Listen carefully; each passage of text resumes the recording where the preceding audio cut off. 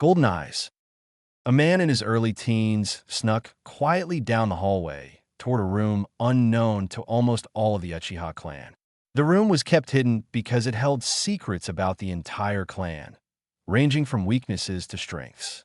This room also held the secrets to the Manjikyu Sharingan, in which the person going to the room was currently researching. He has been researching this stage of the Sharingan for a few months and was growing quiet attached to the idea of obtaining it.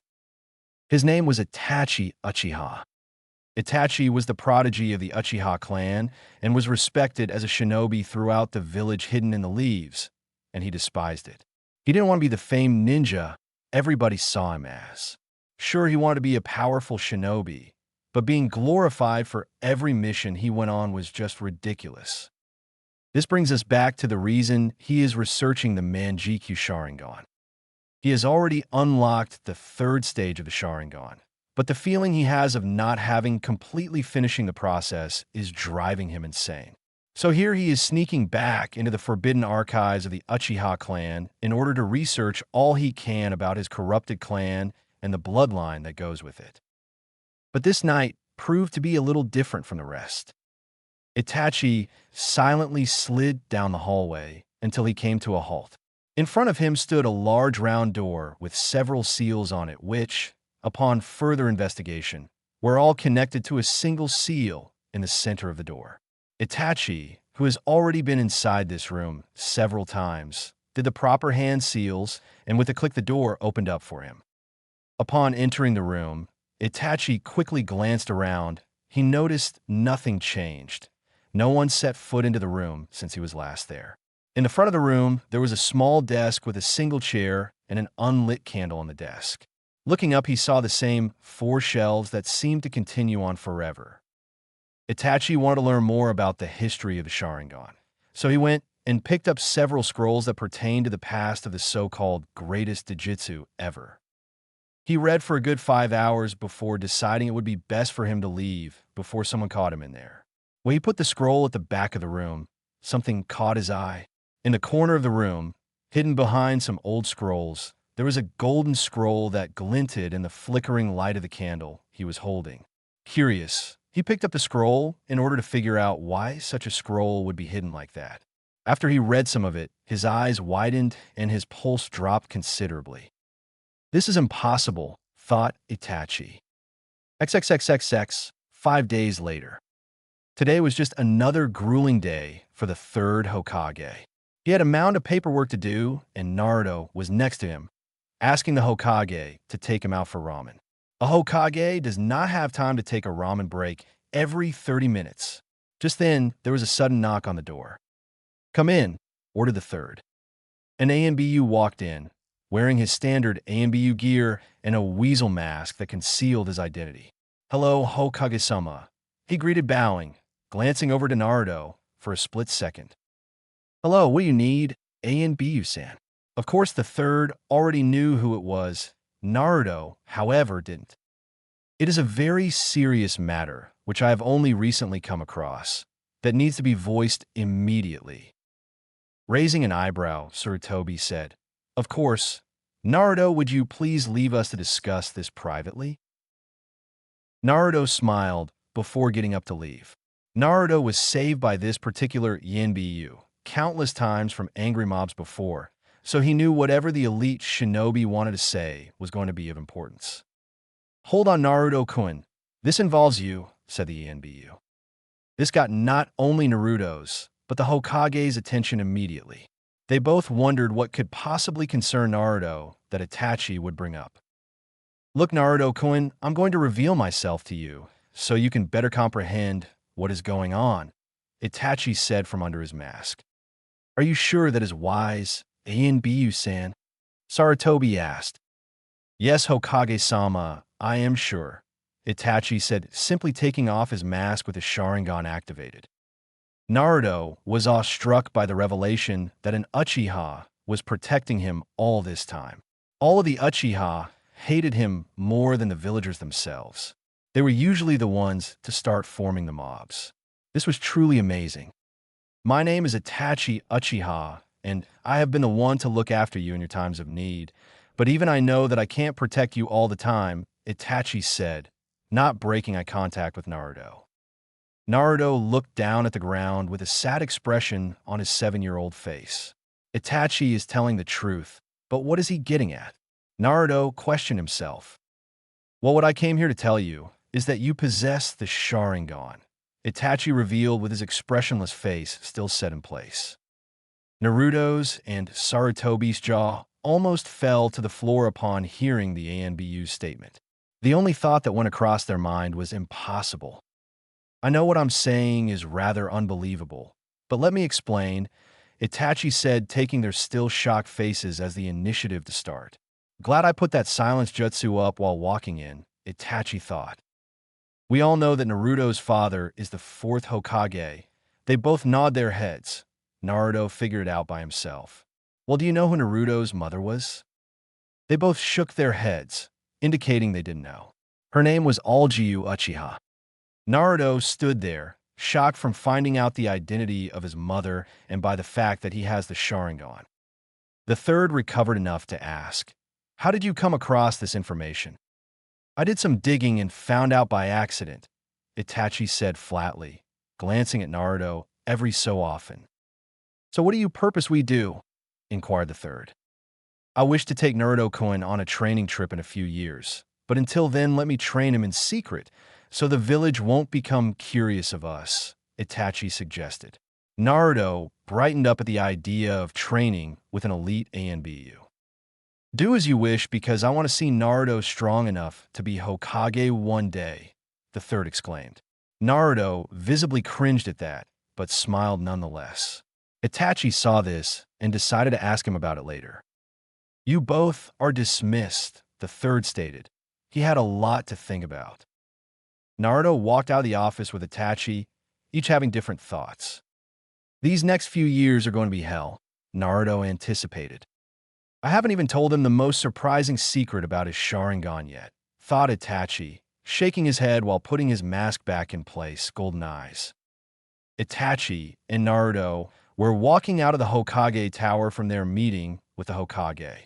Itachi knew Naruto had a lot to think about, but they still needed to train before Naruto joined the academy, and Itachi couldn't stand the thought of Naruto joining the academy as weak as he was.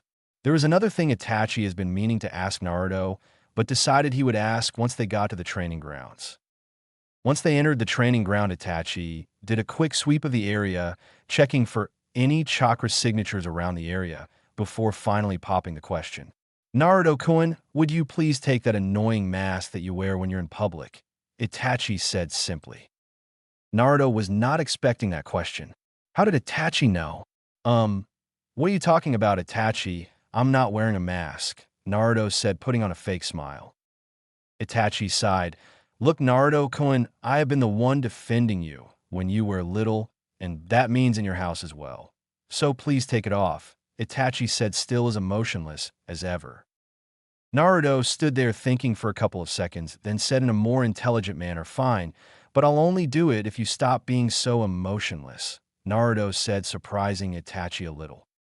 Now it was Itachi's turn to think, if for a split second, on the new offer until finally Itachi said, "I guess that's fair since I'm going to be training you. I guess I could open up if only a little, but I will not do this when anyone else is around.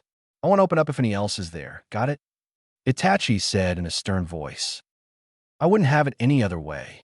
So now that that is out of the way, what are we going to start on?" Naruto said a little more excitedly as it got more near the end of the sentence. "Well, first, before we start with the Sharingan, we will need to get your basic abilities up first before we can get the Sharingan," Itachi said with a groan in the background, courteous of Naruto. "I thought I might that reaction from you, but I would like to take a look at that seal keeping the QB sealed," Itachi said, moving toward Naruto. Surprising Itachi, yet again Naruto just shrugged and lifted his shirt up to reveal his stomach. How did Naruto figure out about QB already? "Naruto-kun, how did you find about the QB?" Itachi asked. "Oh, that? He woke me up while I was sleeping in an ally after one of my more harsh beatings," Naruto said, looking at his stomach. Visibly, Itachi cringed for being there to stop that one as well as many others that has been thrown Naruto's way. "Is that so?" Well, let me take the seal, just to see how it works, and learn a little more about.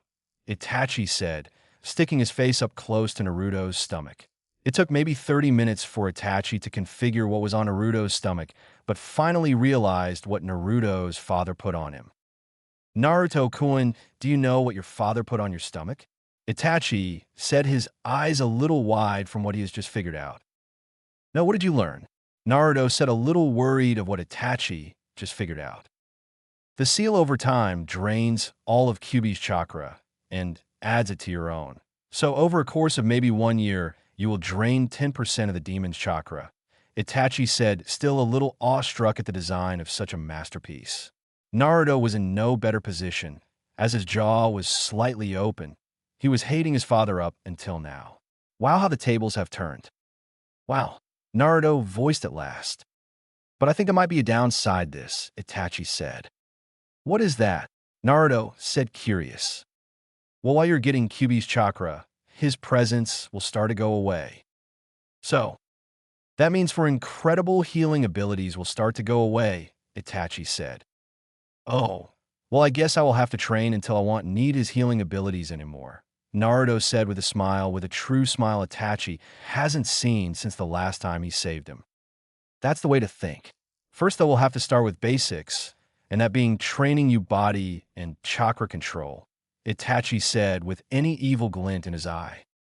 But Itachi, I'm horrible at chakra control. Can't I just not do Jinjutsu? Naruto said with hope. Oh boy, did he just open up the gates of hell. Naruto, you are of the Uchiha blood now, and that means you must be a master at Jinjutsu. This also means since you are my student, I will train you until you're better than me and everybody else in the Uchiha clan combined. Do you got that? Itachi yelled. Naruto was scared. He has never seen Itachi mad before. He has always been emotionless or nice to him up until now. Yes, Itachi-sensei, I will make you proud. Much better. Also note that you cannot under any circumstances tell anybody that you are of Uchiha blood or that I'm teaching you. Can I trust you? Itachi said, finally calm from his outburst. Yes, sensei. You can count on me. All right, let's begin your training tomorrow here at 6 o'clock sharp. I'll see you then, Naruto-kun. Oh, yeah, one more thing, we're going shopping for new cloth for you soon, Itachi said and disappeared in a swirl of leaves. He will have to teach me that when my chakra control is up to speed, Naruto grumbled as he walked back to his apartment.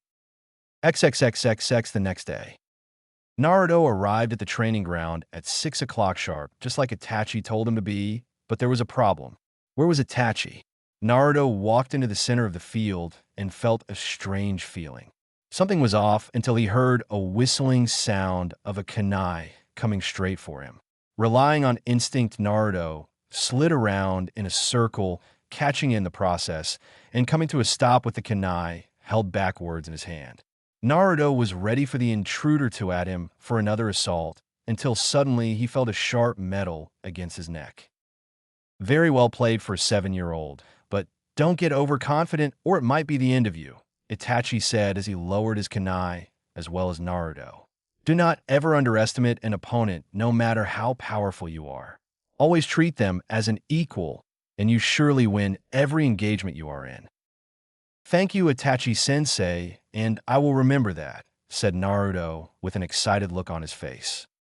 All right, there are some things I would like to check out before we start, Itachi said as he pulled out a piece of paper and handed it to Naruto. Here, put some chakra into that piece of paper. Naruto examined it before shrugging and applied chakra into the piece of paper. What happened next astounded both parties. The piece of paper split down the middle with one side, crumpling with a reddish lighting around it, and the other side burning up in a black flame, which quickly dispersed out of sight.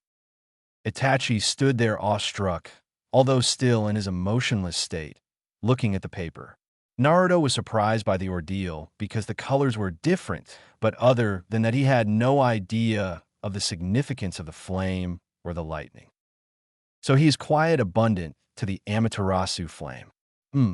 But what is this discolored lighting? I'll have to research some more on this.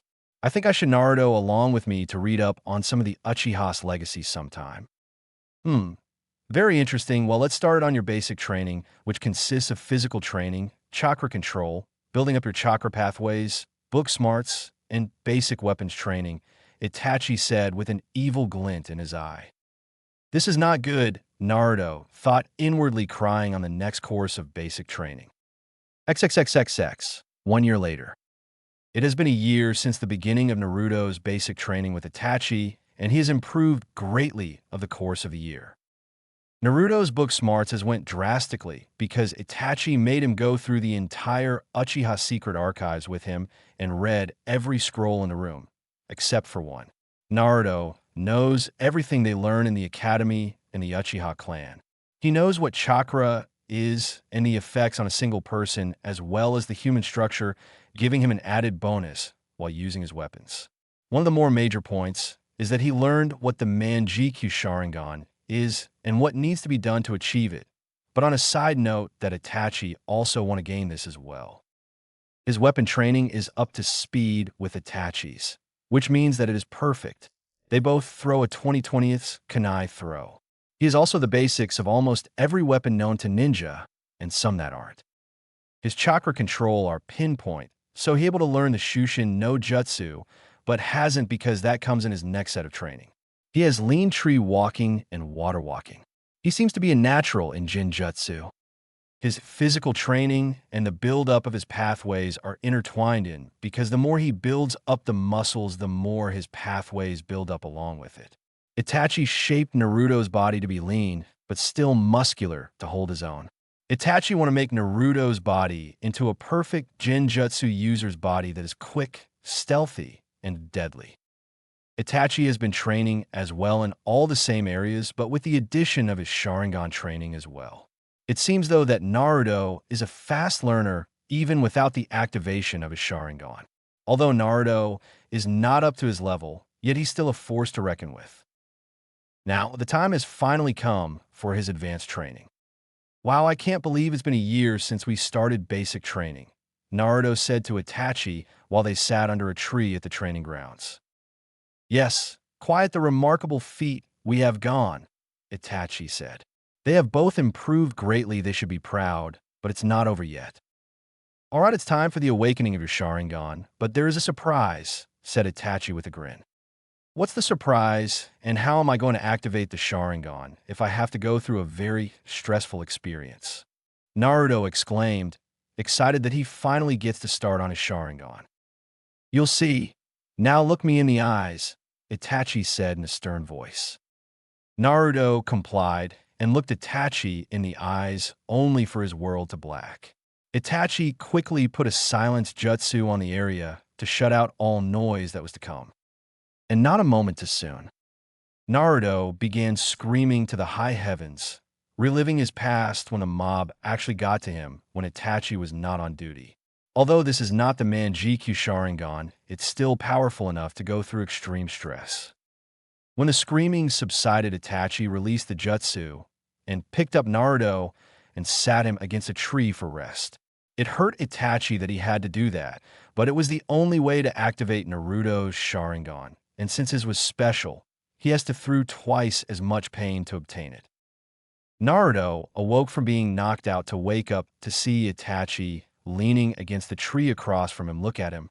Naruto knew the torture was going to happen, but he didn't expect it so suddenly. At least it was over with, but why was Itachi smiling at him like that? Why are you looking at me like that?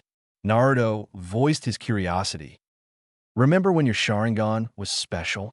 Naruto nodded for his response. Well, look at this mirror, Itachi said, still grinning like a madman. Naruto grabbed the mirror and looked at his eyes. He dropped it almost immediately because what he saw was incredible. Why did he have a golden Sharingan with 3 tomos? Itachi, what the hell is wrong with my Sharingan? And why do I have 3 tomos when I'm only supposed to have 1? Naruto exclaimed, still a little awestruck from the previous events. Well, in regard to having 3 tomos, is because you've been abused your entire early life. The stress of that must have been building up on the inside. And when you got your Sharingan, it leveled it up to 3, Itachi said, knowing something like this was going to happen. You still haven't explained why I haven't golden Sharingan, Naruto grumbled as he tests out his new Dojutsu. Well, this is going to take a while to explain because there's so many other things that go along with your Sharingan that the rest of us Uchihas don't have, Itachi said as he got himself comfortable on the ground, and Naruto mimicking this action. Alright, first off is why your Sharingan is golden and why every other Uchihas is crimson red. Itachi began, your Sharingan is just like the alpha dog in the Inuzuka clan. Your Sharingan was made to lead the Uchihas to peace and prosperity. But since we all know that the others in our clan are all stuck-up bastards that they will believe the demon spawn could do such a thing. But that is why yours is the way it is. Naruto nodded in understanding. He was supposed to help the Uchiha clan, but they all hate them anyways, so it's no use trying. Second up are the differences between my Sharingan and yours. Besides the color, your Sharingan can obtain the Manjikyu Sharingan a second way, Itachi explained. Naruto raised an eyebrow in question. You can obtain the Manjikyu Sharingan by killing 100 people. Once you achieve this, it unlocks the availability of going on to the 4th and 5th level of the Golden Sharingan. In achieving these next 2 levels, it will allow you to stop time itself, because once you hit the 4th level can stop time from anywhere from normal time to half the time. From the level 5 stage, you can stop it from anywhere from normal time to completely stopping time itself, Itachi said with a dumbstruck Naruto in front of him, thus saying with this power you are short one of being a god. Naruto sat there dumbfounded at what he just heard. Him have the power of a god. Wait a minute, there has to be a catch to all this. There is no such thing as free power. What's the catch? Naruto asked. Itachi grinned, knowing Naruto would catch the backside of this whole ordeal. You know, turning on your Sharingan to the normal stage, it will naturally go to the normal 3 Tomo Sharingan, and using it puts no stress on your eyes. When you turn on Manjikyu Sharingan, it put more strain on your eyes only when you use it. Having on and not using it will not put strain your eyes. This is where it gets tricky. The only way to go into level 4 and 5 is to be in the Manjikyu Sharingan, which puts more strain as it goes up in the level. So say you have obtained the 5th level. The only way to get to it is to turn on your Sharingan, then turn on the Manjikyu Sharingan, which will automatically shoot you to level 5 of your Sharingan. Note that you can still have your 5th level Manjikyu Sharingan on, and only use it to predict movements, and it will not put any strain on your eyes. But using anything in the 5th level will overpower every Sharingan-related attack, thus straining your eyes extremely. Stopping time is very hard, and using it for a longer than needed time will make you go blind. I know that is a lot to take in, but do you have any questions? Itachi said a bit out of breath from the long explanation. Naruto took a second before racking his brain for something he might have missed before asking. So I can stop time for as long as I want until the strain on my eyes becomes to unbearable. Itachi just nodded to his question. All right, and how do I obtain the last 2 levels? Naruto asked. You will have to kill 5 people with your newly obtained Manjikyu Sharingan, and then 25 after that with the Manjikyu Sharingan level 4, Itachi explained. Sounds simple enough, Naruto thought to himself. The last thing is combing your Sharingan with some of your element attacks, Itachi said, gaining an eyebrow raise courteous of Naruto. The only way to do this is when you gain the Manjikyu Sharingan, because your Golden Sharingan allows you pour some of the Amaterasu flame into a fire-based attack, thus charging it up. Note though that it is not as powerful as using pure Amaterasu flame from your Sharingan, but it does make it more powerful. The name of the lightning combination that I think you can use purely, just like the Amaterasu, is called the Raijin. Much like the Amaterasu will not stop Buring until a special jutsu is used, the Raijin will never stop shocking until a special jutsu is used or we bid it to stop. The never-ending burning and shocking only occurs when used in its pure form, but when combined with normal jutsu, it will the flame and shock last a little longer than it's originally intended to.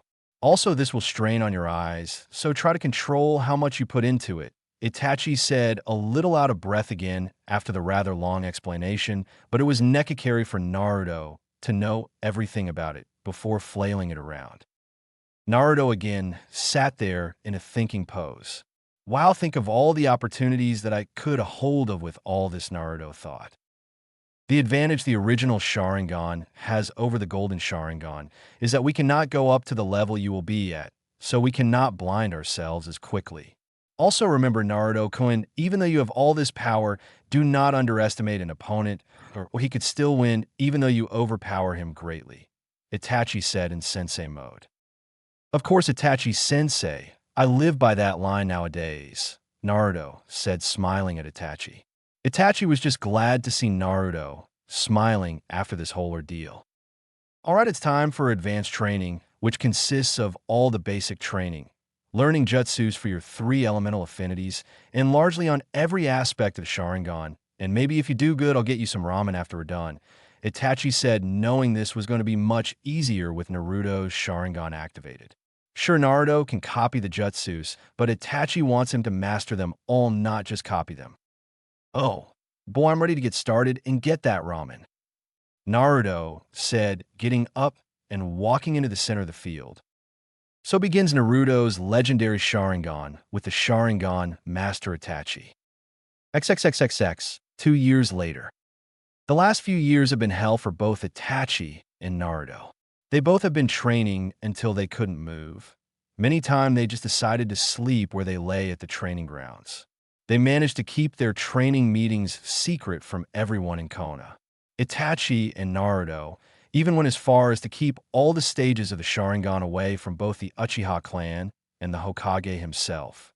Naruto also got his first kill over the course of the 2 years when he killed a drunken villager that broke into his home, but surprisingly, he didn't mind it at all. He started to be more like Itachi in public, cold, quiet, and emotionless, only opening up while only Itachi is around. The same goes for Itachi. He only opens up when only Naruto is around, both gaining an unbreakable trust for each other. Naruto kept up his basic training, saying that it would help him with his advanced training. Itachi also insisted Naruto build stronger chakra coils around eyes, allowing more healing chakra to be absorbed into the eye area. Naruto has mastered almost all the jutsus Itachi has shown him, but is still training in some of the more complicated ones. The speed that Naruto does his hand signs are starting to catch up to Itachi, but Naruto still has a ways to go before getting up to Itachi's level. Naruto's favorite jutsus are Jinjutsu, because he seems to be a natural in that area.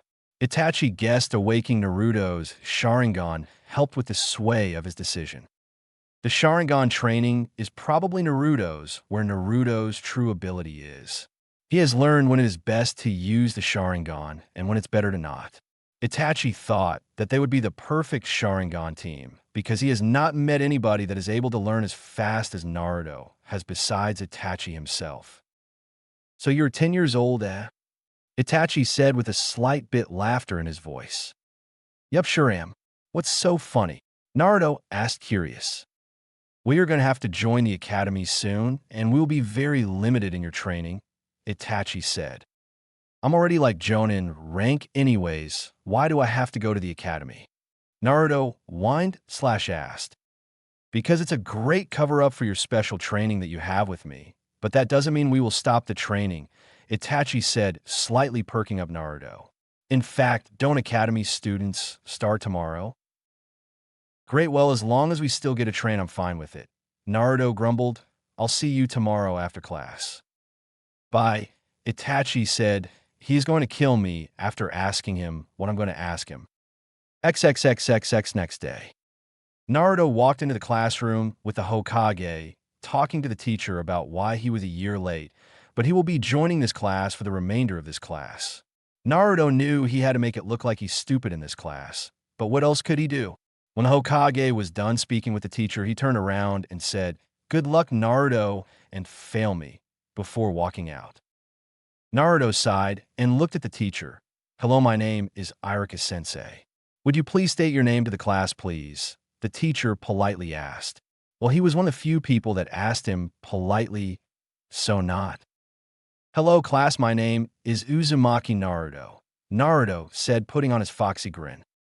More like Dobe of the Year, someone said from the back of the room, as all the fangirls and stupid people laughed at the stupid joke. It was none other than Sasuke Uchiha, the stuck-up brat of a brother of Itachi that he hated. What does Itachi see the light in this kid? Hey, take that back. Naruto yelled, killing himself on the inside. Why does he have to act stupid? How about you make me?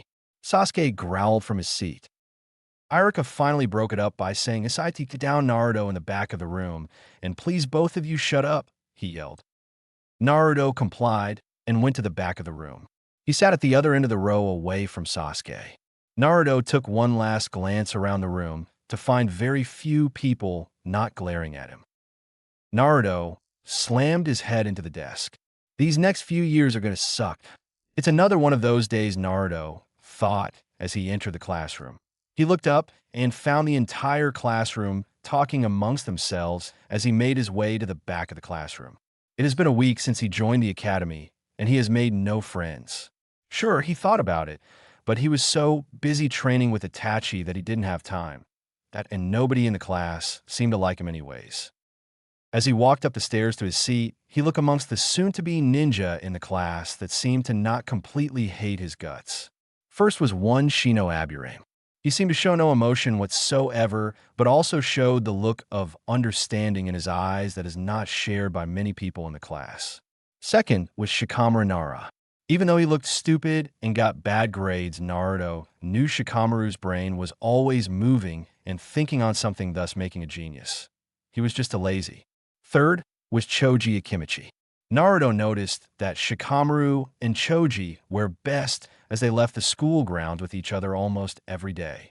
Choji seemed to be extremely caring to all close friends, which is a great trait to have since that is not seen in this village very much. Fourth was Hinata Hyuga. She was a shy type that was nice to everyone she was around except when he waked around her. She would just turn red, then fall asleep. Am I really that boring? Thought Naruto as slid into his seat at the back of the class. All right, class, let's begin the class. Irika said to the class, though seemed to not hear him. Will everyone shut up? Irika yelled as his head seemed to expand. The class became dead silent after that, as everyone's thoughts were of how scary Irika-sensei could be except for Naruto's. How did he do that jutsu without using hand signs? I'll have to ask Itachi-sensei about it this afternoon.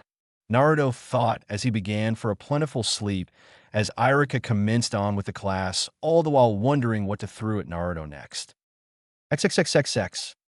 The bell rang for lunch as everyone got up to go to lunch. Naruto walked down the stairs to the front of the class and stopped placing a staple on his desk as he kept walking toward the door. Nice throw, Irika-sensei. Naruto called back over his shoulder, smiling. His relations with teacher have gotten tighter over the last few days. Irika seemed to be a person you could to if you were in need. Hopefully he would get to Irika better of the course of the rest of the year. Thanks, I've training. Irika yelled back, smiling as Naruto waved back over his shoulder. As Naruto walked out of the building and out onto the roof, where he normally went to for lunch to get away from people, there are other people there. Shit, people have found the one quiet spot in the whole area. Well, better go searching for another spot. Naruto thought as he turned to leave, only to hear, "All right, give me all your money." Naruto stopped and returned to his hiding spot next to the already open door. And don't give me the excuse that you don't have any, because you three are in three of the most famous clans in the village, said the bigger one of the group of five. Must be some bullies trying to get some quick cash, Naruto thought as he watched from his hiding spot. But we won't be able to eat tomorrow. Choji yelled. I don't care. Give me the money, the leader yelled. No. Choji yelled as Shikamaru and Shino seemed to agree, but all three seemed scared. Well, let's hope your parents know first aid, the leader said, smiling evilly as he walked up to punch Choji in the face. Choji squeezed his eyes shut. He awaited the pain to smash into his face, but it never came.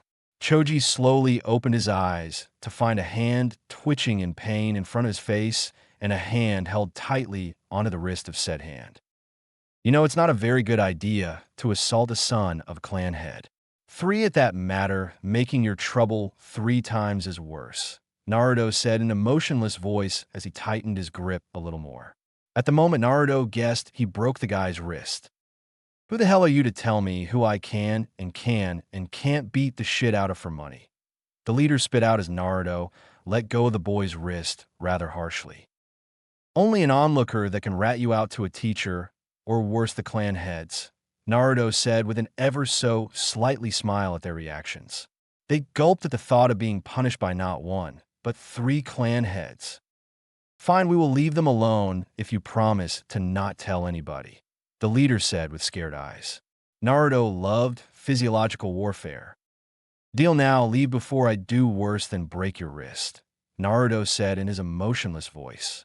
The 5 bodies tripped over each other, running from the person threatening to rat them out. Naruto watched as they ran out of sight until he felt a poke on his shoulder.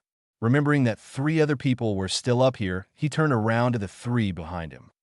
Thanks for the rescue, Choji said, smiling. I'm glad you stopped that guy from punching my friend in the face, Shikamaru said kindly. It's no problem, Naruto smiled his goofy smile. He was emotionless a couple seconds ago. Oh well, maybe just his way of treating mean people, thought Shikamaru and Shino. Well, my name is Naruto Uzumaki, what's yours? Naruto asked, already knowing their names, but he still needed to keep his stupid mask up. Man, did he hate acting stupid. Oh, sorry about that. My name is Choji Akimichi, and that is Shikamaru Nara and Shino Aburame, Choji said, pointing to each as he said their names. Neat. Well, I'm glad I was able to stop that guy from punching you, or you would be hurting right now, Naruto said, smiling. Yeah, thanks again for that. Do you want to eat lunch with us? Choji asked with reassuring looks that seemed to agree with him, coming from Shikamaru and Shino. Sure. I never really ate with anybody before, so this would be new for me, Naruto said, a little excited that he got some new friends. Neat. So where's your lunch? Shikamaru asked. Well, I don't have any, Naruto said, frowning a little. I got some you could have, Shino said simply. Thanks, Naruto said as he was crying on the inside. This was the first time anybody, besides Itachi, has offered anything to him. So how did you move so fast? Shikamaru asked, curious of how Naruto got from one point to another so quickly. I've been running from the villagers my entire life, so I have to be quick to get away from them, Naruto said, thinking acting stupid would get them off the subject. Why do you run from them? Shino asked. Choji looked at Naruto curiously while sticking more food into his mouth. I have no idea. They just don't like me for some reason, Naruto lied. XXXXX flashback. It was the night that Naruto was almost beaten to death, and Naruto was seen laying his bed with a red aura around him. Naruto quickly opened his eyes to see that he was in a large sewer with large red pipes coming out of a large to a small blue light far down the hall. Said pipes were moving pipes red chakra from the cage into the blue light. There was a low growl being emitted from the cage and directed toward him. Naruto turned toward the cage and stared into the intense black that shrouded the inside of the cage. It seemed whatever the cage housed was staring at him with great distrust. What is in this cage? Naruto said more to himself than anything else, but apparently whatever was in the cage heard him and laughed at the comment. It was an evil laugh that only a demon could muster. Wait a second, it all adds up. His birthday, his dad, the villagers, it all adds up. Kyuubi, what the hell? Naruto yelled. All the Kyuubi did in response was laugh. That laugh is going to get annoying. Well, it's about time the kid figured it out, Kyuubi said. Yeah, I'm kind of punching myself for that, Naruto said. Do you know the reason why you are here? Kyuubi asked. Was it because you finally got your lazy ass up? Naruto said, smirking, knowing that was not the answer. No, you mortal, Kyuubi roared. One was because you already stole 30% of my chakra, and that I have noticed that not all humans are evil. Naruto looked on in shock and curiosity. What was the Kyuubi talking about? Kyuubi sighed. Look, I have seen what the villagers of this wretched place has done to you, but what I noticed even more was that you managed to keep your sanity after all this. You have earned my respect, so be expecting a little something from me later on, Kyuubi said, smiling a little. Naruto stood there in awe that he has earned the respect of the most powerful demon that has ever existed. But what gift was the demon talking about? What are you talking about, a little something? Naruto asked. You will see, Kyuubi chuckled, so until then, goodbye and good luck. Naruto was knocked out of his mindscape to be met by a worried Itachi standing by his bed. Must have been night on lookout. Everyone else would be off in the red district. Naruto-kun, are you okay? What happened? Itachi said with a worried face. I met the Kyuubi in my head, and he was surprised I held my sanity after so many beatings the villagers gave me. So I earned his respect. Naruto, sitting up holding his head.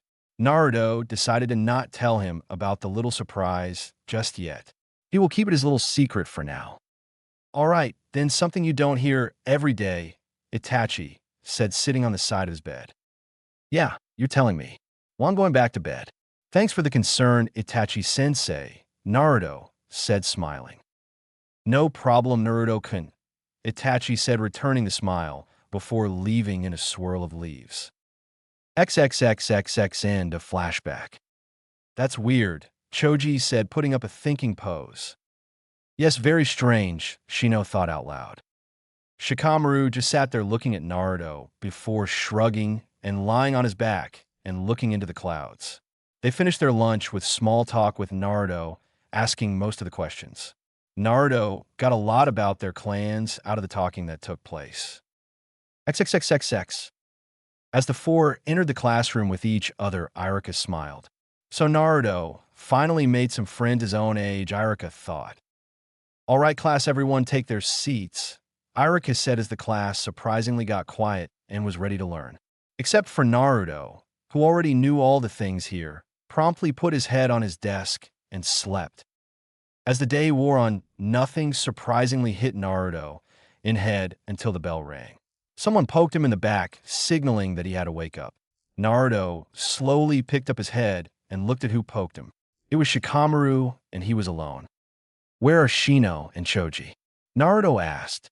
This was weird. Shikamaru always left with Choji or Shino. I thought I would wake you up and ask you to walk home with me, Shikamaru said in his lazy voice. Naruto brightened. Sure, if you want to. You would be the first, Naruto said, smiling. As they walked out, the pair decided to exploring the different training fields that are located around the area until entered one that had two weird people wearing green spandexes, a Hyuga and female. Hello, my youthful companions, the taller spandex-wearing man yelled. What are you doing here? We were just exploring until we came across Dash, Naruto began. Ah, explorer. Their youthfulness burns brightly, the smaller green spandex-wearing one said. Lee, Gai-sensei. Lee, Gai-sensei. Then they developed each other in a large bear hug. While this was going on, the duo thought it would be better to ask the other two who they were. Naruto walked up to the other two still in a sweat drop position that they were in 30 seconds ago. Hey guys, my name Naruto Uzumaki, and this is my friend Shikamaru Nara, Naruto said. This seemed to break them of their stares when a female of the group answered. Oh, sorry about them, they do this all the time. My name is Tenten, his name Niji, and the smaller one Rock Lee while the bigger one is known as Mike Guy, Tenten said sweetly. Nice to meet you guys, Shikamaru said as the green beasts were done hugging and were walking up to the group. So this is your training ground? Naruto asked. Yup, this is it. These places are where you're going to be training at when you graduate from the academy, Guy replied, looking out over the clearing. Yeah, it's going to be fun being on a genin, Shikamaru said, also looking over the area. Naruto looked up at the sky, noticing that he was almost late for training with Itachi. Oh shit, look at the time I got to run. Nice to meet you guys. See you all around. Naruto yelled as he ran away until he was out of sight, leaving the group to look at him strangely. Once out of sight, he disappeared in a swirl of leaves to appear in their secret training ground. So did you have fun? Itachi asked as he got up from a tree. Yes, I made new friends with some of the kids at the academy. Naruto said, smiling, warming up. That's great. It's always nice to have friends around the village. So are you ready? Itachi asked, getting into fighting stance. As I'll ever be, Naruto said, smirking, mirroring his fighting stance. The two ran at each other, meeting in the center of the field with the sound of kunai hitting kunai. XXXXX 1 year later. It had been a year since Naruto made his new friends. His new friends were Hinata, Niji, Choji, Lee, Tintin, Shikamaru, Shino, Gai Kurenai, Kakashi, and Asuma. Most of the older ninja he met was when he went into the Hokage's office, and the Hokage was talking to them. They must have all known about the Kyuubi because they all treated him with respect. The only thing was they didn't know he knew about the demon either. His bonds with them all have grown strong to the point where he would not die protecting them as they would him. Everyone's strength has grown as well. Naruto and Itachi were furthering their Sharingan, as well as Itachi training Naruto how to use one-handed hang seals, while Choji, Shino, and Shikamaru learned their lessons on the roof that they needed to get strong so that wouldn't happen again. Everybody that he has met has been getting stronger. It was a normal day after class, and Naruto and Itachi were standing in the clearing getting ready to train, but something was off about Itachi. "Itachi-sensei, are you feeling okay?" Naruto said with a concerned look on his face. Itachi looked at the ground for a second before the area around them glowed a green color, signaling a silence jutsu. "Naruto-kun, what I'm about to tell you can't tell anybody." "All right," Itachi said in the most serious voice Naruto has heard from Itachi in a long time. "I promise," Naruto said in a concerned voice. Itachi grinned on the inside. If he could trust anyone, it would be Naruto. "Okay, I was ordered by the Hokage to do a secret mission that sounds horrible, but after being explained, I know the reason behind it," Itachi said, still a little disgusted at what he had to do. "Yes, what is it?" Naruto said, scared at what he might hear. "I was ordered to kill the entire Uchiha clan," Itachi said in an icy tone. "Well, what did you say?" Naruto said in a disbelieving voice. Itachi only stared at Naruto with an icy look. How could the Hokage order something like that? "The Hokage gave me orders to murder the entire Uchiha clan," Itachi said again, still with his emotionless face on. "But how could he do that?" Naruto said in disbelief. "That was what I said as well when he gave me the order, but after some explaining I now see why he wants me to do it," Itachi said calmly. "What possible explanation could there be to murder an entire clan?" Naruto yelled. "The Uchiha clan has been planning a hostile takeover of the entire village," Itachi said, looking into the eyes of Naruto. How come looking into Naruto's eyes always calms him? Naruto was shocked that the Uchiha clan would plan something like that. Why would his own clan do this? "He assigned me to do this by myself because he figured that it would look like I went crazy and killed the clan to test my strength," Itachi said, knowing what Naruto's response would be. "Oh, hell no. If you're going through with this, then I won't let you go at this alone," Naruto yelled with confidence. "Look, Naruto-kun, if you go through with this with me, then you will be marked as a missing ninja. As well, I can't make you do that," Itachi said. "You're not making me do anything. I'm doing this because I want to. Besides, I really don't like this village anyways," Naruto said with a smile. Itachi stood there looking at Naruto, testing if he was ready for this. "Fine, but the Hokage will not know of you helping me, or you will be marked for a larger bounty than me," Itachi said, a little glad that he will have someone that will go through this with me. "Thank you, Itachi. I would not let you go through this alone. When will the mission begin?" Naruto asked. "In 2 weeks, be ready for a fight, because you might have to engage someone stronger than yourself," Itachi said, still a little worried if Naruto was up to the task. "Of course, Itachi-sensei, I will train with you until that day. But for the rest of the day, let's train," Naruto said, grinning, getting into fighting stance. Itachi mirrored this, and the two began to train. XXXXX. It has been 14 days since that training session where Itachi confessed his mission. Naruto has kept up his training with Itachi, and he continued going to school like he always did. The difference was that he didn't reply to most of the hateful comments that were thrown at him in school. Naruto would just shrug them off and walk away. This got on to Sasuke's nerves. Why was the dobe acting so laid back? This got on to Sasuke's nerves and decided to voice this during lunch while he was alone on the roof. "Hey dobe, why are you acting so different?" Sasuke demanded. Naruto looked at Sasuke with an emotionless face. "Go to hell," Naruto said, simply turning his gaze back to the object in front of him. What did you say? Sasuke growled out. Nobody says no to him. He was an Uchiha? You're not worth my time, Naruto said emotionlessly while getting up and walking away. You're going to tell me or dash, Sasuke said, grabbing on Naruto's wrist, but was cut off when Naruto slammed the fist that Sasuke was holding onto into Sasuke's face. Your nose is not broken, it's just going hurt for a while, Naruto said before disappearing in a swirl of leaves. Sasuke watched as Naruto left holding onto his nose as it bled. Dope caught me off guard. Wait, how the hell did he do the Shunshin no Jutsu? There is more to this than meets the eye, Sasuke thought as he got up and walked back to class. The rest of the day dragged on just like any other day, except for Naruto didn't go to sleep like he normally did. He only stared into space the entire day, making Sasuke continue giving him looks and his friends in class worried. All of his friends have been worried because he has been acting strange and emotionless since about 2 weeks ago. What is wrong with Naruto? He has been acting strange for the past 2 weeks, Shikamaru thought, giving Naruto a side glance from his seat.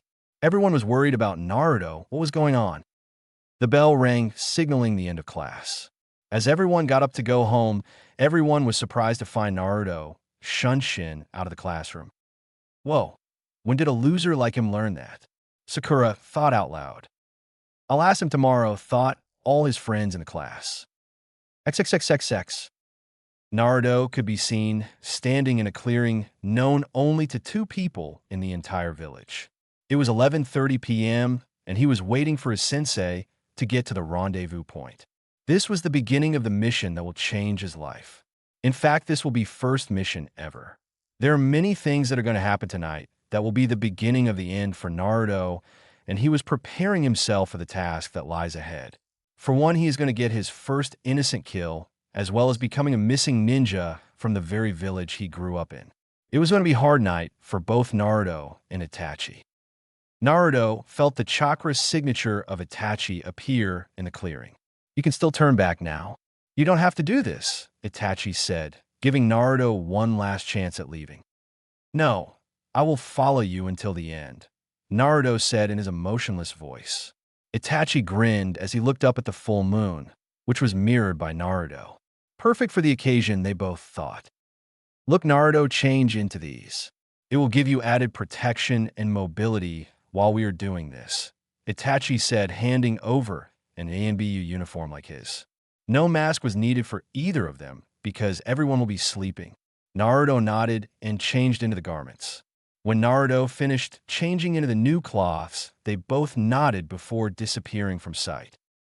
They appeared at the center of Uchiha District. All right, Naruto, are you ready for your first kill? Itachi asked, a little worried about Naruto's first kill. I'll be fine, Naruto said, giving Itachi a reassuring smile. This didn't convince Itachi, but they had to get moving before they ran out of time. All right, you get the south side, while I'll handle the rest. Meet up at the clan tower, Itachi said, running off into the first house in sight. Naruto nodded and ran off toward the east side. This side seemed to have the largest population. Naruto appeared inside the first house that seemed to have people in it. Naruto slid into the first room containing a married couple sleeping merrily with each other. Naruto slowly walked up to them while pulling out a kunai. This is going to be the beginning, and I still need to clear an entire district. I hope I get used to this fast, Naruto, though, as he put a kunai to each of their necks. Silently, he slit their thoughts at the same time and jumped out the window to the next house. This was going to be a long night. It has been about 27 minutes since they started the killing spree, and Naruto was walking up to the last house in the district. He got a chakra pulse that signaled that Itachi was waiting for him at the tower. As Naruto made quick work of the adults in the house, he checked the last room for anybody else. There in a crib laid a little baby girl sleeping soundly. Naruto cringed on the inside. He has been lucky up until now that he hasn't seen a baby yet. Naruto breathed in and out as he walked up to the crib, getting ready to do the unspeakable. He put the kunai up to the neck of the baby and pulled quickly. As Naruto walked away. The baby could be seen without a cut at all. No blood, no nothing. Only a piece of paper that had the sign that said toxic gas as it silently spewed gas into the air. Naruto closed the door behind him and walked out of the house and ran to the tower. I couldn't kill an innocent soul like that. At least she will die peacefully, Naruto thought as he stopped beside Itachi, taking note of the weird feeling in his eyes. Naruto, look at your eyes, Itachi wide-eyed. No, look at your eyes, Naruto said wide-eyed. They both looked at a glass window in a house. They both had the Manjikyu Sharingan. The only difference was that Naruto had gold irises and Itachi had crimson. They both nodded and started to walk out of the Uchiha district. They were stopped when a boy Naruto came to hate yelled, "Brother." Itachi turned to see Sasuke standing in the middle of the street, scared shitless. "Itachi, did you and this other person do this?" Sasuke asked, looking at all the dead bodies across the street. "Yes, we did," Itachi said in his emotionless voice with his Manjikyu Sharingan still on. "Why did you do this, and who is that other person?" Sasuke yelled, anger apparent in eyes. "We did this test our strength and for my partner. That is up to him whether he wants to show his face or not," Itachi said. Look to the side where Naruto was standing. Sasuke looked at the back of Itachi's partner in crime. Since when did Itachi work with anybody? He has always been the type to accept solo missions. This made Sasuke even more jealous of Itachi's partner. As Sasuke tried to piece this all together as he noticed the stranger had blonde hair. Sasuke gasped. "Ah, so finally figured out," Naruto said. "Why?" Sasuke stuttered. Naruto turned around with his golden Manjikyu Sharingan blazing. "Because I wanted to test my strength, my cousin," Naruto said in his emotionless voice before Sasuke's world turned red and black from Itachi's Manjikyu Sharingan as he watched as Itachi killed their parents. Sasuke collapsed to the ground from the use of Itachi's Sharingan. Naruto and Itachi looked at each other before they both disappeared to outside the village gates. As they walked down the street, Itachi pulled out a headband with the Konoha symbol on it, handing it Naruto. "What is this?" Naruto asked. "It was the headband of my best friend," Itachi said, saddening a bit. Naruto took the headband as Itachi took off his. "Let us this day be missing ninja of the village hidden in the leaves," Itachi said as they both, in unison, slashed a line through the center of the Konoha symbol. Naruto and Itachi put on their headbands that had a long slash through the middle back onto their heads. For Naruto, this was the first time he has ever worn a headband, so this was something new for him. "What are we going to do now?" Naruto asked as they hopped from tree to tree. "I've been doing some studying and got us both accepted into a group known as Akatsuki," said Itachi as he pulled out a storage scroll. "What's in the scroll?" Naruto asked. Itachi unsealed the scroll with a small puff of smoke. In his hands were two long cloaks with red clouds on them. "These cloaks are the Akatsuki uniforms that we need to wear once we did our treason act. We're supposed to wear them once we leave the village," Itachi said, giving the smaller one to Naruto. "How did you know to get another one for me?" Naruto asked suspiciously. "I had a gut feeling," Itachi said, pulling on the cloak over his head as Naruto did the same. Once they had the cloaks on, they examined themselves and their new look. The cloaks they wore were long and covered up almost everything. The cloak extended from their ankles up to their upper lip. It was red on the inside and black with red clouds across them. The cloaks were large and baggy, which meant for many possibilities such as growing room and concealed hand signs. "That's not a problem since we have a Sharingan as well, so we can stop them from using theirs," thought Naruto. "I like the cloaks, don't you, Itachi?" Naruto asked as he admired his new garment. "Yes, I do. I also like the fabric it's made out of. It's made out of very weather-resistant fabric, so it won't get dirty," Itachi said as a piece of paper fell out of his sleeve. "Oh, what's this?" It seems that the cloaks have a built-in chakra repair system. Just apply chakra, and the cloak will stitch itself back together. "Very interesting. Well, I guess this means that we can get dirty or wounded, and we don't have to worry about our cloaks," Itachi said, putting the piece of paper in his pocket, just in case. "Neat. That's one more thing off my mind." Naruto said as two people appeared in front of them with the same cloaks as them, except they had on large straw hats and had a ring on a different finger than the other. "Are you two the new members of the organization?" said the one with the large scythe asked. "Yes, we are. I'm guessing you two are the escorts leader Sama told us about," Itachi said as both Itachi and Naruto put on their emotionless mask on. "Yes, we are. We have orders to escort you two back to the meeting spot at all costs." "Follow us," said the one with the mask. "So what are your names?" asked Naruto with his emotionless voice. "I'm Haiden, and that dickhead is Kaku," Haiden said as he pointed to Kaku, earning him a glare from said person. XXXXX Konoha, 7 hours after massacre. The entire village was in chaos as news of the entire Uchiha clan being murdered by two ninja. "Whoever did this will pay," screamed one villager. "Yeah, the Hokage will find out who these two ninja are and bring them to justice," another villager yelled. At this time, Shikamaru, Choji, Shino, Lee, and Niji were all walking with each other trying to find Naruto and get some breakfast. "Wow, I can't believe two ninja took out the entire Uchiha clan except for Sasuke," Shikamaru said, not expecting something like this to happen. "I agree. Only the strongest ninja could have pulled that off, but even then it would have taken a lot more than two," Niji said as they continued to search for Naruto. Across town in the hospital lied a tired Sasuke.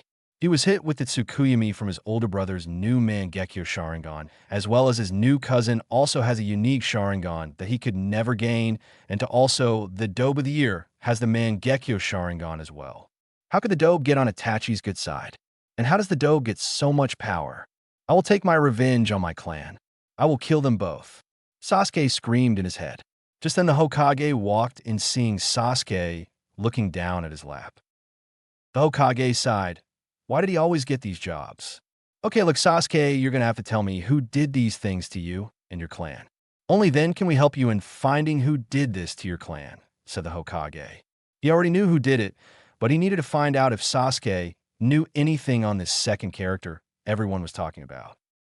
"Yes, I do know the two people who did this to my clan," Sasuke said calmly, still looking at his hands. "Who? Who did this?" the Hokage demanded. "Itachi Uchiha and," Sasuke said. The Hokage already knew about him, but was the second? "Naruto Uzumaki," Sasuke said coldly, looking up straight into the eyes of the Hokage. The Hokage knew from that look that Sasuke was telling the truth. "I see. Thank you for the information. We will see to it they are properly handled," the Hokage said before leaving and closing the door. A single tear slid down his face as he poofed back into his office. How could this happen? Naruto was not supposed to be involved in this. I guess Naruto and Itachi share a larger bond than I thought, but I still can't allow Naruto leave like this. I will have to send a team retrieve him, but what teams are still in the village? The Hokage thought as he thumbed through the pages of Free Ninja. Well, I guess I will have to send Team Guy, Kakashi, and an EMBU squad. This is all that is available, so I will go with it, the Hokage thought as he pressed a button and a ninja appeared in front of him wearing EMBU gear and a face mask. "Owl, get your men together.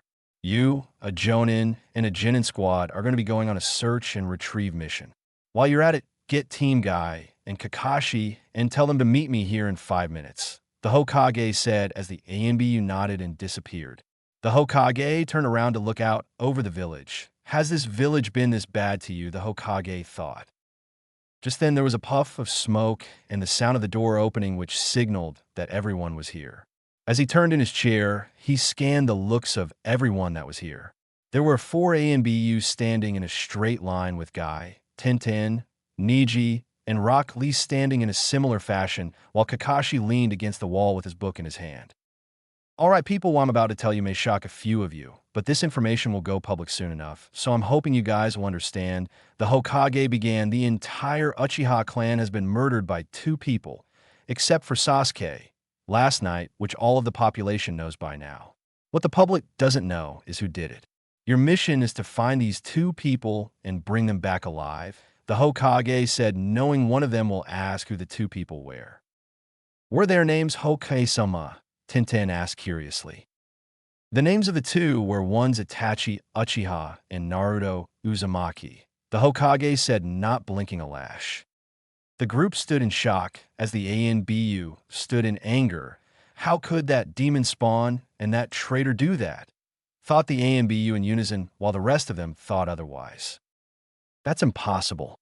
How could Naruto do something like this?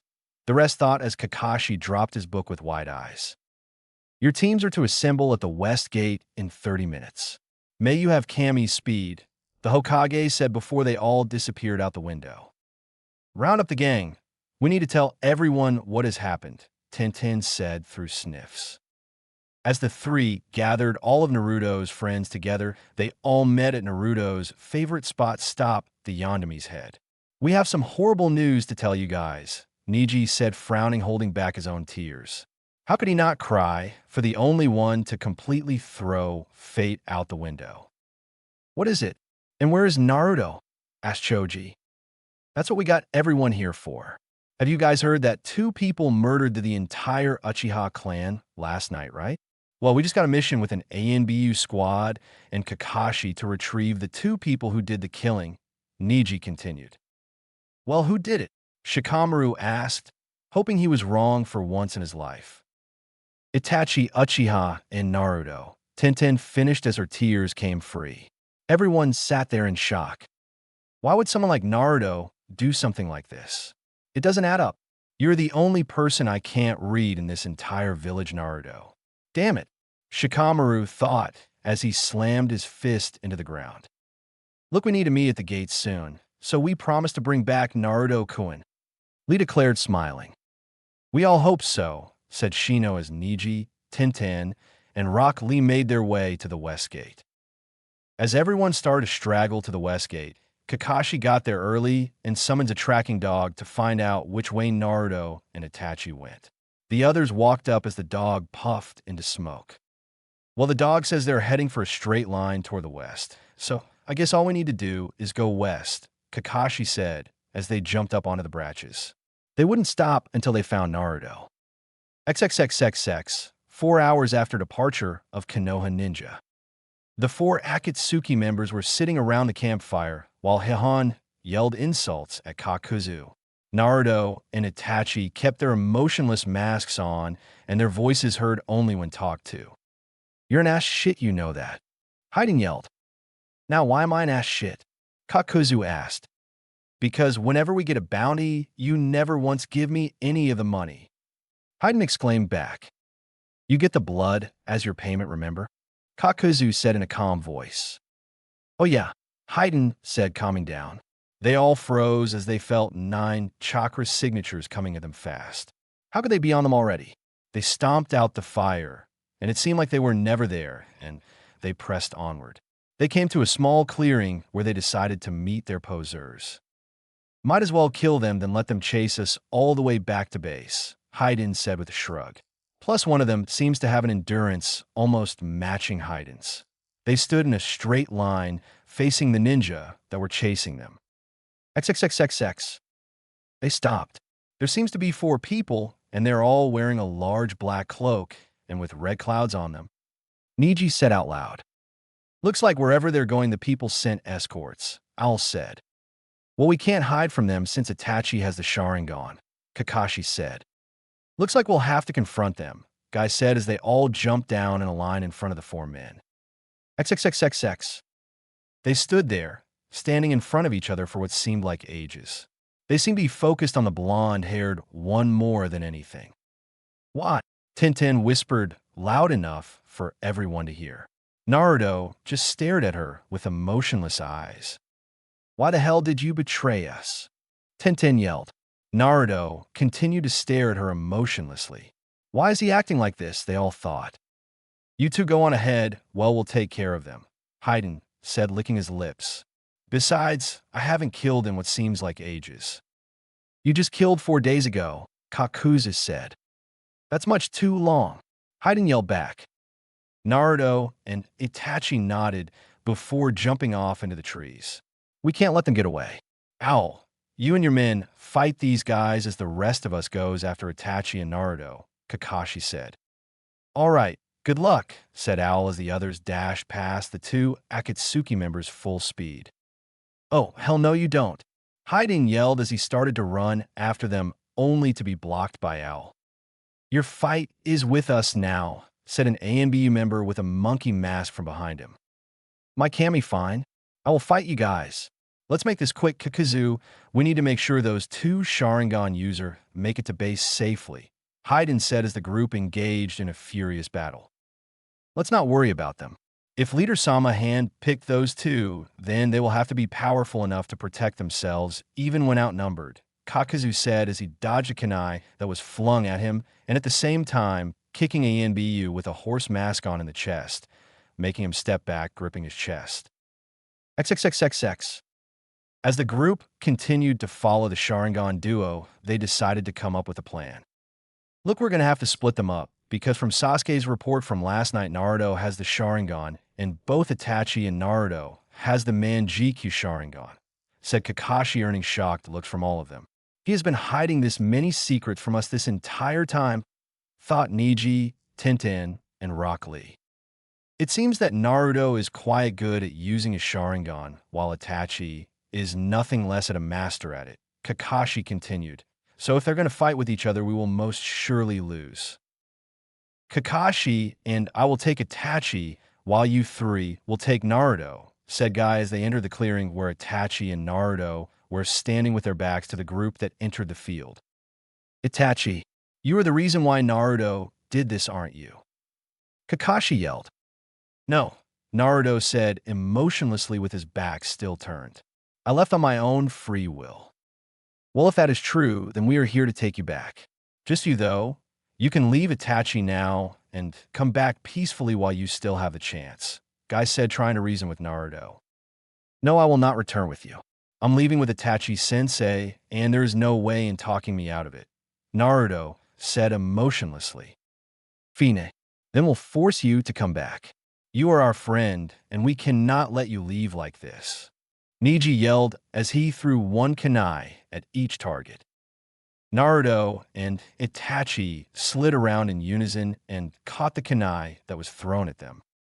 Thanks for the weapon, Itachi said emotionlessly, making the Konin ninja even angrier.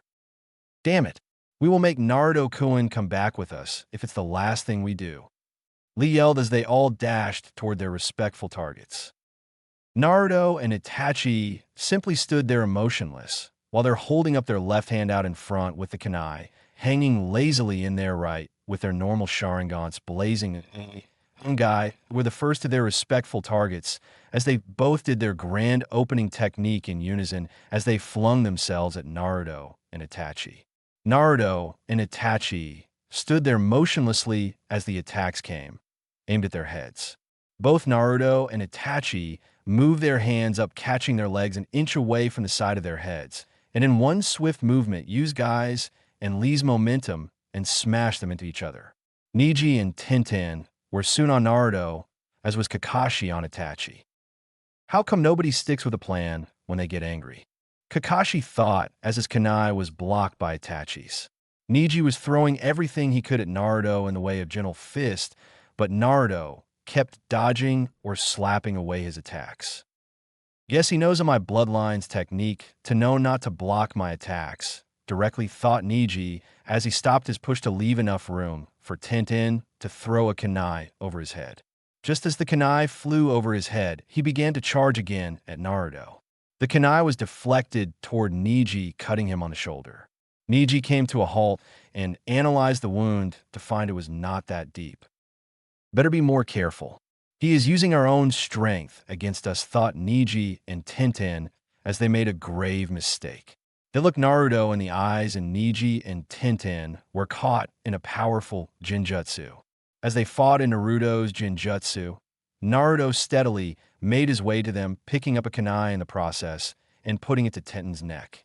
Just as Naruto was going for the kill, Naruto stopped and brought up his arm to block the kick courteous of Lee, making Naruto slide away on his feet.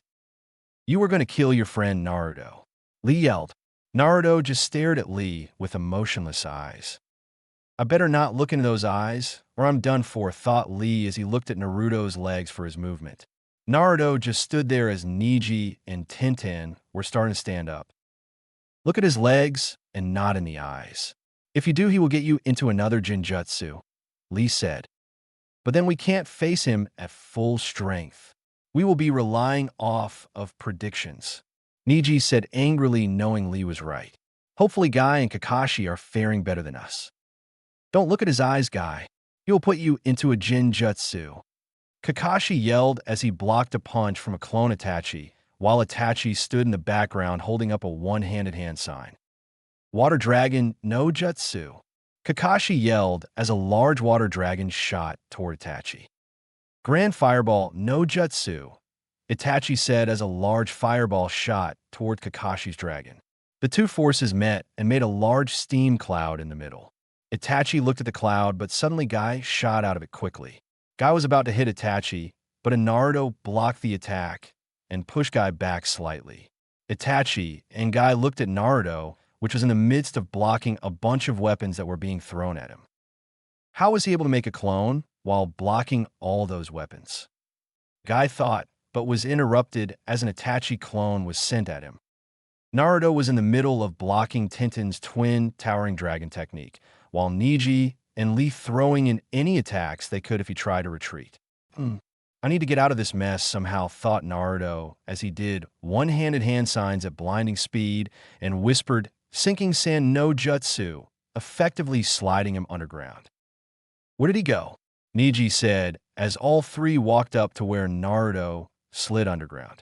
Just as they stopped at the spot, a thunderbolt shot Tintin and Lee from the side and knocking Neji off his feet. Neji tried to move, but was unable to. Neji looked over at Tintin and Lee to find them both knocked out and Naruto advancing onto him. Why? Why are you doing this, Naruto? Neji asked. As Naruto was right over him, Naruto said, to test my strength. All Neji saw was the bottom of Naruto's shoe before going into a harsh unconscious. Naruto looked toward Itachi and to see how his battle was going. Guy could be seen knocked out with blood coming from a cut above the eye and many bruises scattered across the body along with his spandex suit torn up. Kakashi was no better except for he was not knocked out like his friend was. He seemed to be charging up for his last attack as his hand had lightning shooting out of it. Chidori, Kakashi yelled. Naruto stood there copying the jutsu Kakashi just yelled. Interesting jutsu Kakashi.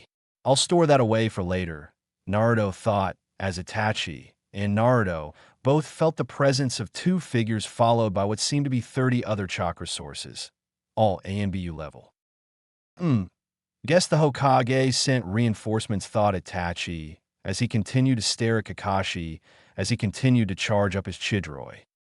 Just as Kakashi was about to lunge, a large scythe was across his neck. I wouldn't do that if I were you, said Haiden from behind Kakashi with Kakuzu beside Haiden.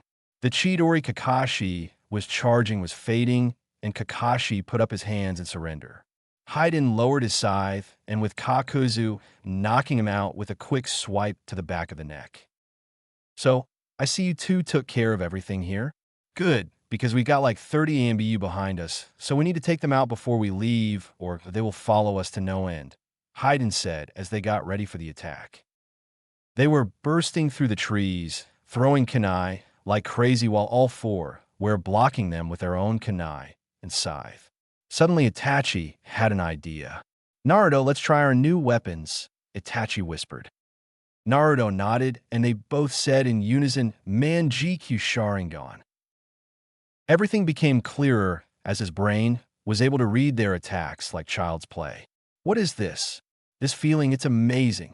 I'm able to read their attack much clearly now, Naruto and Itachi thought.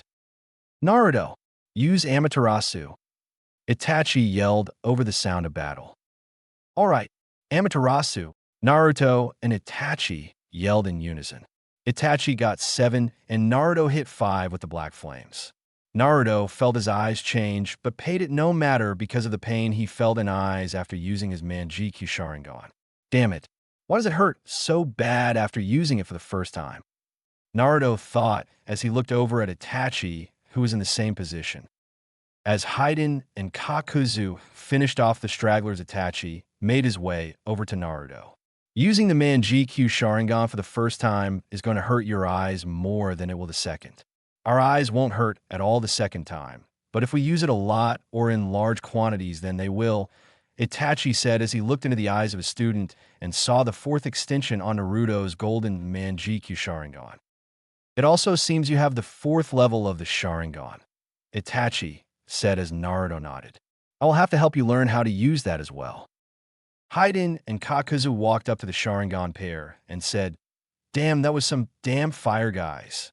I put the shit out," Haiden said while putting chakra into his cloak and repairing the burn marks. Itachi looked at the black flames and they disappeared from sight. Strange. Whatever, let's get going before they send more reinforcements, Kakuzu said before the four sprinted away from the bloody battlefield. Itachi looked over at Naruto to see he was kind of depressed. "What's the matter?" Itachi whispered out of earshot from the two other members that were with them. "I didn't want to hurt and act so cold toward my friends," Naruto said. "Look, it might be hard to believe, but this will make all your friends stronger, and believe it or not, you as well. They will train hard to get you back, and you'll have to train even harder to lengthen the gap you have with everyone back in Konoha," Itachi said with a rare smile. Naruto seemed to brighten up again as they continued on their trek to the Akatsuki base. XXXXX 1 hour later. Tintin grumbled as she got up from her down position in the field. She looked around to find that the rest of her team and Kakashi were up and checking all the dead bodies that were scattered throughout the field. Did Naruto and the rest of the men with the long black cloaks do this? Tintin thought as she thought she was going to vomit from all the dead bodies that were around her.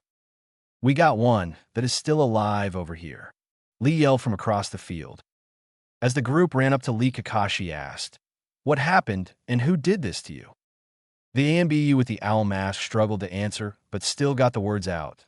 The one with the large scythe said they were a part of a group. "No, as Akatsuki," said Owl as Kakashi went wide-eyed as he has heard the rumors of this organization. He said that they were going to initiate Naruto and Itachi into the organization. "Oh God," Kakashi said.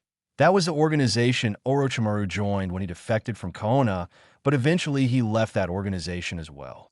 "All right, what else did you find out?" Kakashi asked, but when he looked down, Owl was dead. "We need to report this back to the Hokage ASAP," Guy said as the remaining ninja sprinted back to Konoha. As they were sprinting back, Tintin began to cry. "What's wrong?" Guy asked, jumping back to her. "It's just that, how could Naruto do this to us? The reason he told us was totally not like him, and now he is a part of a criminal organization? This is just too much," Tintin said between sobs. "What did he say?" Guy asked, fearing what he told the three genin.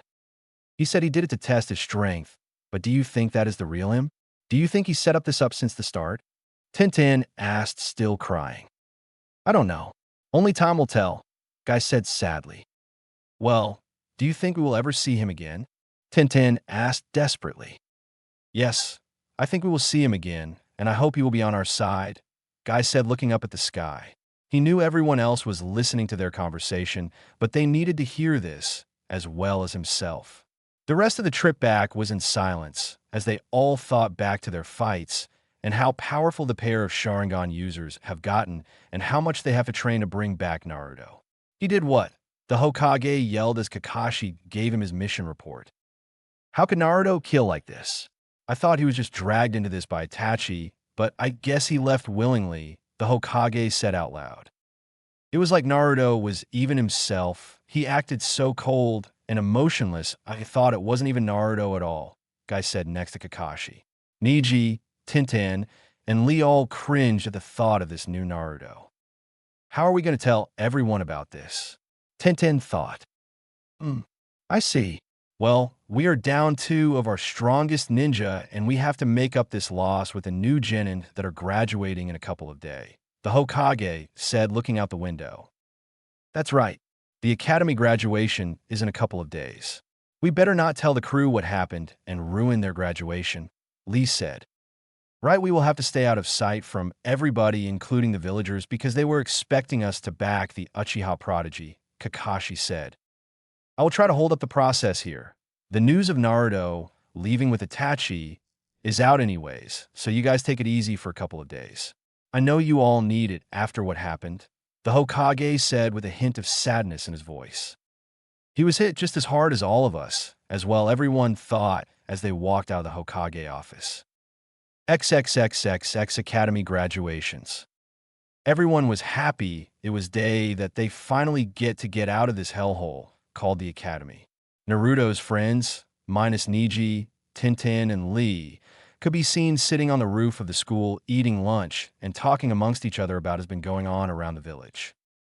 Sasuke just came back yesterday, just as cold and rude as ever, and with all his fangirls fawning over him as usual, Choji said in an annoyed tone. Yep, and he's teamed with Sakura and some homeschool guy called Sai, Shino said.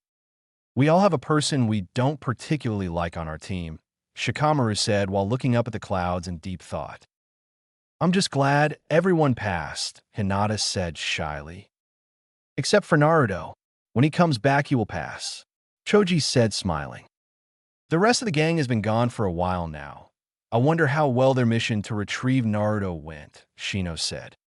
I have no idea, Hinata said, hoping the retrieval mission went well. Well, let's go back to class before we are late. Shino said they all began to get up, except Shikamaru, who looked deep in thought. Shikamaru. Hey, Shikamaru, wake up, damn it. Choji said, shaking him. Huh? Oh, sorry about that. I was just thinking about something, Shikamaru said, taking Choji's hand and getting up. What were you thinking about? Hinata asked.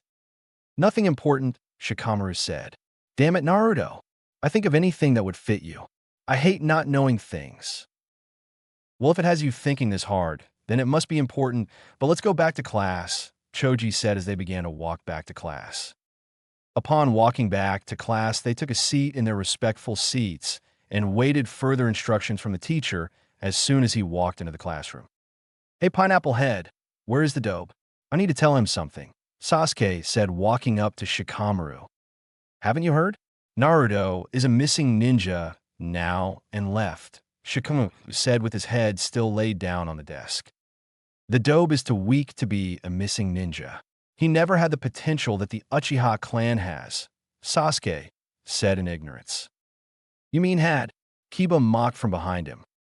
Look, nobody asked you, so go scratch your butt or something, Sasuke said as he turned back to Shikamaru. Naruto left with your brother and killed your entire clan with your brother.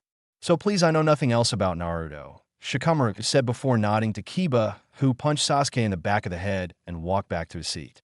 All Sasuke did was give a death glare to Kiba, walk back to his seat. All right, class, let me go over the teams once more before you all head out, Irika said. Team 1, Team 7, Sasuke, Sakura, and Sai. Team 8 Foot Kiba, Shino, and Hinata. Team 9, Team 10, Choji, Shikamaru, and Ino. All right, class, I hope you all stay safe in being a ninja, and you respectful senseis will be here to pick you up. And with that said, Irika got up and left. After class, Neji, Tintin, Guy, and Lee were seen outside the academy waiting for everyone to file out with their senseis. Team 8 and Team 10 walked over to Team Guy to see how they were doing. Hey guys, my name is Kiba. Nice to meet you, Kiba said, smiling. Likewise, Neji said. Where is Naruto-kun? Hinata asked. Team Guy saddened at this, and everybody knew what happened, except for Kiba, who was confused. Naruto and Itachi are too strong for us. He got away, and now we need to train to get stronger to bring him back, Tintin said, looking depressed. What happened to Naruto? Kiba asked. We'll tell you later, Shino said. So how are we going to tighten the gap Naruto and Itachi have gotten between us? Because Naruto is at least Kakashi's level, if not stronger, Guy said, surprising everybody except for Team Guy. Wait, did I miss something here?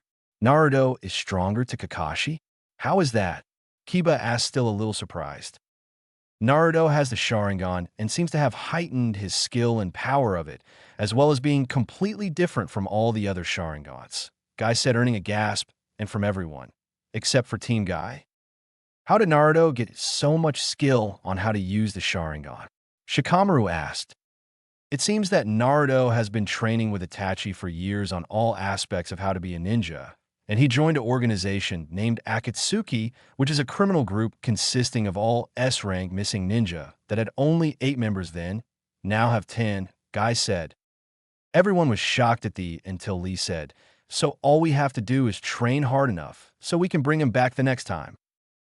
Everyone brightened at this, they all agreed, including Ino and Kiba, that they would hard so that they could bring Naruto back.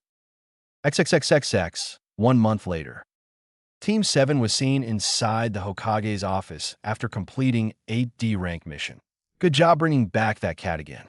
Now let's see if we can find you another D-rank mission, the Hokage said. No, this is stupid. I demand a C-rank mission so I can get stronger, Sasuke demanded. The Hokage looked at Sasuke and was about to reject him completely until remembered the client that just came in that needed protection while building a bridge. Fine, this one should be easy for you guys. You will protect this man until he's done with a bridge in Wave Country, and for support I will send a couple more squads because they aren't doing anything right now and could use their first C-rank mission, except for Team Guy. I will add Team Guy, Team 10, and Team 8 to go along with you, the Hokage said as the bridge builder walked into the office. My name is Tazuna, the super bridge builder, and I expect you all to give me super protection, Tazuna said, holding a liquor bottle. You guys will go rally up everyone and bring them to Eastgate. Good luck, the Hokage said before Team 7 and Tazuna walked out the door to get the others and ready up for their mission. Team 7 were the first ones at the gate and was surprised to find that Kakashi was the first one there. Kakashi-sensei, what are you doing here? You're never here first? Sakura asked. Never late for an important mission, Kakashi said as he flipped a page in his orange book. Why do we need the others? We can take this mission on by ourselves, Sasuke said, only to get knocked over the head by Sai, making Sakura angry. Why the hell did you hit my Sasuke-kun? Sakura demanded. Because Sasuke is being stupid and is not praising the fact that we have reinforcements that we could need later, Sai said as the others arrived in one large group. They seem to have met somewhere up the road. Hello everybody. Everyone ready for your first C-rank mission? Tenten said, smiling. Hell yeah, let's get going. Tazuna, lead the way, Kiba yelled as they began on their trek to Wave Country, not even realizing what lies ahead. XXXXX Akatsuki base. Naruto, now that you stole that ring from Orochimaru, you are a part of our organization. Your partner is going to be Deidara for now, because while you wear out getting the ring, Itachi and Kisame were ordered to another mission, a shadowy figure said. Naruto nodded emotionlessly. Your mission is to get to Wave Country and earn their respect and loyalty. Whether it is by friendship or fear is up to you, the figure said with his own Dojutsu and mask on. I will do as you wish, Leader Sama, Naruto said, his Manjikyu Sharingan on blazing in the darkness. The Konan ninja were seen walking down the dirt road toward Wave Country with their VIP in the middle of the group. It was a bright sunny day and the weather was perfect. Wow, what a great day, Ino said as she stretched her arms above her head. Yeah, it is, Choji agreed. As they walked past a small puddle in the center of the road, all the Jonin knew someone was up to something, as well as Shikamaru, Niji, Hinata, and Shino. The moment they walked past, 2 people shot out of the puddle and wrapped their chains around Kakashi and tore him in half. All the Genin, except for Niji, Tenten, and Lee, stood stock still while the Jonin and the 3 older Genin got ready for a fight as 3 mercenaries jumped out of the bush. Get ready for a fight, Asuma said as he got his trench knives ready. But what about Kakashi-sensei? Sakura asked, still shocked. Just get ready, damn it, Asuma yelled, which shook everyone out of their shocked states, and the Genin got into ready position. All right, we will take the 2 with the chains while the rest of you take out the mercenaries without chakra, Kurenai said, as the demon brothers and the mercenaries charged the group. Sasuke threw a kunai at a mercenary and started doing hand signs for a jutsu. Lee shot forward like a bullet and kicked a mercenary in the stomach with all his might and shot the mercenary into a tree, knocked out from the hit. Mind transfer, no jutsu. Ino yelled as she took over the body of the other mercenary with Hinata, catching her as she fell.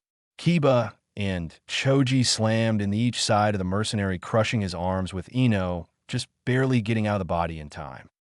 Thanks, Hinata, for catching me, Ino said.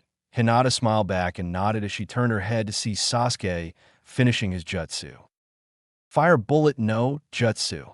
Sasuke yelled as he shot a quick bullet of fire, hitting the mercenary in the chest, sending him flying into the other mercenary against the tree. Great shot, Sasuke-kun. Sakura squealed, making everyone cringe as Sasuke lowered his hands. Yet for someone with a small penis, Sai said, making Sasuke face fault, and Sakura start yelling at Sai.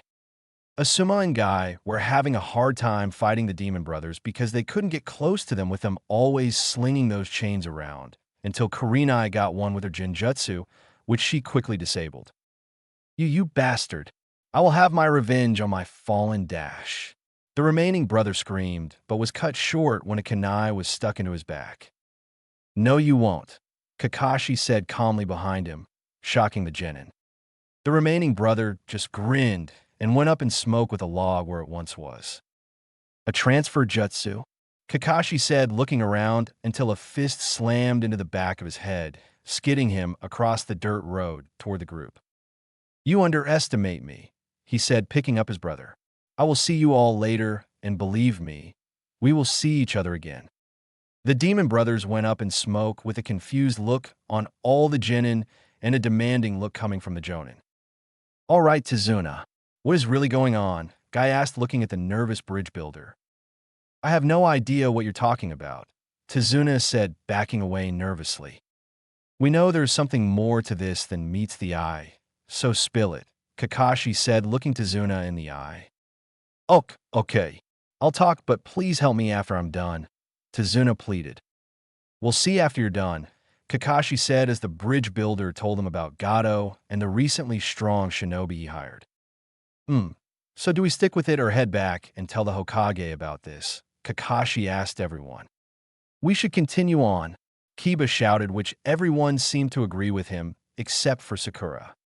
But I could get killed in all this, but at the same time, I don't want to disappoint Sasuke-kun and everyone else, Sakura thought, as she didn't voice her concern in continuing the mission. Note that this mission is now a rank mission, and everyone still agrees to continue. Kakashi said, giving them one last chance to back out, but they held firm and nodded for them to continue. It's decided then. We are continuing on with the mission, Kakashi said as they began to walk the rest of the way to Wave Country. XXXXX. So, do you have a plan yet? Deidara asked. Yes, Naruto said as they continued to walk. Naruto only opens up to Itachi, but Deidara has somehow gotten to like Naruto's emotionless half. Naruto may never figure out why. Well, my plan is to rain bombs upon them to make them all fear us. Yeah, Deidara said as he started to daydream about blowing up bombs. You only say that because you like blowing stuff, Naruto said back emotionlessly. Shut up, Deidara said in a comical fashion. Naruto simply shook his head as they continued to walk. Well then, what's your genius plan, yeah? Deidara asked, curious. Before coming here, I did some studying on the recent events and came up with some interesting results, Naruto said with an evil glint in his golden eyes. Yes, I love it when Naruto-kun has that glint in his eyes, yeah. Deidara yelled as Naruto told him his plan. XXXXX. Thanks for the ride, Tizuna said as they all got off the boat.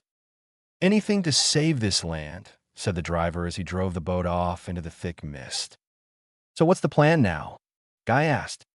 Let's make clones of Tizuna and make each squad go in different directions toward a random spot. Once they're dispel the clone and regroup at Tizuna's house, Kakashi said. Good plan, but where is your house? Kurenai asked, looking at Tizuna. Do you all have maps? Tizuna asked, getting nods from all the jonin. Let me mark where my house is on the maps, so you can regroup there, Tazuna said as he started marking the maps. As he was busy with that, Asuma asked, "So who's going to take the real Tazuna?" "I will," Kuriai said, voting herself. "No," Kakashi said, making Kuriai. "Why not? We need a more seasoned Jonin to take him since there are pretty strong ninja looking for him," Kakashi said, looking at Guy. "You? Or me?" Guy asked. "I will," Kakashi said, getting a nod from Guy and understanding. Kakashi made the 3 clones and hinged them into Tazuna. "See you guys back at the rendezvous point," Asuma said as they all went in different directions. XXXXX Kakashi's team. Team 7 were walking down a path toward Tazuna's house when they heard a brushing noise coming toward them. Kakashi's eyes widened. "Everyone down!" Kakashi yelled, dragging down Tazuna in the process. Everyone hit the deck as a large steel blade hit right above them. A body appeared next to the large cleaver with a sick smile. "Do you think tricks like that will trick me?" Zabuza said, grinning. Zabuza of the 7 Swordsmen. "What are you doing here?" Kakashi asked. "I came for him," Zabuza said, pointing toward Tazuna. Which scared said man shitless. "What do you want him for?" Kakashi asked. "That's my own business, so will you hand him over peacefully, or will I have to take him?" Zabuza asked, knowing the answer that was to come. "We will not hand him over," Kakashi said coldly. Just as he said, they would say Zabuza thought. "I gave you the chance, now you will pay for it," Zabuza said. "You guys protect Tazuna while I take on Zabuza. He is too powerful for you 3 to take on," Kakashi said as Kakashi and Zabuza engaged in a fierce battle. Just like the battle before except for the end, and it was Sai and Sasuke that did the trick to release Kakashi. Just as Kakashi was about to incapacitate Zabuza, Zabuza raised his hand to issue a halt. "You can't stop me now that you're losing, Zabuza," Kakashi said. "I will take my leave now. It was fun, but you will see me again, I guarantee you," Zabuza said with a grin as he turned into water. "What was that all about?" Kakashi said out loud as his world went black. "Kakashi-sensei," Sakura screamed as she ran over to check on his health. "He's fine, just blacked out from exhaustion," Sai said, walking up to his sensei and lifting an arm around his shoulder as Sasuke did the other. "Let's get your house before anyone else tries to attack us," Sai said as they began the final trek to Tazuna's house. XXXXX. "Where the hell were you?" Kuriai yelled as she saw Tazuna and Sakura enter, but quieted when she saw the condition of Kakashi. "What happened?" Niji asked. "We were attacked by a man named Zabuza of the 7 Swordsmen," said Sakura as Sai, and Sai went upstairs and laid Kakashi on an unoccupied bed. The reactions from the Jonin were that of shock and anger. "Why is he here?" Asuma said. "What is going on? And why is this such a bad thing?" Kiba asked. "Let's hear Kakashi's side of this before we tell you kids anything," Guy said. "It has been 18 hours since Kakashi laid down in that bed until he finally stirred. So you're finally awake, eh?" Asuma said, next to a window that was in the room. "Yeah. What happened since I was out?" Kakashi asked. "Nothing really. Just got the Jinin working on tree climbing. I'll go get the others and tell them you are awake. They need to hear the story from you," Asuma said as he got up and left. About 15 minutes later, everyone was around Kakashi's bed ready to hear what happened while Sakura, Sai, and Sasuke were standing near the door having been there when it happened. "You see, what happened when we split up," Kakashi began as he told the rest of the group what happened with the incident with Zabuza. "So he just up and left? That's weird. Normally, when one of the 7 swordsmen begin a fight, they finish it whether he is killed, wins, or is knocked out. What'll be going on?" Guy said out loud. "Yes," Tazuna said, "it was a businessman named Gato who's been hiring mercenaries and ninja to take over this island by trade and to stop Tazuna from building this bridge so they can land trade," Kurenai said to Kakashi. "He wants his men to keep fighting until 1, they kill Tazuna, or 2, they die." "So why did Zabuza leave without a fight?" Guy said more to himself than everyone else in the room. "Maybe there's more than meets the eye," Shikamaru said. "What do you mean?" Choji asked. "What if there's something else going on that we don't know of?" Shikamaru inquired. Maybe we'll have to keep an eye open, but until then, keep training, Kakashi said until he noticed something. Hey, where's Tenten? XXXXX. Going back in there is a waste of my time, Tintin said to herself. I got to get stronger, Tintin thought as she entered a field to be greeted by a sight she never thought she would see again. There in the middle of the field stood a figure with a black cloak with red clouds across them. Naruto-kun, Tintin said desperately. Naruto turned to face Tintin. When he fully was turned around, Naruto had his Sharingan on blazing. Is that you, Naruto-kun? Tintin said again, taking a step closer to the figure. Inwardly, Naruto was surprised Tintin was here. I knew a Konoha team was escorting the bridge builder, but I had no idea it was them. Naruto thought, staring at Tintin emotionlessly. Please, Naruto-kun, everyone is here. Niji, Shikamaru, Choji, Shino, everyone. Please don't leave us again. Don't leave me again, Tintin said, whispering the last part. Naruto heard it nonetheless and knew the emotions behind her words. I gotta end this conversation now, or I will have to knock her out. I'm not really here, Naruto said emotionlessly. What? Tintin asked, staring at Naruto as he walked closer. This is a dream. You trained hard, and you managed to pass out from the exhaustion, Naruto said, stopping less than 4 inches away than the frightened girl in front of him. And oh, this can't be. It all feels so real. Please, you can't leave me. I love you, Tintin yelled, blushing furiously. Naruto leaned over and whispered in Tintin's ear, I know, as a clone knocked her out into Naruto's arms that gently put the girl down in the center of the field. Well, this complicates things. I knew Hinata and Haku had these feelings for me, but Tintin? Who's next? Ino? Conan? Man, that would be the day.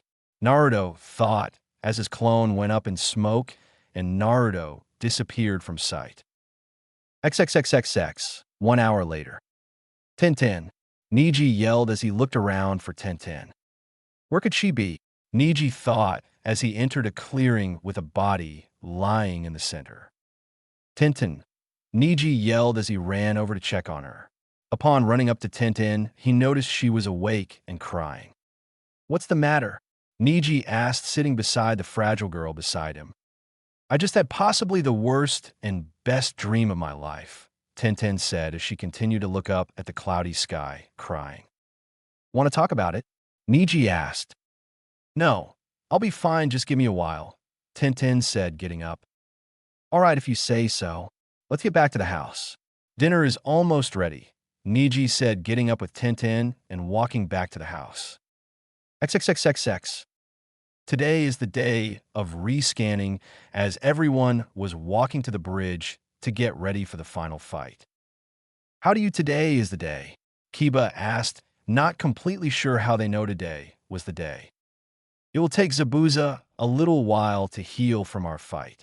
He was just as exhausted as I was when we finished, so would have taken him a little bit to heal, Kakashi said, answering Kiba's question. When they entered the bridge site, they noticed something was off. Where are the workers? Tazuna asked, looking around. Hello again. I promised you I would be back now, wouldn't I? A familiar voice rang across the bridge. Hello, Zabuza. Are you by yourself? Because if you're then you aren't going to win against all of us, Kakashi said, trying to figure out where the voice was coming from. Of course not. I brought friends me.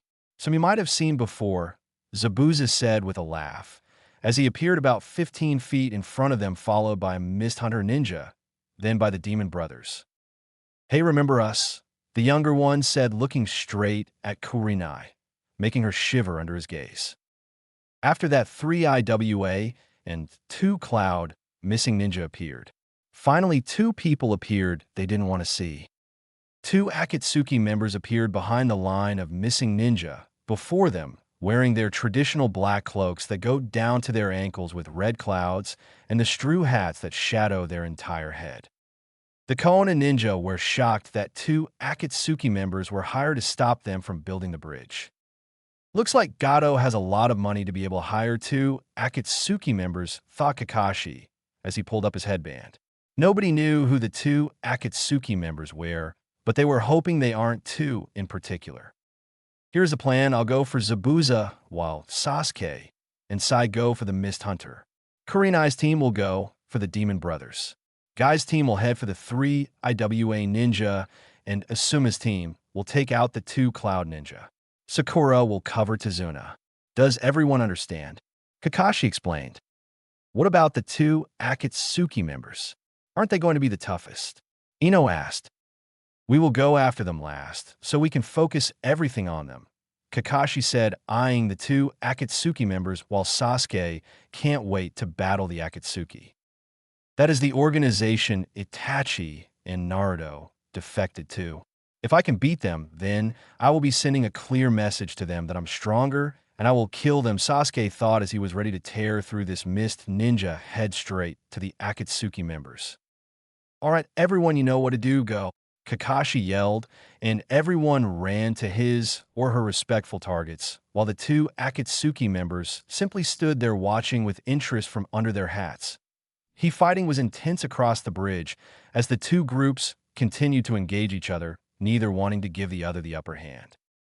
Man, these Cloud Ninja are tougher than I had expected, Asuma said to his Genin team, which were having a hard time as well against the 2 Cloud Ninja. Choji went in for another powered fist. Water Spike, no Jutsu, yelled the taller Cloud Ninja. Said Jutsu made Choji quickly stop and dodge the dangerous spike that was shot at him. Damn it, we need to come up with a strategy that will stop these guys. Choji yelled to Shikamaru and Asuma, who were trying to think of one. I got it. Everyone on me. I got a plan. Shikamaru yelled as everyone started to make his way over to his position. While Shikamaru was explaining his plan to the team, he caught something out of the corner of his eye. Idiot is going to get himself killed, Shikamaru thought as he continued his explanation of his plan. XXXXX teammate. My Jinjutsu isn't working, Kurenai told her team after giving her Jinjutsu another go only for the other brother knock her out of her concentration or jolt the other with chakra. Ha ha ha. Your Jinjutsu won't work on us now that we got some advice from the 2 people behind us, said the older brother laughing at their predicament. He is right. Jinjutsu won't work unless we take one of them out or separate them, Kurenai said. Well then let's just focus all our firepower on one, while keeping the other at bay, Kiba suggested. Right, let's get to it then, Kurenai said as she saw someone charging into Hell's Gates. What the fuck is he doing? Kurenai thought as they started their plan to take out the Demon Brothers. XXXXX team guy. We can't get close to them as long as they keep throwing up those rock slabs, Lee said as he retreated after being blocked by another rock slab. And we can't attack from a distance or they will start rock bullets at us again, Tintin said as she desperately tried thinking of a plan. We need to come up with something now or we are screwed, Niji said as he saw them, through the rock slabs, start the seals for an earth bullet note jutsu. I've got it, but it will push us to the limits, Guy said looking at his students who nodded in approval. All right, here's what I've got, Guy said as he started to explain his plan only for him, his students, and a missing ninja from IWA to pause as they watched someone run toward the 2 Akatsuki members. Son of a bitch. We need to finish this fast, Guy thought as he explained his plan to the Genin, while the IWA ninja shook their heads and returned their attention back to Guy's team. XXXXX Kakashi.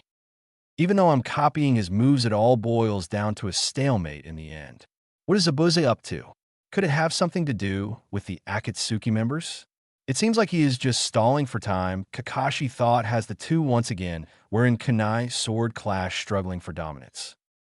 I know what you were thinking, Hitaki, and you seem to be thinker of the group as well as that kid with pineapple-shaped hair, Zabuza said looking into Kakashi's eyes and with a pushed back Kakashi, signaling the end of that struggle. What are you up to? There is something else bigger than Gato going on here, isn't there? Kakashi said, demanding an answer. We are getting paid to take out that bridge builder. Nothing more, nothing less, Zabuza said, grinning while smashing his sword into Kakashi's kunai, making it another power struggle. Kakashi looked over to see how everyone was doing when he saw a figure charge out of the fray and beelined it straight toward the Akatsuki members. What is he thinking? Kakashi thought as returned his attention back to Zabuza. Looks like your student is a little rash, don't you think? Zabuza said, taunting Kakashi. We will see, Kakashi said back with a cold glare. I need to finish this quick in order to stop Sasuke from getting himself killed. XXXXX Sasuke, and sigh. At first chance, I will take out those two Akatsuki members and send a message to Naruto and Itachi that I am stronger than they are, Sasuke thought as he fought the mist ninja who could seem to make ice out of water. Look, Sasuke, I know we really don't get along, but we need to band together to defeat this enemy because we haven't made any progress and he has made plenty, Sai said looking at Sasuke. Sasuke looked at Sai like he was crazy. Like hell I would team up with a dope like you, Sasuke said as he saw his chance to attack the Akatsuki members and took it, leaving Sai to take on the Mist Hunter ninja. Just as Naruto-kun said he would. Now let's put my mission into action, the Mist ninja thought, looking at Sai who was wearing an annoyed face. XXXXX Sasuke. I'll kill you, Sasuke screamed as he charged the Akatsuki members. He's hopeless, Naruto thought as Sasuke jabbed his fist at Naruto's face, which he easily blocked. Sasuke was getting annoyed at the shorter Akatsuki member. Why can't I hit you? Sasuke screamed as he continued his offensive, which was failing miserably. Sasuke's fired a few fire jutsu, but his offensive came to a halt when the shorter Akatsuki member grabbed Sasuke's wrist and twisted. Sasuke used this momentum to go for a kick to the top of the head. The shorter Akatsuki member countered this by slamming Sasuke into the ground. The Akatsuki member lifted him up by the neck until Sasuke was face to face with him. Sasuke could still not see underneath the hat. Hello, Sasuke, the shorter Akatsuki member said emotionlessly. At that instant, Sasuke knew who it was. Nah, Naruto, Sasuke strained to say with a fierce anger building in his eyes. The shorter member of Akatsuki lifted his just a little to reveal his golden eyes with the regular Sharingan active. You bastard. I'll fucking kill you for you've dash. Sasuke screamed, but was cut off as a fist smashed into his stomach. Your brother told me to give you a message from the both of us, Naruto said as his eyes spun into the 4th level Manjikyu Sharingan. What kind of Sharingan is that? Sasuke gasped as he coughed up some blood from the hit to the stomach. One day you will see. Manjikyu Sharingan, Naruto said loud enough for only Deidara, Sasuke, and himself to hear. Where am I? Said out loud as he was standing in a world that was black and yellow. Imagine the normal Manjikyu Sharingan world except for the red is yellow. You are in my world now, Naruto said emotionlessly as Sasuke, somehow, was posted up onto a cross with many Narutos around him. Of this world, I control everything. Mass, gravity, even time itself.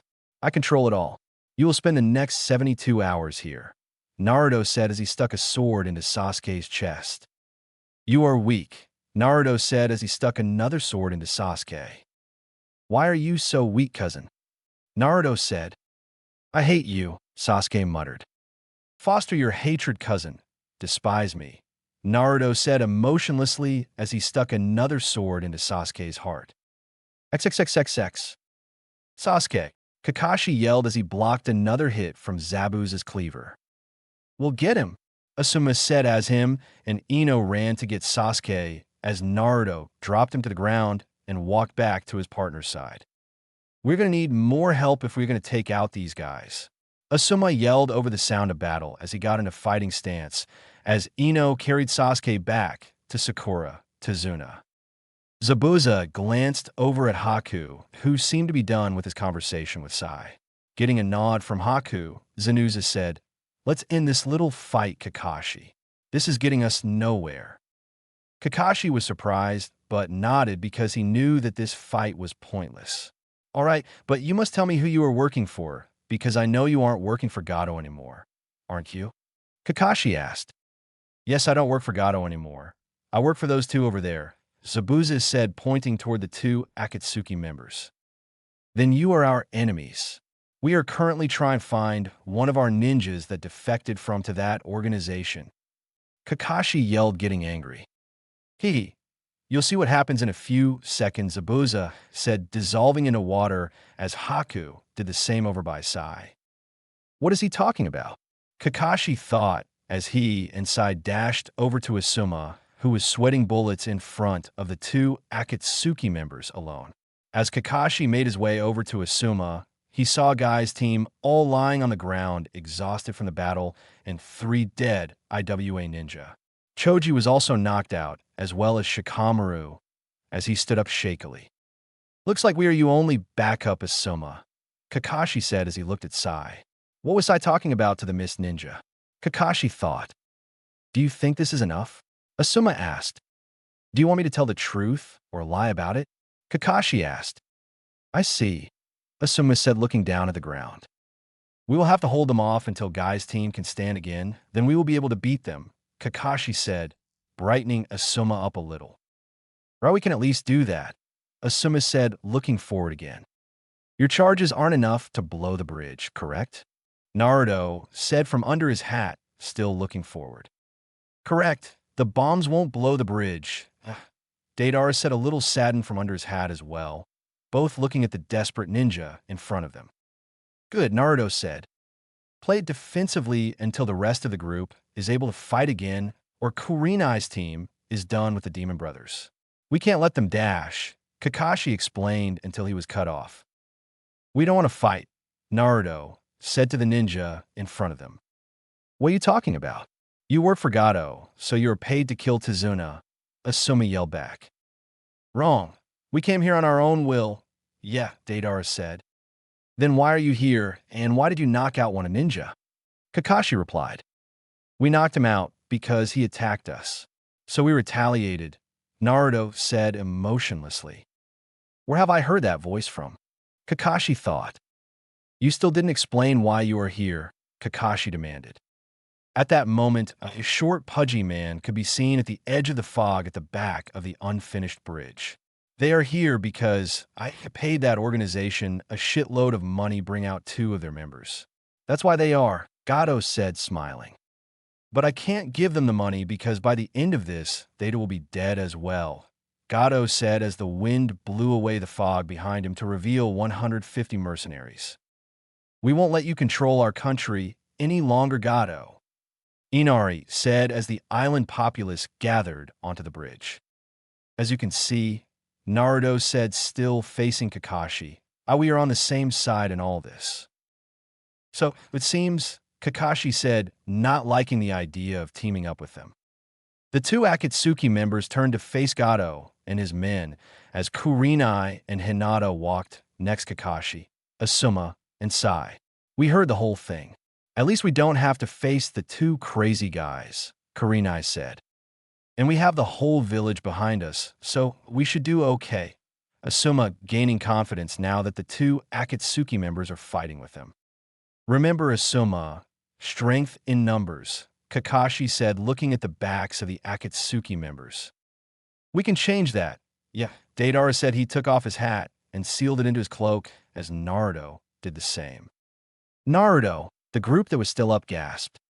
Do it, Naruto commanded to Deidara, who nodded. Clay birds shot out the concrete of the bridge everywhere in the back half of the mercenaries. The birds went up to about waist level, then exploding, killing or wounding all in that area. Kill them, damn it. I want those 2 dead, Gato screamed as he ran past the other half of the mercenaries.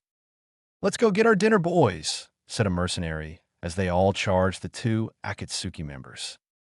Amida, Sharingan, Naruto yelled as everything seemed to slow down.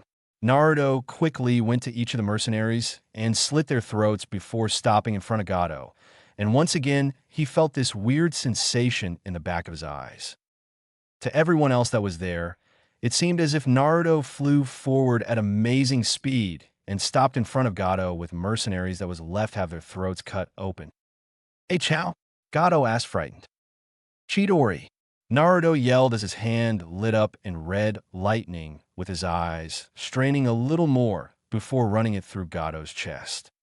As Gato slid off Naruto's arm, Kakashi yelled, Where did you learn that? Naruto turned around with his 5th level Manjikyu Sharingan on before it too slid away into his normal ocean blue eyes. He seemed to have blood running down his eyes and also seemed to be on the verge of blacking out. You taught me a Kakashi, Naruto said, grinning before falling forward with Deidara, catching him. Good show, Naruto. Mission complete, Deidara whispered. By now, everyone was up, except for Sasuke, and had watched the fight that happened between the two Akatsuki members with a large crowd still there. Everyone started cheering. We're free, someone yelled. Who are those two people? Tazuna asked Kakashi. They're both from an organization known as Akatsuki, and the only one I know is the shorted one that killed Gato, Kakashi said. Interesting. I think I'll go speak to them, Tazuna said as he started to walk toward the two battered men. Wait, let us escort you. They are both dangerous missing ninja, Asuma said. Walk up to Tazuna. No, they aren't dangerous. They just freed this land, so I doubt they will attack me, and besides, I need to speak with them alone, Tazuna said as he continued forward. As Tazuna walked up to the heroes of this land, Deidara was supporting Naruto with Naruto's arm slung over Deidara's shoulder. Thank you for what you did here today, Tazuna said. It's no problem. We didn't want to get involved in all this, but it had to happen, yet Deidara said. You guys aren't the evil organization everyone says you guys, are you? Tazuna said. Well, some of us aren't, but there are some that are, Deidara said as Naruto began to awake. What is your name? I already know Naruto's name from the ninja back there, Tazuna asked, pointing to the Konoha ninja that were watching them closely. My name is Deidara, missing ninja from my Deidara said, as Naruto was now able to support himself. The blood from his eyes now dried. Well, if you guys want, you can stay here while you guys heal, Tazuna offered loudly for everyone to hear. The crowd cheered in agreement, as the Konoha ninja wanted to see Naruto some more. I'm sorry, but we must leave. We are needed elsewhere, Naruto said emotionlessly, eyes still twitching from the pain of going up to another level in his Manjikyu Sharingan. The crowd and the ninja seemed to dampen at this. Well, you guys are welcome anytime. We will forward for a safe return, Tazuna said, brightening the crowd. Thank you, said Naruto as they left in a swirl of leaves. XXXXX. They were far enough away to speak without anyone hearing them. Well, your plan worked, yeah, Deidara said as they met at the rendezvous point. Well, did everything go okay? Hallow asked, a little worried about what happened to Naruto's eyes. Yes, mission completed. Thank you for the help, Naruto said as he tossed a bag of money to Zabuza. Thanks, but there is something I need to speak to you about, Zabuza asked. Naruto said, waiting for an answer. I know what you and Itachi are doing that organization, and me Haku want to help, Zabuza said, looking it straight into Naruto's eyes. Fine, we need more people. So far we only have 4, Naruto said. 4? Who are the other 2? Haku asked. Deidara here, and Naruto said. XXXXX. Everyone was still on the bridge after the fight, talking and laughing about how their lives are going to be easier now that Gato is taken out of the picture. You planned this whole thing, didn't you, Naruto? Shikamaru and Kakashi thought as Tenten approached Guy. Well, you were right, Guy Sensei, Tenten said as she leaned on the railing that Guy was standing next to. Right about what? Guy asked, confused. That the next time we saw Naruto-kun, he would be on our side, Tenten said, smiling. Yeah, I'm glad to see that Naruto isn't completely evil. Even if it was by accident, Guy said, looking up at the sky as the fog started to dissipate. Let's go talk with the villagers and see how much they are enjoying themselves, Tenten said as she sprinted toward the crowd. I know how I'm going to name the bridge. Tazuna yelled across the crowd, getting their attention immediately. What is it going to be called? Kiba asked. The Great Naruto Bridge, Tazuna yelled as the crowd went wild. Well done, Naruto. Pain praised the blonde in his office in the Rain Country. Thank you, Leader Sama. I have another mission for you, Pain said as he pulled out a scroll. When does the mission start? Naruto asked while grabbing the scroll. All the information is inside. Pain said with a smirk on his face. Oh, how he loved to torture the young blonde. What? Does it have to be on that date? Naruto exclaimed. Yes, sorry, but everyone else is out on a mission, and your teammate will be Kisame. Pain informed the teen, noticing a twitch from Naruto. I guess we haven't gotten him yet. Pain inquired.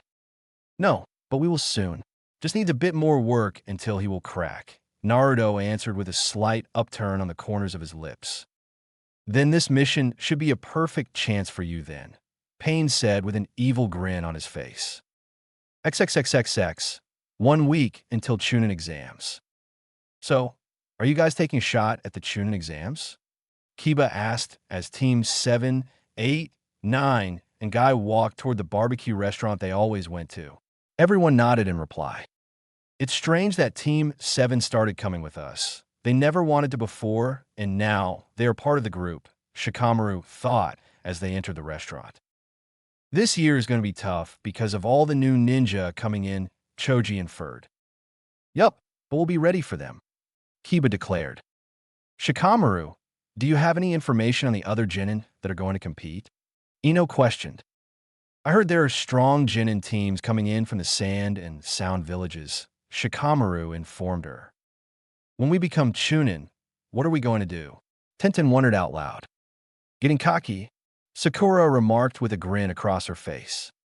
No, but if we do become Chunin, what are we going to do first?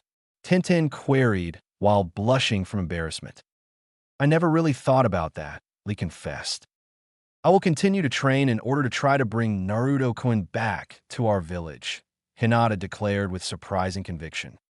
I will too, Tenten proclaimed. This initiated nods from everyone else in the group, except for Sasuke. I will kill that bastard. I hate him even more than Itachi. I will make sure he burns in the deepest part of hell. Sasuke roared inside of his mind. When did you start to like Naruto, Sakura? Ino marveled. Well, ever since the Wave mission, when Kakashi pulled me to the side and told me what his life has been like, and how the way I treated him in the academy just made his life worse. It was because of people like me that he left. I hope that he forgives me, Sakura revealed. If you tell him like that, then I'm sure he will, Hinata supported. Well, I think we better get going before it gets dark. Niji manifested while he got up. All right, we'll see each other again at the Chunin exams, Choji proclaimed as they all split up and went off to their own homes. XXXXX. Naruto was traveling to the rendezvous point where he was supposed to meet Kisame. Upon entering the clearing, Naruto saw his temporary teammate leaning against a tree with his hat on. You are Kisame, I presume? Naruto asked with his emotionless mask set up. And you're Naruto? Wow, you act so similar to Itachi. Emotionless, calculating, and you have a weird Sharingan as well, Kisame remarked, seeing Naruto's golden Sharingan. This works out great then. I already have some experience working with a Sharingan user, so we should be able to work well with each other, Kisame conjectured. Seems so, Naruto uttered in his monotone voice. What is our mission then? Leader Sama said to get the mission information from you when we met up. Our mission is to steal a scroll that is of high value to a certain group of people. The mission begins in 6 weeks' time, so we should scout out the area before the mission starts. Okay, you lead, Kisame said as they both disappeared from the clearing. XXXXX day of the Chunin exams. The 4 Genin teams met at the front of the exam building so they could enter together. I wish for you to challenge you to a fight, Lee confronted Sasuke. I would be honored to face an Uchiha. Fine, if you don't mind losing, Sasuke retorted. They faced off with the other Genins watching. Most were thinking it was a bad idea. Lee disappeared from view only to reappear behind Sasuke and kick him in the back. Sasuke went skidding across the ground, finally coming to a stop when he hit the wall. Sasuke soon got up and charged Lee, doing a roundhouse kick aimed at the other's head. Lee quickly grabbed the attacking leg and, using the momentum, threw Sasuke into the air. Lee then jumped up and started to wrap bandages around the helpless Uchiha, only to be stopped when Guy's fist smashed into Lee's face. You shouldn't even think of using that technique on a comrade. Guy bellowed furiously. Sorry, Guy Sensei. I got caught in the moment. Lee apologized while getting up. I hope to never see such disobedience from you again, Guy asserted before leaving the group to continue their way up to the stairs. Once getting to the second flight of stairs, they noticed the numbers on the sign had a Jinjutsu over it. The group silently moved past, only for Sasuke to say, "You're not fooling anyone." Sai slapped Sasuke over the head. Dumbass, they were trying to thin out the numbers for us. Now the people behind us know about it as well, Shikamaru sighed, shaking his head. Achin was the Uchiha's only reply before going on ahead of the group, with rest following soon after. Is this what you'd put up with every day? Ino interjected Team 7. Sakura and Sai both sighed at the same time. Unfortunately, Sai orated, shaking his head. Once at the top of the stairs, they were met by Kakashi. Hey, Kakashi-sensei, Sakura blurted out, running forward. Yo, the perverted man greeted. Are you here to check if we would show up? Sakura asked. Yeah, well, good luck. I have a mission I need to get to, so I might not see you guys for a while. See you guys later. Kakashi dismissed himself before disappearing in a puff of smoke. Well, that was weird, Sai remarked. Whatever, let's get going, Kiba proclaimed before opening the doors to the exam room, only to be met by the Ai's mini-enemy, Shinobi. Looks like we have our work cut out for us, Shikamaru mumbled. XXXXX. We have been scouting this damned village for days. Why can't we just move in there now and take the damn thing? Kisame whined. Over the past couple of weeks, Naruto and Kisame have been getting close and are now good friends. Just like Kisame's relationship with Itachi, Kisame leaves most of the thinking to Naruto. This is what sprouted a great friendship between the two. We have to wait until the time for the mission to start to actually do anything, Naruto explained. Well, I still don't see why we can't just go in there with guns blazing, the blue man complained. Naruto sighed as he shook his head. Why do I get stuck with this idiot? XXXXX preliminaries. So, what exactly happened to Sasuke? Neji interrogated as they walked toward the meeting room. Some guy from the village hidden in the grass bit him on the neck, and then he started to change. He really started to scare me, Sakura answered, shuddering from the image of this new Sasuke. Shikamaru hummed, trying to figure out a reason as to why all this happened. Well, whatever the reason, we still have the finals on our hands, so let's get to it. Choji exclaimed. The Konoha Genin walked up to the third Hokage with many Jounin beside him. All the teams were standing in lines. Most of the teams that passed are from the Leaf, the third thought. All right, the next part of the exam will dash. The Hokage began only to be cut off by a ninja who seemed to have an illness. Sorry to interrupt, Hokage-sama, but there is too many Genin to start the finals. We are going to have preliminaries first before actually start the finals. Hate interjected.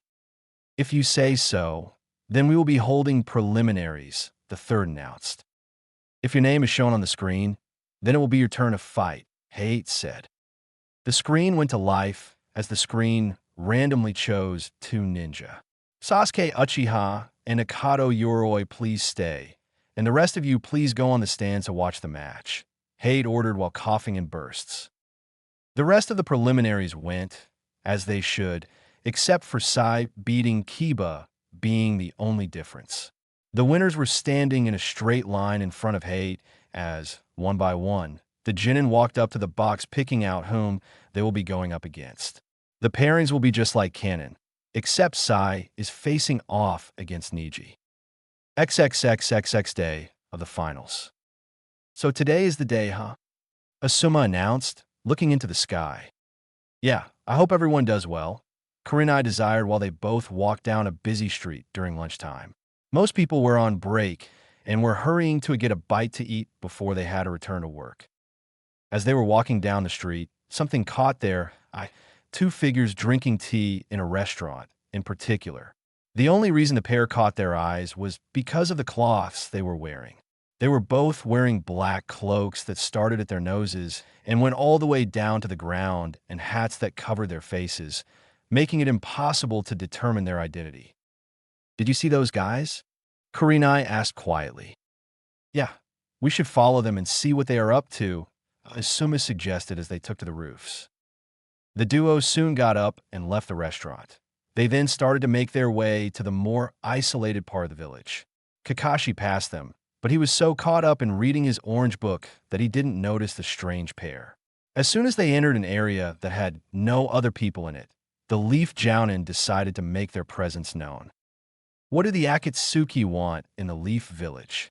Kurenai demanded as they shoe-shined in front of the criminals, blocking their path.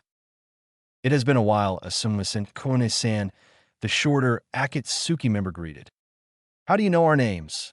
Kurenai was irritated with them already. Well, these ninja are a couple of hotheads now, aren't they? The taller Akatsuki member remarked. You haven't answered our question yet, Asuma interjected. We won't answer your question, the taller one replied. Then at least tell us who you guys are, Asuma ordered. The smaller Akatsuki member simply took off his hat and sealed it into the sleeve of his cloak. Nah, Naruto, Kurenai stuttered out. Well, it looks like you all know each other, so I guess I should introduce myself as well, the taller Akatsuki member proposed, taking off his hat and sealing it away as well. You're Kisame Hashigaki.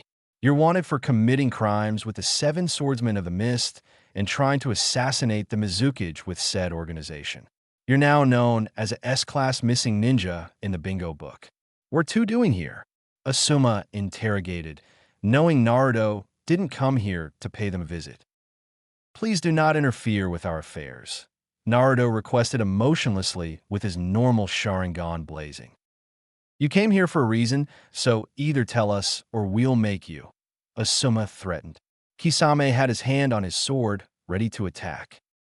It looks like we have no option other than to fight you then, Naruto resolved as Kisame raced forward, slashing his sword at Kurenai. Asuma blocked the sword with his trench knives, but he felt a little more weak. What are you doing? Asuma questioned as realization hit him. It's draining my chakra. Just now figuring it out? Kisame laughed as Asuma pushed the sword off him and backed up.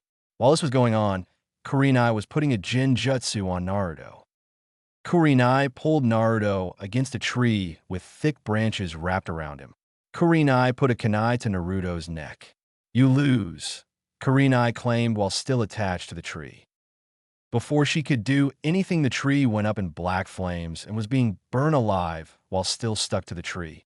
Your Genjutsu is at too low of a level to affect me, Naruto stated emotionlessly as he made one-handed seals and made a shadow clone that shot off into the distance. Just then, Kakashi appeared behind Naruto and Kisame, with kunai to their backs, along with one helping a staggering Kurenai. Naruto, what are you doing here? Kakashi inquired from behind Naruto. Just came for a pickup, Naruto responded, not moving an inch. What are you picking up? Kakashi pressed. Nothing of your concern, Naruto answered emotionlessly. It wouldn't be Sasuke, would it? Kakashi demanded, trying to break him. My weak cousin is not what came here for, Naruto replied coldly.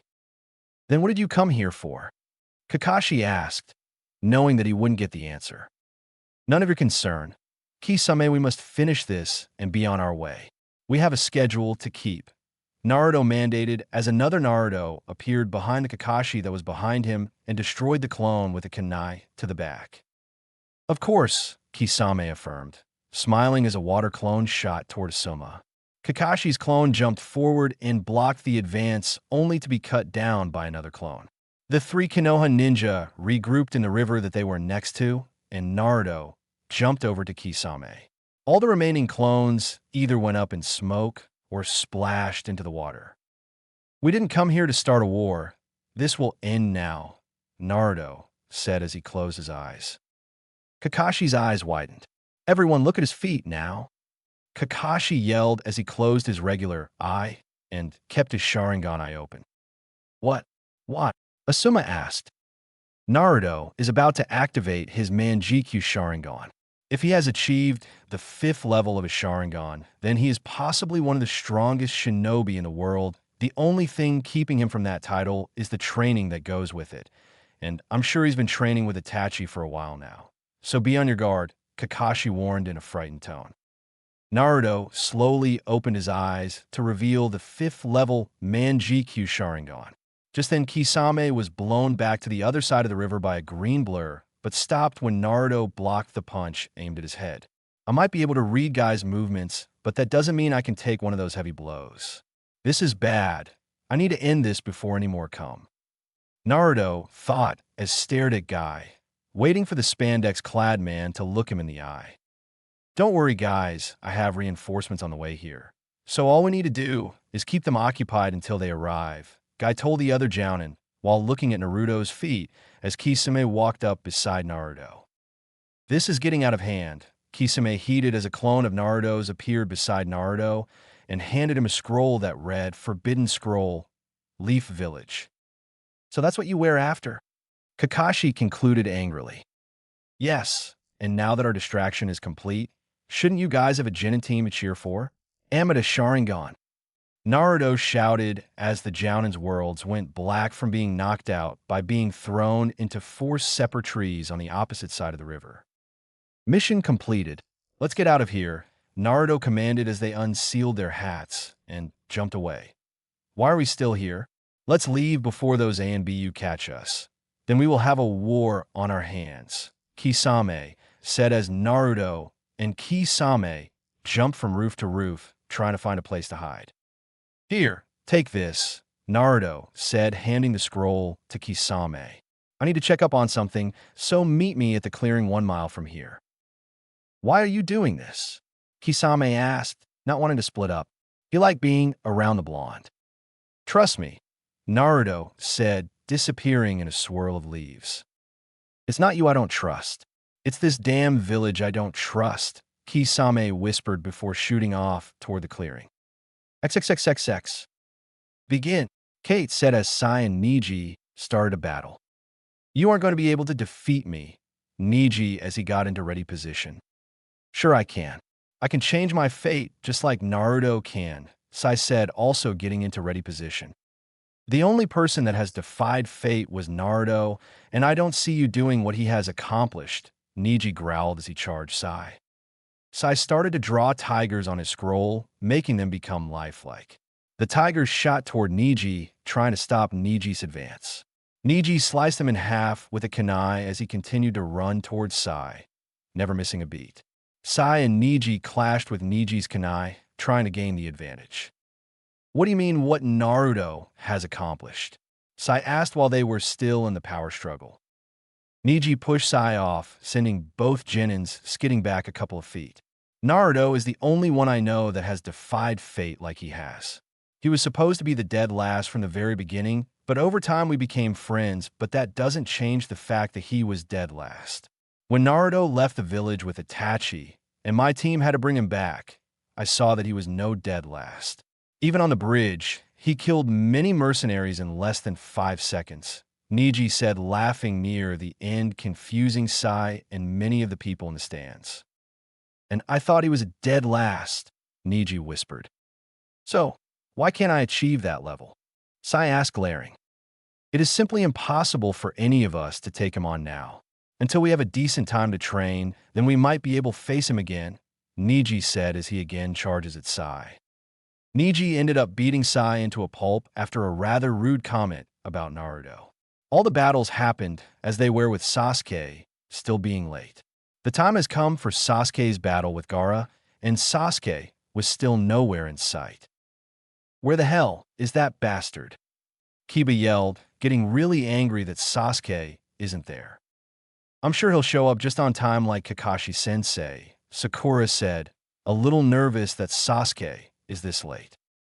Up in the Hokage's quarters, the 2 Hokages were having a grand time watching the matches until an ANBU appeared behind the Leaf Hokage and whispered into his ear, "We have problem. It seems 2 Akatsuki members stole the Forbidden Scroll from our archives. This is unfortunate. Get a couple of ANBU teams together and get back that scroll," the third whispered back, getting a nod from the ANBU before disappearing in a swirl of leaves. Just as the time was 5 seconds from being up, Sasuke and Kakashi appeared in the center field in a swirl of leaves. Kakashi looking badly beat up. Just in time, Lee cried out as the other Jonins walked up to their students, also looking beat up. What happened to you guys? Ino asked, looking at all of their sensei's condition. Oh, it was nothing, Guy said, shaking his hands in front of him. Well, all right, but you guys need to tell us later, Tintin said before turning back to the fight that was to happen. Now that Sasuke has arrived, we can start our battle between Sasuke Uchiha, getting cheers from a section of the crowd, and Sabaku no Gaara, getting cheers from another section of the crowd. Begin, Kate yelled as he jumped back. Sasuke took the offensive and charged Gaara, sending kicks and punches only for Gaara's sand to block every attack. Sasuke backed off and decided it was time to try something he copied from a teammate. Sasuke stood up and put a hand behind his back with his other hand outstretched in front of him. Hey, that's my style, Lee yelled. Sasuke shot forwards at an incredible speed. The next thing Gaara knew, he was kicked in the side, sending him skidding across the field. So, he is using that other guy's technique, but I must kill him. Mother says so, Gaara thought as he shot sand across the field toward Sasuke. Sasuke dodged the sand attack and sprinted toward Gaara, only for Gaara's sand to block the kick and shove Sasuke back. Sand started to surround Gaara and pack into a thick sphere. Damn it, Gaara. You can't use that technique yet, Temari whispered. I wish Gaara wouldn't be like this. Sasuke looked at the sphere of sand with his two Tomo Sharingan to try and see what Gaara was up to. Sasuke threw a kunai at the sphere only for it to bounce off. Well, if that didn't work, I'll have to try other tactics, Sasuke thought as he charged the sand sphere. As soon as he was close enough, sand spikes shot out of the sphere towards Sasuke, cutting him on the leg. Sasuke jumped back to his original spot and thought this whole ordeal over when an idea struck him. Sasuke ran to the top of the wall and started to unclip his arm restraints. As soon as they wear off, he started to charge up an attack that had loud chirping sounds. Kakashi, why did you teach that to him? Guy asked. I knew he had to go up against Gaara, and I also knew of his famous defense, so I thought Sasuke would need a technique that would penetrate said defense, Kakashi explained as Sasuke started to run down the wall. Sasuke was almost to the sphere when spikes started to stick out of it. The spikes cut Sasuke up, but didn't stop him from penetrating the sand with his Chidori. There was a blood-curdling scream as the Gaara from inside of the sphere started to yell, "What is this warm stuff? It's blood." Gaara screamed from the inside of the sphere as Sasuke desperately tried to yank his hand out of the sand. XXXXX. As the onlookers watched the match, an Akatsuki member appeared in front of the Leaf Hokage. The two ninja behind said Hokage were surprised to see an Akatsuki member in front of them and readied themselves for an attack. I have some info that Leader-sama wanted delivered, the cloaked ninja said as he tossed a scroll to the Hokage only for one of the ninja to catch said scroll. Let me see the scroll, the Hokage said. But what if it's a trap? The ninja asked, still glaring at the Akatsuki. Let me see it, the Hokage said, standing up and grabbing the scroll and sitting back down. Also noticing the Sand Hokage was sweating bullets. Once the third opened the scroll and read the contents, his eyes widened. Is this true? The third asked. Yes, the Akatsuki member said simply. How can I trust you? The Hokage asked, quirking an eyebrow. The Akatsuki member lifted up his hat just enough for only the Hokage to see his eyes. He met by a pair of golden Sharingan eyes. This is why, Naruto said, pulling his hat back down. Right, the Hokage said as he turned to the match after hearing a horrible scream from the sand sphere in the center of the stage. Looks like you have a problem, Naruto said, looking at Gaara as the sand started to fall onto him. Yeah, why couldn't you get this info to me earlier? The third asked. Had a little trouble getting here, Naruto said as the Hokage remembered how beat up Kakashi, Guy, Asuma, and Kurenai were. I see, the third said. Let's make a deal. I'll take care of Gaara if you let me out safely, Naruto said emotionlessly. The third sighed while thinking. Fine, but you owe me, the third said. Naruto nodded and jumped down to the stage. Orochimaru had the kunai to the third's neck as soon as Naruto jumped off the ledge. That scared your old organization, huh? The third said, grinning. Orochimaru started to laugh as the sound 4 knocked out the ninja that were guarding him. If you had any idea who were in that organization, then you would be too. XXXXX. Sasuke was staring at Gaara in awe as the sand started to fall around him. Wah, what are you? Sasuke said as he started to back up. You are all the same. Everyone is the same and starts to fear me. Well, I'll teach you how scary I can become. Gaara yelled as he ran at Sasuke. Naruto appeared in front of Sasuke at that time. Gaara skidded to a complete stop only a few inches away from the cloaked ninja. Move, or I'll kill you, Gaara said as he started to take on more demonic voice. Understand, Naruto said. You understand what? Gaara said. How it feels to be what you are. How? You don't know the pain, the loneliness, the sadness of being what I am. Gaara yelled as he started to cry. Ido, I have lived the same life as you have, Naruto said, taking off his hat while still in the close proximity.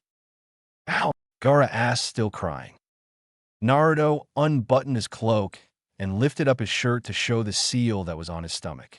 I also have a bijou sealed into me, Naruto said, pulling his shirt back down and buttoning his cloak back up. Everyone in the stands that was from the village was surprised that the demon container was back. The villagers were starting to get angry that he dared to come back to their village. Sasuke was furious that Naruto interrupted his match, and for all the things he has done to him. He will die, Sasuke thought as he charged up another Chidori. I thought I was alone, but now I have found someone like me, Gaara whispered. Then he did something his brother and sister thought they would ever see. Gaara smiled. I'm glad to see that you're finally happy, but I need to G-dash, Naruto said, but was interrupted when a Chidori was plunged through his stomach. No, Gaara whispered as Naruto slid off Sasuke's arm. Sasuke was grinning from ear to ear. I finally did it. I killed him.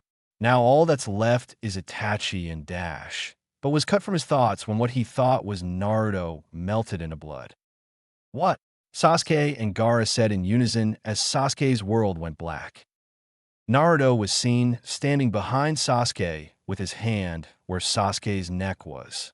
You are depredicable, Naruto said emotionlessly. Gaara shot toward Naruto and tackled him to the ground, hugging him.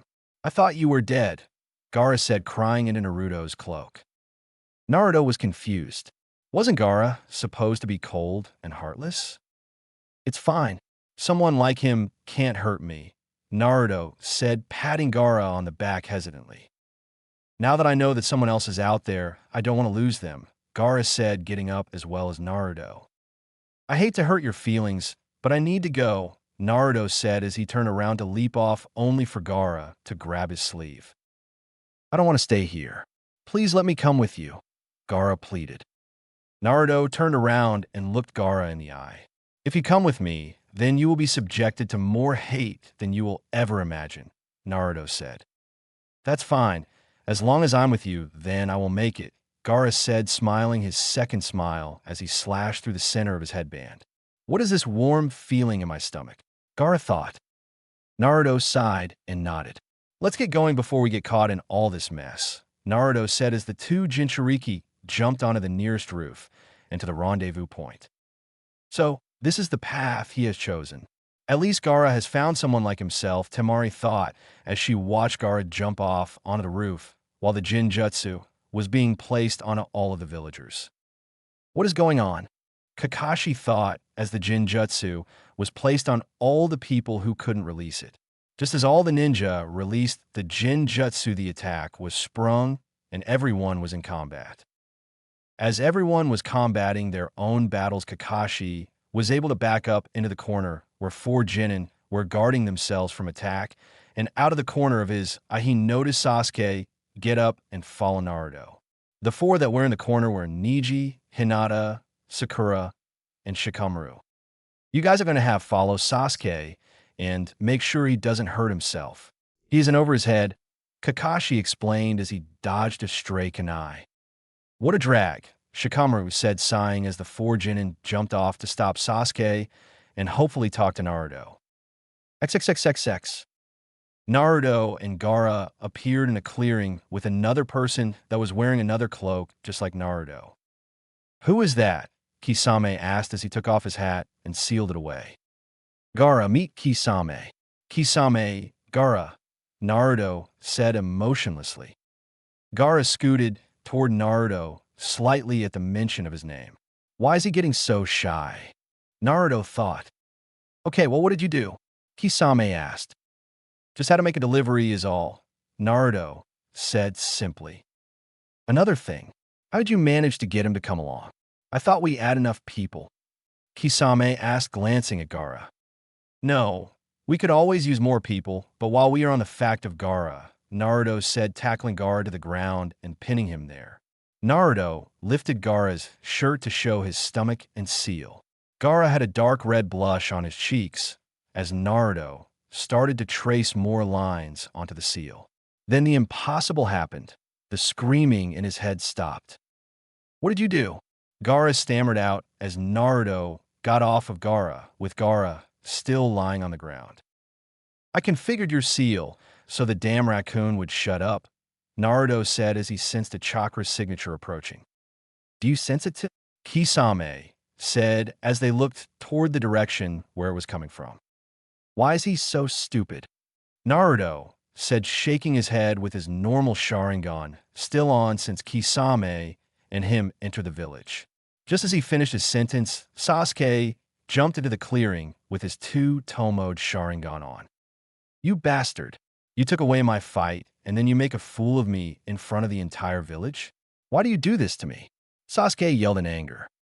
Naruto said nothing back as he stared into Sasuke's eyes with a motionless mask still on ever since he left the base. There are 4 more chakra signatures coming this way.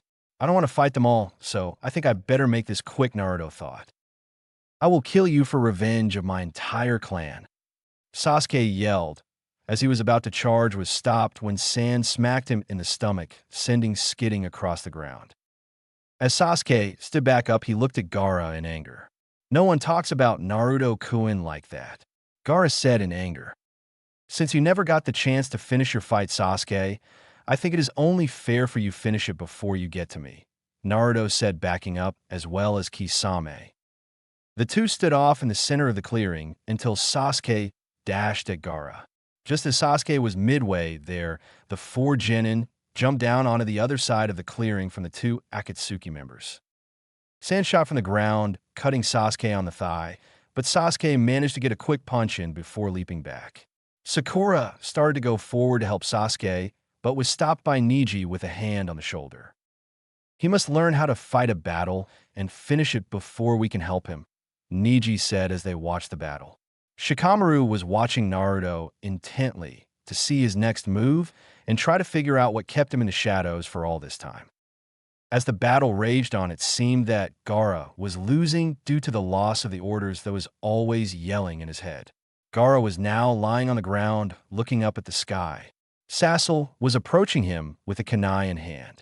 "Is he really going to do what I think he's going to do?" Sakura thought as Sasuke continued to walk toward Gaara. "This is what I deserve for not being able to fight with my own strength," Gaara thought as he awaited the pain to come and wash over him. Everyone watched as Sasuke bent over and put the kunai to Gaara's neck. Just as Sasuke was about to cut, he was stopped when a red lighting shot across the ground and air and struck Sasuke directly. Sasuke was barely able to stay awake to see what happens next. Naruto made 3 clones and stationed them between Sasuke and the Genin.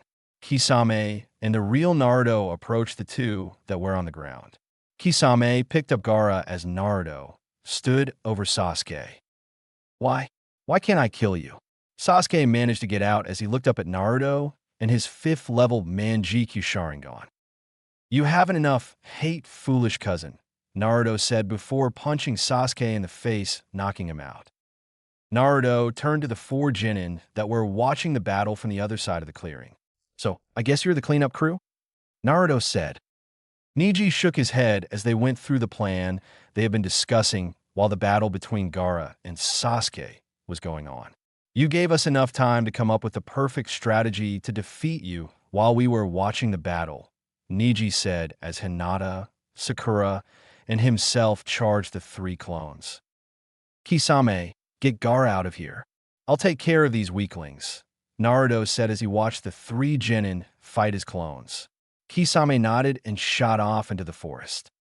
As the three clones started to disappear, the only ones left in the field was a knocked-out Sasuke, three tired bunch of genin, and Shikamaru.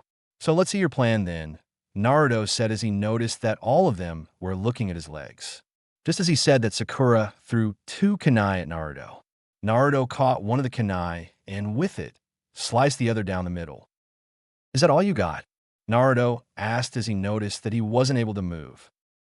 Kage main success, Shikamaru said as he lifted his arms to test. Niji quickly shot forwards and started to close all of Naruto's chakra points. Well, it looks like we outsmarted you, Naruto, Niji said, smiling. Well, it looks like he wasn't all that complicated after all, but man was it hard, try to hold him, still Shikamaru thought as he leaned against a tree. No, no, no. I will not let this happen. But what can I do?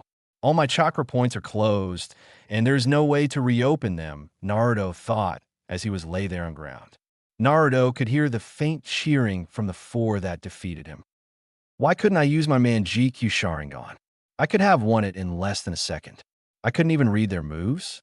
Now that the fox is almost gone, I can't use his chakra to reopen my points either, Naruto thought in defeat. I made it so you couldn't use your man GQ Sharingan, Kyuubi said in the back of his mind. Why did you do something like that? Naruto asked.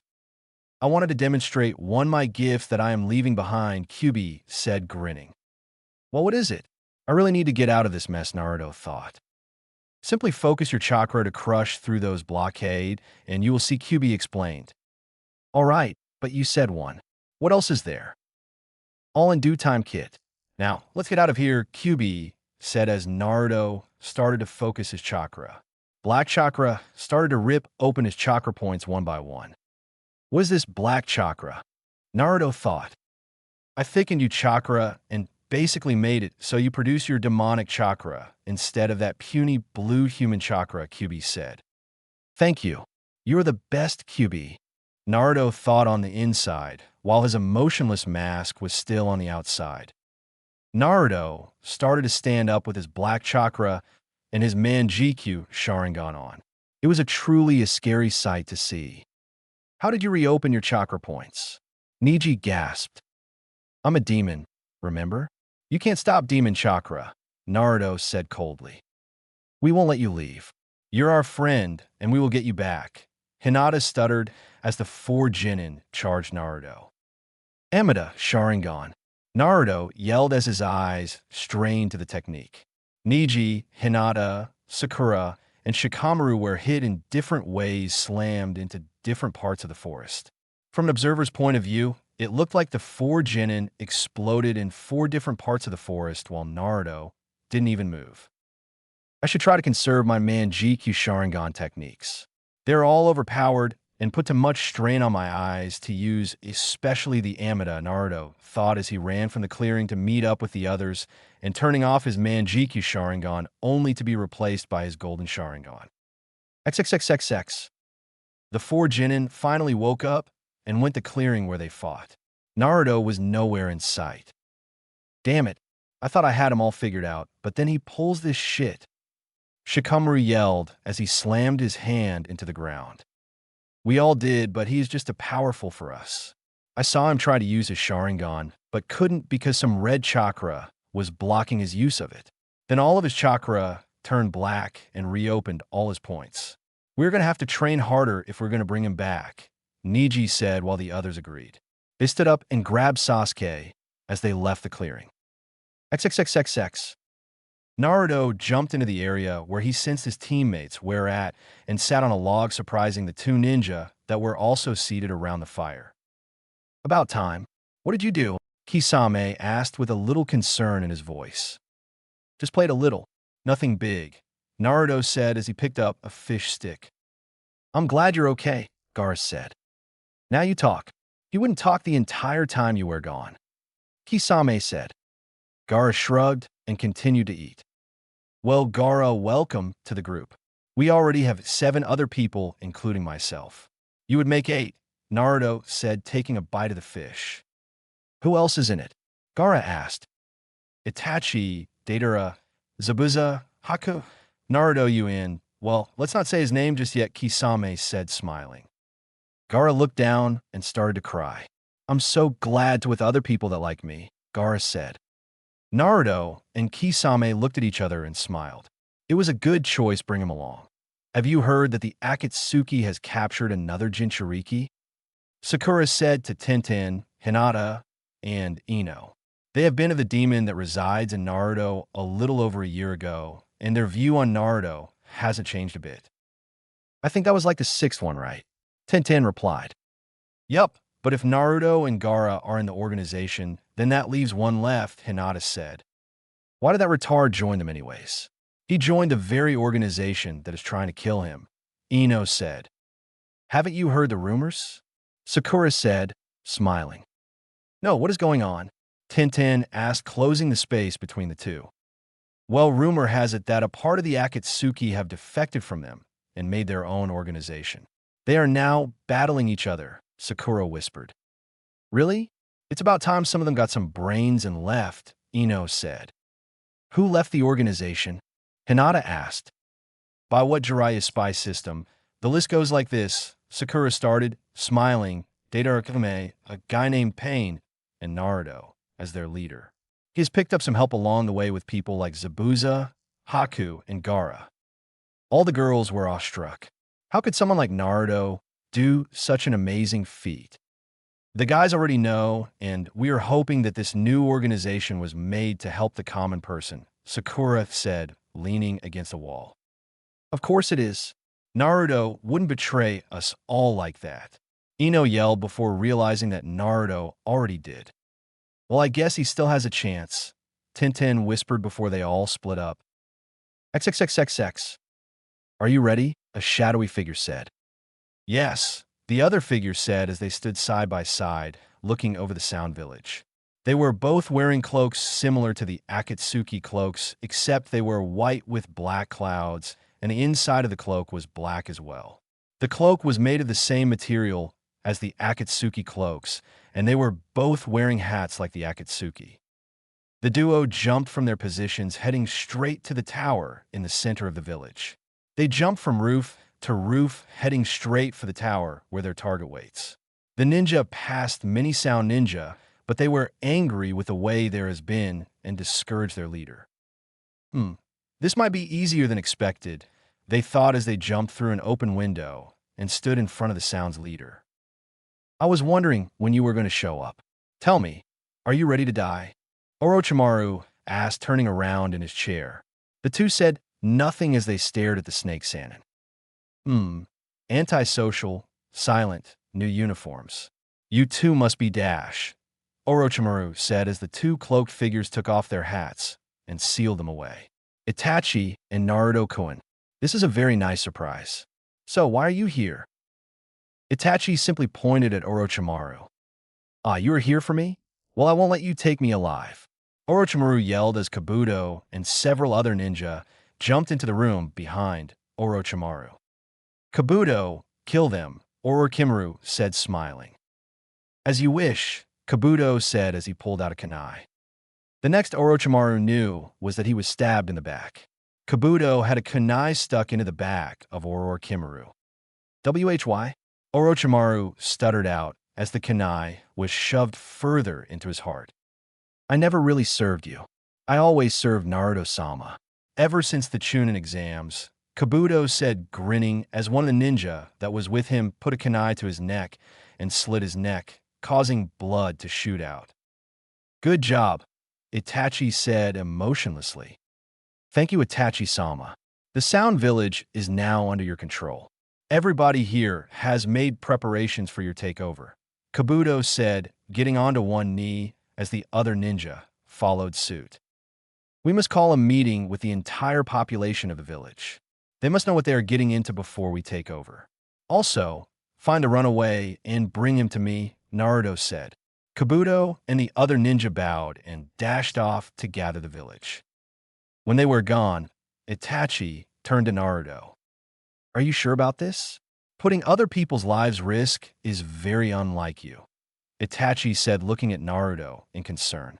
Naruto never puts other people's lives at risk for his own gain. It's so unlike him to be doing this. Yes, this must be done. I'm going to ask them before they accept the offer. They will know what will happen to them, Naruto said as he walked over the large chair and sat down. If you think this is a good idea, then I believe you. You have earned that from me over the years, Itachi said as he walked over to the window and looked out to the streets.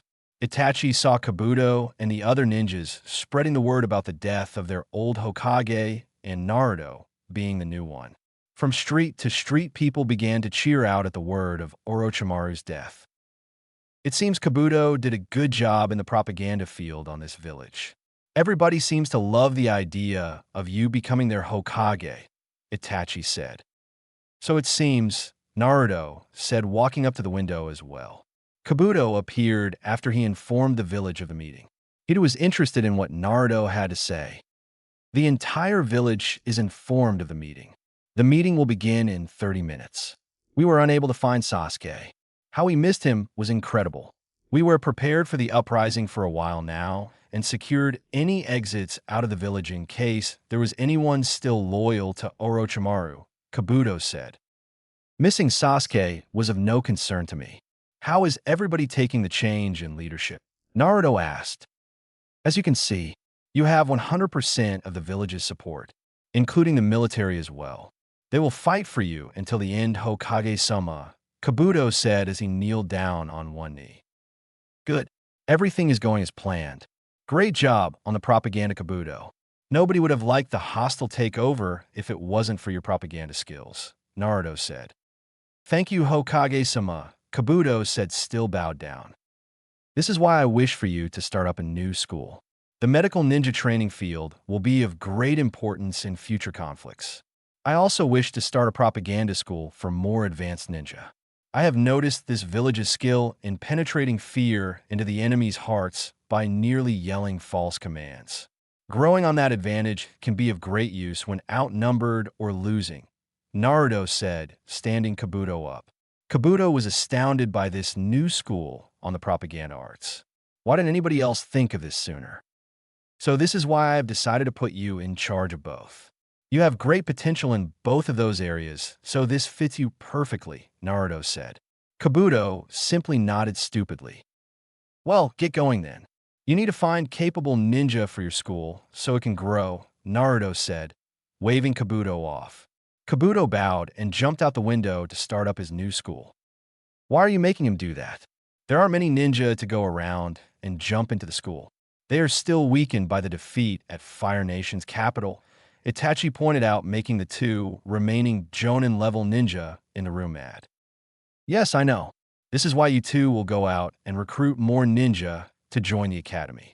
We need more ninja we ever get attacked, Naruto said to the two Jonin in the room. As you wish, Hokage-sama, the Jonin said in unison and disappeared from the room. And that leaves you, Itachi-kun, Naruto said, looking at said person. What will you have me do, Naruto-kun? Itachi asked. I want you to find the most capable ninja in the village and bring them to me. I want to train them myself, Naruto said, as he got ready for his speech. As you wish, Naruto-kun, Itachi said with a wink as he jumped off. XXXXX 30 minutes later. Everybody was still celebrating over the death of their former leader and the coming of their new one as they walked to the village's square. Finally, he is dead, one man said as they walked. Yes, we have a purpose now that snake bastard is dead, another woman yelled as she got cheers from the crowd. The large square was packed full of civilians as the roofs had ninja and civilians looking up at the Hokage Tower. The Hokage Tower in sound was more like a mansion due to the money Orochimaru put into it and reached up too far for a ninja to jump into. The only way to get up the building was by the tree climbing exercise taught in all nations. Even then, the building had chakra suppressors on the side of the building, so when turned on, nobody could walk on the sides of the building. The square was just as large as the tower. It was able to hold 3/4 of the entire population of Sound, which was saying something. Kabuto's propaganda skills were at work even before Naruto took over. The population was dwindling when their nation lost against the Fire Nation. But once Kabuto started the propaganda campaign in surrounding nation, people started to come back faster than the village could handle. Once a small, poor village, the massive amount of people joining the village made it 3 times larger than Konoha, as well as the other cities in the country. Once word gets to them of the death of Orochimaru, they will be cheering with all the people in their capital. As Naruto and Itachi walked out onto the stage, people started screaming and cheering. They were the ones that would get them out of poverty and humiliation of being at war with the Leaf. Their black and white cloaks have become a symbol of hope to the people of Sound, and they hope it would do just that. We have officially killed the one known as Orochimaru, and my organization, which is known as Yanakuchi, will be taking over the country of Sound from here on out unless you accept this one condition, Naruto said over the microphone. Everybody went quiet to wait and hear what Naruto had to say. If you accept this condition, then you will be subjected to extreme hatred from other countries, but in the end it will be for the greater good, Naruto said to the crowd. Everyone was still listening to him, so that must mean that they still want to hear him out. Well, here goes everything Naruto thought as he told the entire country his condition. XXXXX. Everybody was taking it surprisingly well. Naruto told them of the consequences that lie in the future if they lost this war, but they knew what would happen if they lost it as well. It was a win-win situation for them. If they won this war, then they would be the largest country in the world, but if they lost, then they would be the scapegoat for a new world order. It seems that they agreed to the condition, Kabuto said, walking up to the 2 Yanakuchi ninja. That went surprisingly well. I thought they were going to throw us out, Itachi said emotionlessly. Indeed. Now then, let's rebuild this country together, Naruto answered while telling the crowd the last part. The entire village went up in cheers as the people began to celebrate for their new leader. XXXXX. Wow, Tsunade said out loud as she read the scroll about what is going on in their neighboring country. What happened? Shizune asked from across the office. That the group Naruto has started up just seized control of the Sound Country and killed Orochimaru, Tsunade said, still believing what she is reading. Shizune almost fainted at hearing the news about Orochimaru. What are we going to do? Shizune asked. Shizune knew that Tsunade saw Naruto as a son. The way his friends described him made her believe that was so. The scroll that was sent by Sound says that they want peace after we open the next scroll, Tsunade said looking at the other scroll. Is it a trap? Shizune asked. No, it's a simple storage scroll, Tsunade said before opening it.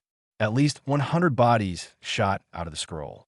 The top one had a note on his back, reading "No more spies, or they will end up like this." Tsunade sighed at this. What did she do? It was either stay at war with Sound, try and find their capital, or make peace with them. Call the council. We need to talk, Tsunade said before walking to the council room. XXXXX. What is this all about, Tsunade-sama? An elderly council member asked. Sound has sent us a peace offering in hopes to end the bloodshed between us, Tsunade said, shocking the councilman. Orochimaru would never send a peace offer to the one place he despises. It must be a trick. What do our spies inside the country say? The elderly man asked. Orochimaru was killed by the group, known as Yanakuchi, and have taken over the country. As for the spies, they are all dead, Tsunade said. All of them. There were at least 100 men in that country looking for their capital. And isn't it the demons group that took them over? The elderly man exclaimed. His name is Naruto, and yes, they killed them all, Tsunade said. We will not have peace with those beasts. We have no choice. It's either stay at war and keep looking for their capital or agree to the peace agreement and rebuild, Tsunade retorted. No, we will find that capital and it will burn, the man yelled. Are you stupid? It will take years to find that capital, and once we do, it will be heavily defended. It will only weaken us and leave us open to attack from another country. Also, holding on to the village would be next to impossible because of the people's fierce devotion to Naruto. They think of him as a symbol of hope, and they would all die trying to hold that city, Hayashi exclaimed after reading the scroll Itachi has sent to them. The civilian council began to talk amongst themselves. Fine, we agree to the peace. We still have some rebuilding after the harsh attack on our village anyway, the elderly man said as both the ninja and the civilian have nodded in agreement. If everybody is in agreement, then we now declare this war over, Tsunade yelled as the entire council went up in cheers. XXXXX. Several days after peace was made with the sound, everybody has heard about the takeover by Yanakuchi. The Leaf Village's general population was not so happy with the way the war turned out. All that happened was their village got sacked by Sand and Sound, and they got away with it. The villagers were not so much angry with Sand, but was furious with Sound. Sand was tricked by Sound into fighting with them, and they lost a Hokage as well. Overall, Sand lost a Hokage, Leaf lost a Hokage, and was dealt major infrastructure damage, and Sound got away with a clean slate. Part of the peace treaty was that the war stopped between the two and no repetitions had to be paid by Sound, thus angering them further. IWA seemed to have taken a liking to Sound and started open trading with the nation. Sound quickly agreed to the trade between them. Wave Country, now one of the largest trading countries, for some reason cut trading with Rain and opened up Sound. Again, Sound agreed quickly. Sound is really coming out of the hole that it dug, Niji said as the large group consisting of Hinata, Tintin, Kiba, Sakura, Ino, Shino, Choji Shikamu, and himself lie across the fourth Hokage's head watching the sunset. Naruto is doing a great job in handling the situation there, Tintin added. But people here hate the Sound more than ever because of him, Ino said. Nothing much we can do about that, Kiba said. Troublesome, Shikamaru said while watching the sun go down. Our village is pretty deep in department, try to repair the damage that was done, but we're almost done. Only a week or two is needed before we complete the repairs, Sakura told the others. We will pay it off once we are done with what is needed, Niji said. Do you think we will have another war with Sound? Tintin asked looking at the ground. No, Naruto won't start another war, but I don't know about us though. The general population hates their guts, so if we do go to war with them, then we will be the ones that start it, Shikamaru said. Yeah, Naruto wouldn't start anything like that, Kiba exclaimed. But how are we going to get back Naruto-kun and Sasuke-kun? Sakura asked. We could track down Sasuke's Hawk group, but getting Naruto back now is almost impossible, Niji replied. Everybody seemed to get a little depressed at hearing it is almost impossible to get Naruto back. We can still get him back. If there is just a sliver of a chance, then we can do it. We have been training for this long, for that very purpose. Nothing can stop us, Kiba exclaimed, smiling. This seemed to brighten everybody up. Once I see you again, I will bring you back, Tintin thought as the sun finally went behind mountains. XXXXX, 1 year later. The year has been great for the economy of Sound. They are now exporting more than they are importing. Their military has grown to be the top number in the world. The general ninja goes as follows. A Sound Genin is equivalent to a low Chunin in Leaf. A Sound Chunin is equivalent to a low Jonin in Leaf. And a Jonin is equivalent to a low Yanbu in Leaf. The training system has intensified, giving the ninja more experience in the field. Naruto has specially trained a small group of ninja to be the elite of the elite. They wore a cloak similar to the Yanakuchi and Akatsuki, except the entire cloak was red and the inside was black. They didn't have the hats, but the cloaks were made of the same metal. They have been trained to never speak a word unless the Naruto tells them to. The people have come to love Naruto and the rest of the Yanakuchi members. They have devoted their lives to helping him in any way possible. Sound was not the only one improving themselves. Leaf, Stone, Sand, Lighting, and Water have all been growing their numbers. Although nowhere near the amount that Sound has, the other countries still have a large amount of ninja on their side. Leaf was able to complete their repairs and pay half of their debt off. It seems everybody was finally at peace. although the countries were still concerned about the extremely large amount of ninja sound controls. Sound simply told everybody that it was a precaution for being squished in between two large powers. Still, that was a large amount. Is a new tactic complete? Naruto asked one of his best strategists. Yes, this new tactic you have come up with is brilliant. Hopefully the other countries will back off and not interfere, the Sound Ninja said. The other nations are so used to the old style of fighting and warfare, they will never see this coming. Naruto said with his Manjikyu Sharingan swirling into appearance as he looked over a map of the continent. Naruto, Pain has delivered the message to his nation. They have all agreed to the condition, Deidara said as they looked over the Sound Village from atop the Hokage Tower. Good. We need Pain's help in all this if we are going to achieve our goal, Naruto said, turning to Deidara. What is your plan? Deidara asked Naruto. He was generally worried what he was planning.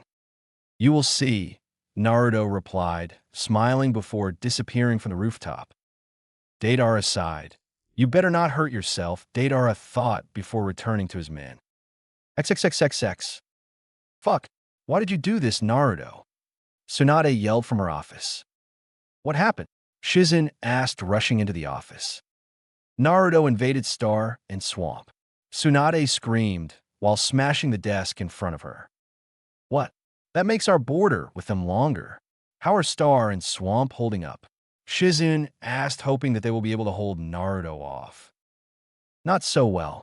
They haven't got to their capital yet, so they got time to defend. What is he doing? Tsunade asked out loud. What do you mean? Shizen asked. Sound isn't heading straight to their capital like we normally do in warfare. They're capturing all the cities along the way. What are you up to? Tsunade asked out loud. Are we going to help them? Shizen asked. No, we can't. We are still paying off war debts from our first conflict with them, and they have a larger ninja count than us by far. We can only watch from afar, Tsunade said gravely while looking out the window toward the battlefield. XXXXX. Naruto Koen did what? Tenten yelled, shaking Miji profusely. Sound and Rain has begun to expand their territory with a new tactic they have been planning, Niji said to the group. What is this new tactic? Shikamaru asked while raising an eyebrow. The traditional style of warfare was fought not on the countryside, but at each other's capitals. Destroying the capital means you have won the war and the people are left to rebuild the village. This new tactic was made, so they take city to city, mile to mile, expanding their territory as they go, and not destroy the cities, but taking them and using them to their advantage. I have no idea if other nations are going to incorporate this new tactic, but it kind of forces them to, Niji said when Tintin stopped shaking him. I see. It turns a battle that used to happen in a day or two into months or even years of combat between the two sides, Shikamaru said out loud. Think of all the deaths that would stack up due to this new style of warfare, Shino said. Everyone now saw just how brutal this new style can be. Why did Naruto Koen do this? Hinata whispered. I don't know, but we're going to have to talk to the Hokage about this, Shikamaru said while standing and running off to see the Hokage. XXXXX. Tsunade's head was about to burst. Both Rain and Sound are expanding their borders. Sound was attacking east and west in hopes to expand their borders, while Rain attacked the disputed territory between Leaf and Sand, and the disputed territory between Sand and Stone. Also making her mad was the invasion of Tea Country by Rain. They were a peaceful country and was sacked by Rain. Neither side shed blood from almost all of Rain's expansions. Sound was a different story altogether. Sound invaded quickly and aggressively, killing all who stood in their way. While Rain's expansion took a little over 2 weeks, Sound conquered Swamp in 1 week and Star a week and a half. Now Sound has set his sights on the disputed territory that was between Lighting and Star and Waterfall Country, while Rain also had their sights on Bird Country. This is bad. Sound and Rain are out of control, and we need to stop them before they gain too much power, Tsunade said to the Jonin that were in front of her. But we are still in debt, Kakashi said. Kakashi and the others were getting angry with the way Naruto is taking smaller countries. I know. We can even trade with sand because of rain. Trade a stop between sound and wave, so that should slow them down a little. Now, bird and waterfall asking for help. What should I do? Tsunade asked the Jonin. Going to war with sound is a bad idea. Maybe rain is a better choice. Guy said, no, rain has been making their army larger as well, and is now equal to ours. Looks like we're sitting out of this war unless we can get more help, Tsunade said, putting her head in hands. Her hands seem to be tied, and she can only watch as Naruto in pain destroys the fragile piece that was in place. XXXXX. When will they get here? The waterfall Kage asked one of his best Jonin. In a matter of minutes. This war is pointless. We're going to lose this fight, then why fight it? We would at least save the people from their suffering, the Jonin asked. No, we are proud people of Waterfall. We will fight until our last breath, the Kage exclaimed. Fine, but whatever happens to the people after the war is on your head, the Jonin spit out before returning to the wall. Sound sent messages to the leaders asking them for their surrender or continue a war they weren't ready for.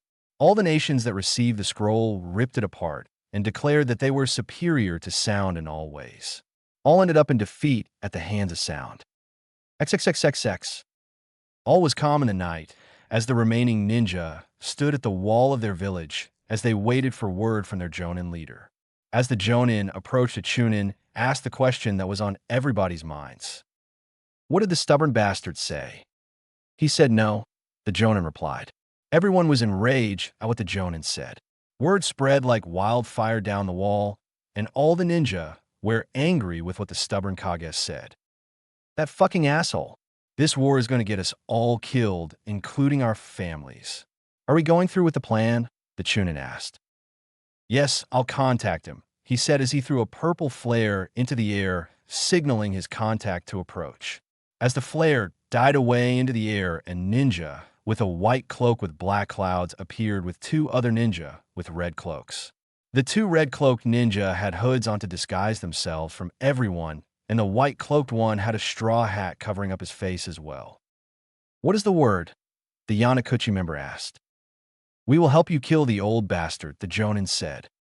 The Yanakuchi member nodded and threw a second flare into the air. The flare burned a bright red as it slowly burned into the ground. As soon as the flare burned away, Sound Ninja were shooting over the wall at amazing speeds, all heading toward the tower at the center of the village. All the Waterfall Ninja joined the group as they began to cut down all the ninja that were still loyal to the Kage. The Yanakuchi member and his honor guards ran past all the fight toward the tower. The village was rather small, so it didn't take long for them to get there. The Kage was seen watching the battle from the top of the tower, with only the fire from his village lighting up the roof. So this is the way my village go out, the Kage said out loud to the two WFPF next to him. So it seems, a voice from behind him said.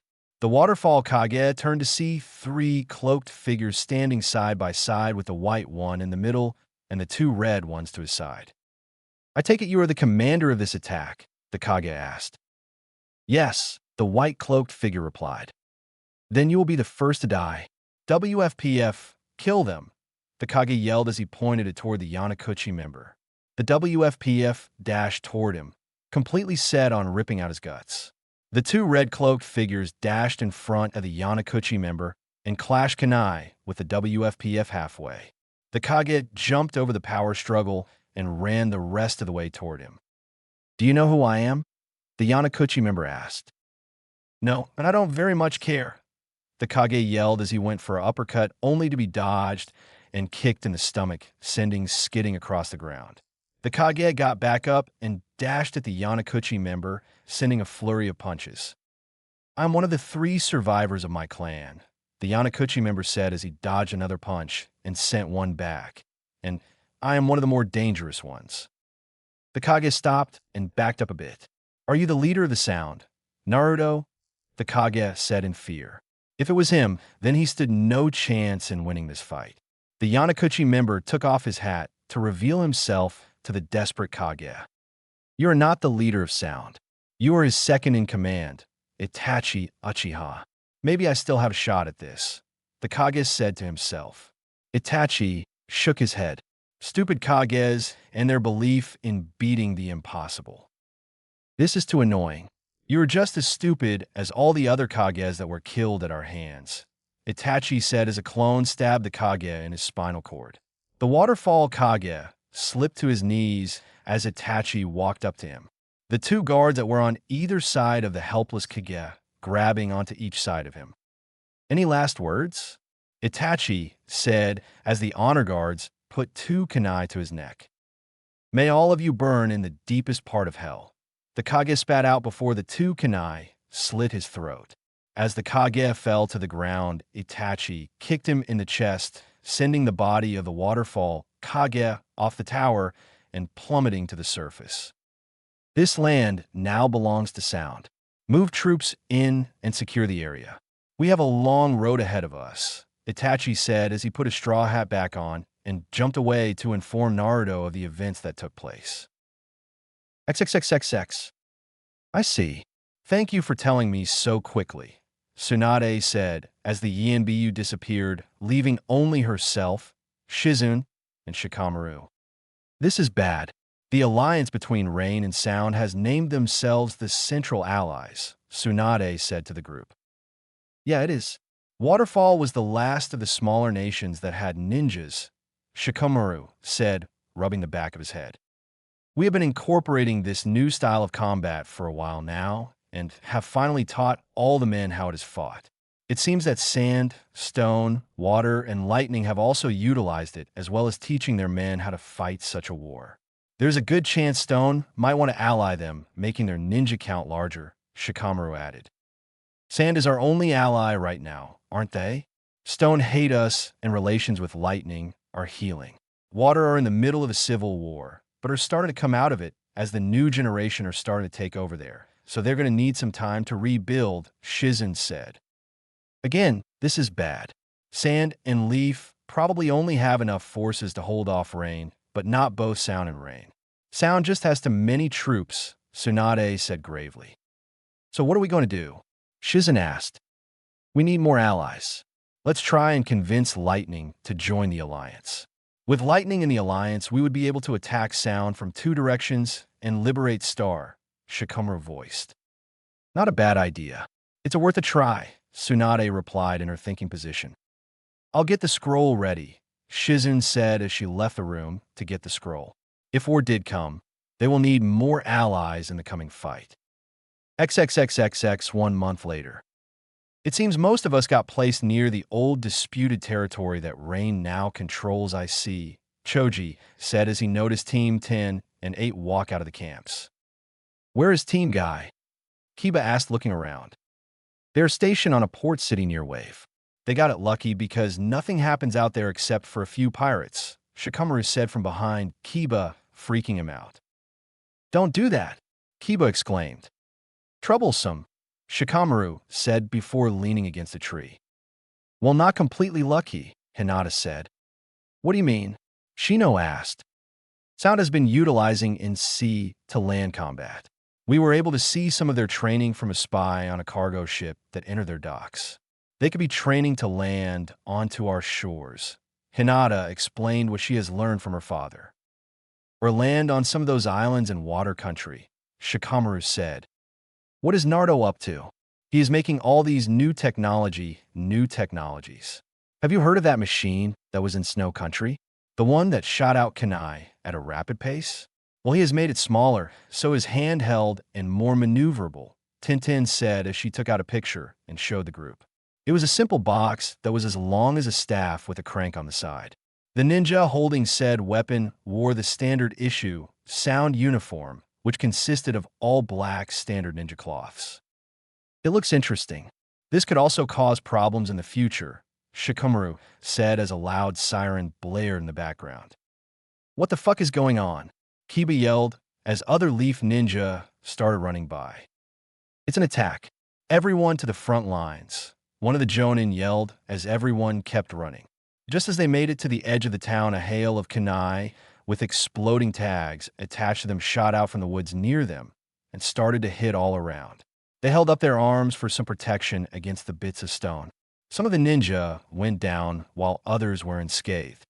The ones that were wounded were screaming for a medic with the dead lying next to them silently. Rain ninja, wearing their slandered uniform, which was similar to Sound's except Rain's was gray, started to leap out from the woods and went into a fierce battle over the edge of the town. All the ninja there started on both sides were using their set skills to defeat their opponents. "Eat this," Choji yelled as he smashed a Rain ninja into the ground, only for another Rain ninja to kick Choji in the ribs. "Damn you!" Kiba punched off the ninja that was on Choji. "Thanks for that," Choji said as he got back up with the help of Kiba. "No problem," Kiba replied as a leaf ninja over the speakers started blurting out orders. "Retreat! Retreat! Fall back into the town! Fall back into the town!" The intercom screamed as everyone started to run back into the city. As the Leaf Ninja retreated, Team 10 and 8 turned to see if they were pursuing them. What they saw next angered them to no end. Most Rain Ninja were chasing him, but some stayed behind and were checking them to be alive, and if they were, they killed them. "Those bastards! They are killing the wounded!" Kiba yelled as they continued to retreat. "That's the way they fight. They're the take-no-prisoners type. We don't do that, but it seems that they do," Shikamaru yelled as the Rain Ninja pursuing them slowed down for the other ninja to catch up. The remaining ninja entered the courtyard. What happened? There were at least 400 men here. Now, there's like 200. Shikamaru yelled in the commander's face. "You think I didn't notice that?" "Most were trapped by the Rain Ninja and are currently fighting. We need to retreat out of the town. This town holds no importance, and we're going to need all the men we can get for future engagements. Everyone, we are leaving," the commander yelled over the intercom. All the ninja started to retreat with their gear. "What about the men still stuck in the town?" Ino asked. "They will have to find their own way out." "Come, we need to leave as well," the commander replied as he just started to leave. The group turned to each other. "He is right. We don't have a choice. If we go to help them, we would be outnumbered and overpowered. Feel sorry for the dead and care for the living," Shikamaru said before they joined the group of retreating ninja. "Good luck," all the Leaf Ninja thought as they exited the courtyard, just as a group of Rain Ninja entered through the other side. The kill-death ratio was 2-1 in Rain's favor. XXXXX. Halten Sie kämpfen, bis ein Sound Sieg ist sicher. A voice over a speak blared. Team Guy were stationed on a coastal city near the Sound border along with 300 other ninja. They were attacked by land, something they weren't ready for. "I can't take it any longer. If we stay here any longer, we are all going to die," one ninja yelled and jumped up and ran away. Several others got up and ran. "Those weaklings! Stay here and fight," said a high-ranking commander. Sound Ninja ran around the corner. The Sound Ninja were outnumbered 2-1, but they seemed confident. Morale must be high after taking 3 nations in less than a month. "Weitere Verstärkungen sind auf dem Weg. Lassen Sie sich nicht auf. Wir haben sie auf der Flucht." Continue to blare out. A couple more men jumped up and ran away, one even going as far as committing suicide. "This is nuts," Lee yelled as he sent a kick to one ninja's head, but was blocked by his partners. 128 palms. Niji yelled as he continued his attack on a Sound Ninja. The Sound Ninja dropped to the ground, knocked out. Almost immediately, another Sound Ninja rammed Niji away from the down ninja. Niji looked up at his attacker and noticed that the ninja had a medic band on his arm showing that he was a medic. The medic picked up the down ninja, jumped away. "Everyone, this is hopeless. This city is lost. Retreat to the next checkpoint," the commander screamed over the intercom before they heard the sound of fighting over the intercom. "Your commander is dead. Please give up and put your hands in the air. Our men will deal with you properly," a Sound Ninja said over the intercom. A group on the street across from them put their hands in the air and walked toward a group of Sound Ninja. One of the Sound Ninja had one of those kunai shooters and sprayed the 5 ninja down. "Those bastards," Tintin yelled as they continued to fall back. One Sound Ninja kicked over another Leaf Ninja and put the weapon to his face and pulled the trigger. One kunai shot out of the weapon and went straight through his head, killing him instantly. As all the Leaf Ninja retreated from the city and made it to the checkpoint and counted the kill-to-death ratio. It was 4:1 in Sound's favor. Keep fighting. This is our last position. If we lose here, we are all going to die, screamed a Stone commander over the megaphone. They were fighting for a key mountain deep into Stone territory on the eastern side of Stone. These mountains held many crop-producing fields that were used to produce food for the Stone Ninja, and since trading with other countries was out of the question, they had to rely on themselves for supplies. The Stone Ninja were being pushed back up the mountain by the Sound Ninja, and many were falling down on the ground as the fierce battle continued. Just as Stone Ninja, where at the edge of the cliff the Sound Ninja stopped pushing and came to a halt. Are they going to let us surrender? They are known for taking no prisoners, so why are they doing it now? Asked a Chunin as the commander came out of the crows of 75 and stood in the ground between the two forces. We would like to ask for surrender. We have nothing left to fight with. Please, let us live, the commander pleaded. They didn't want to die here, of all places. Sound Ninja started to part away to let their commander through. As the last of the ninja parted, a Yanakuchi member gradually walked out in front of the crowd. He was flanked by two figures wearing their famous red cloaks, the honor guards as they were called. The Yanakuchi member took off his hat and sealed it away. You bastard! How could you betray your homeland like this? There will be no forgiveness for what have done, the commander yelled. Deidara smirked and snapped his fingers. The entire side of the kill went up in a large explosion. All the Sound Ninja covered their faces, as the three cloaked men didn't move an inch. That was true art, Deidara yelled, making most of the Sound Ninja sweat drop. Our company leader is retarded, said one of the Sound Ninja as they began to set up camp on the mountain. I hope everyone else's campaign is going better than mine. These mountains are a bitch to get through, Deidara said to one of the honor guards, who in return simply nodded. XXXXX. Bloody sand sprayed everywhere as Sand Ninja began dropping in all directions from sand, shooting from the ground and crushing them. The one responsible was a Yanakuchi member with a large gourd on his back, with several Rain Ninja watching from a distance. This battle was being fought over a trading town in the middle of the desert. I'm sure glad that I am on his side, one of the Rain Ninja whispered as another Sand Ninja tried stabbing him in the back and screaming demon, only to be blocked by more sand and thrown into a wall. Pathetic. Come, we must move quickly if we want to capture the rest of the town, Gara commanded as they went to capture the rest of the town. XXXXX. So this is the lightning supply factory, huh? Haku said out loud to his two honor guards as they looked at the walls of supply factory from a distance. The factory was placed in an enormous city that was ready to be defended at all cost. Yup, lightning has pulled all of their remaining forces into this one spot. Be prepared for a long fight, said one of the honor guards. So that is why we hardly had any resistance up until now. They were trying to pull us here, Haku said. So it seems, said the other honor guard. Get the men ready to attack in 2 days' time and call reinforcements in. I have a feeling we are going to need them, Haku said gravely. XXXXX. It's great to be home, Kisame yelled as he stretched out his limbs. Shut the fuck up.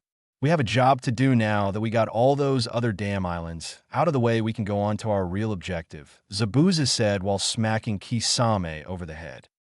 Right, kill the Mizuki's thing. I got it. Well, let's get to killing then. My blade needs some fun anyways, Kisame said, smirking with the Sound Ninja close behind him and wanting some blood.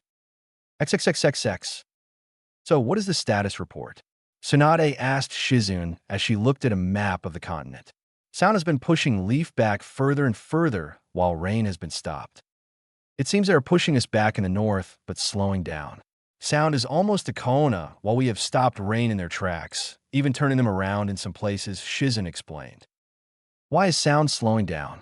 Tsunade asked. We aren't completely certain, but we think their men are spread out too thin for them to attack at full strength like they have during the beginning of the war, Shizune explained. Will they reach here? Tsunade asked. In a matter of days, Shizen replied gravely. Then let us be ready, Tsunade replied as she wrote down on a scroll and rolled it up. She called it an ANBU after she was done writing. Give this to a runner and tell him to run this to the Western commander, Tsunade told the ANBU. The ANBU nodded and jumped away. We won't let them take this village no matter what, Tsunade told Shizun, who nodded in agreement. XXXXX. So they are well defended? Itachi asked a shady figure in the woods outside of Kona. Yes, the weak points are located here, here, and here, the figure said, pointing at points on a map of Kona. Thank you. I'm glad I got Haku to ask you to join us, Naruto said as he walked up behind the spy. The spy jumped into the moonlight, breaking through the trees to reveal Sai. It's no problem, but please don't scare me like that, Sai said, rubbing the back of his neck. When will the attack begin? Sai asked. Soon, Naruto said as both he and Itachi puffed out of existence. XXXXX. Tsunade was seen leaning against a post atop the Hokage Tower with teams 7, 8, 10, Guy, and their leaders. Even Jiraiya was there. They normally meet up on top of the Hokage Tower to talk and catch up. The teams have been stationed back here for the incoming attack on their capital. Sound being so close makes me worry, Sakura said to everyone. I know how it feels. I didn't think they would make it this far, Tintin replied. It's not like they can take the village because they don't know our weak points, Kiba yelled victoriously, making Sai flinch. Stone has finally stopped Sound's advance and counterattacked. We have finally met up with Sand to the west. Rain is basically in full retreat.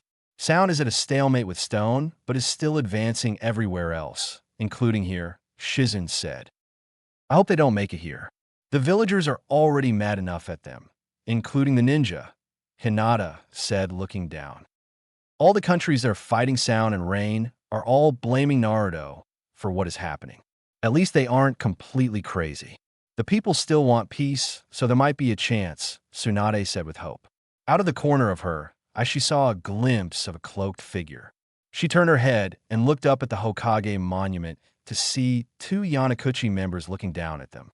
One was standing on the third's head, while the other was standing on the fourth head.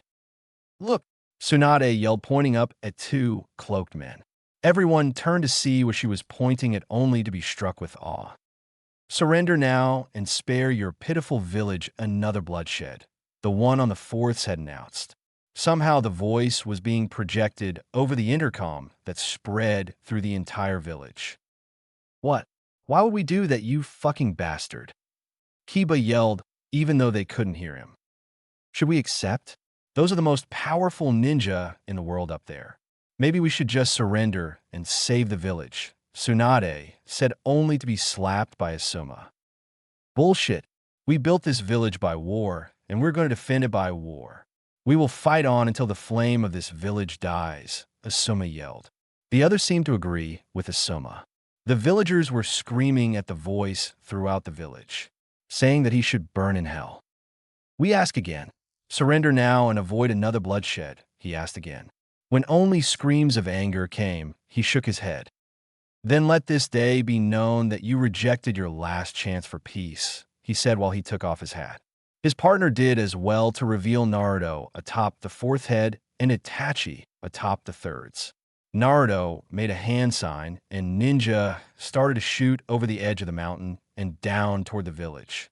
As the ninja ran past Naruto, said Ninja walked up to Kabuto, who was standing several feet away, and handed him a headset. Tsunade responded by calling all ninja to battle stations around the village and at the base of it as well. Naruto and Itachi jumped down to the Hokage and landed on the other side of the population that was already there. How are you? Naruto asked emotionlessly with sound of battle all around them. You just attacked your home and just say hello. I can't believe you. Sakura yelled as she threw her arms into the air.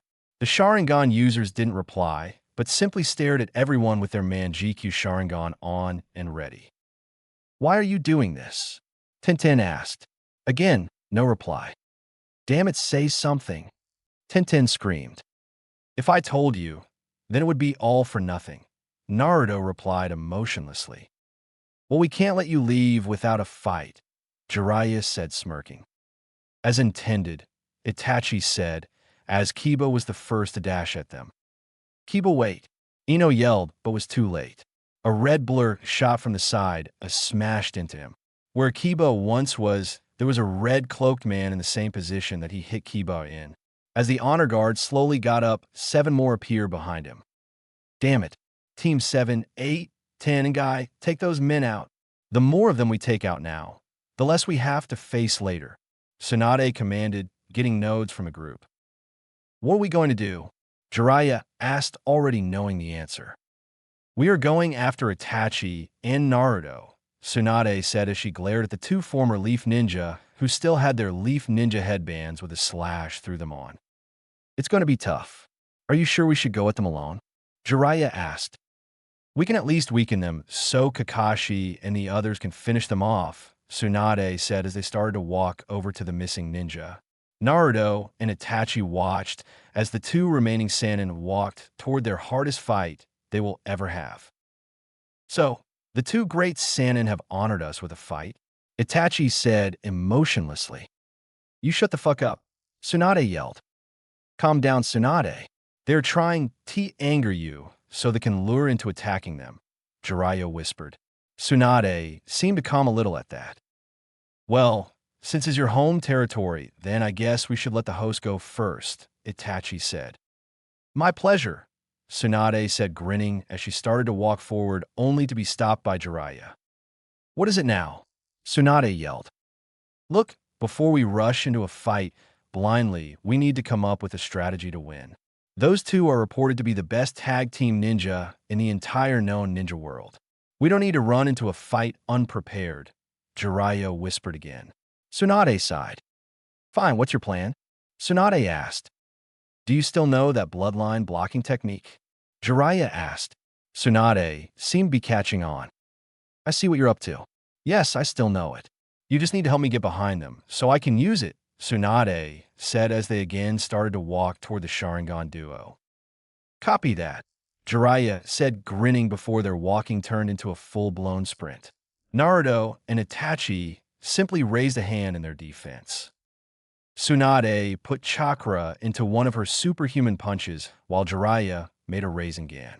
As Jiraiya and Tsunade made it to their targets, Naruto and Itachi jumped over their attacks, just barely missing them. While the offending attacks were under them, they simultaneously grabbed their arms and pushed the attacks into each other. The Sannin quickly dissipated their attacks before they could collide. Jiraiya grabbed Tsunade's arm and twisted, making her spin a circle. Tsunade understood what he was going after and used the momentum to kick Itachi, who was the one over her. Itachi blocked the kick, but was still sent high into the air. Naruto went down onto the intertwined arms with a kunai, forcing them to let go on the way down. When Tsunade and Jiraiya hit the ground, Naruto punched Jiraiya in the face, sending skidding across the roof. Tsunade took the chance to get behind Naruto, only for when she was about to hit the nerve to cut off the bloodline. Itachi kicked her in the ribs from the side, also making her skid across the roof next to Jiraiya. Damn it, I was so close, Tsunade said as she and Jiraiya got up and readied themselves for round 2. Only this time, Naruto and Itachi took the offensive. Naruto went after Jiraiya, while Itachi went after Tsunade. Fuck, they're fast, Jiraiya yelled as he just barely dodged a kick to the head.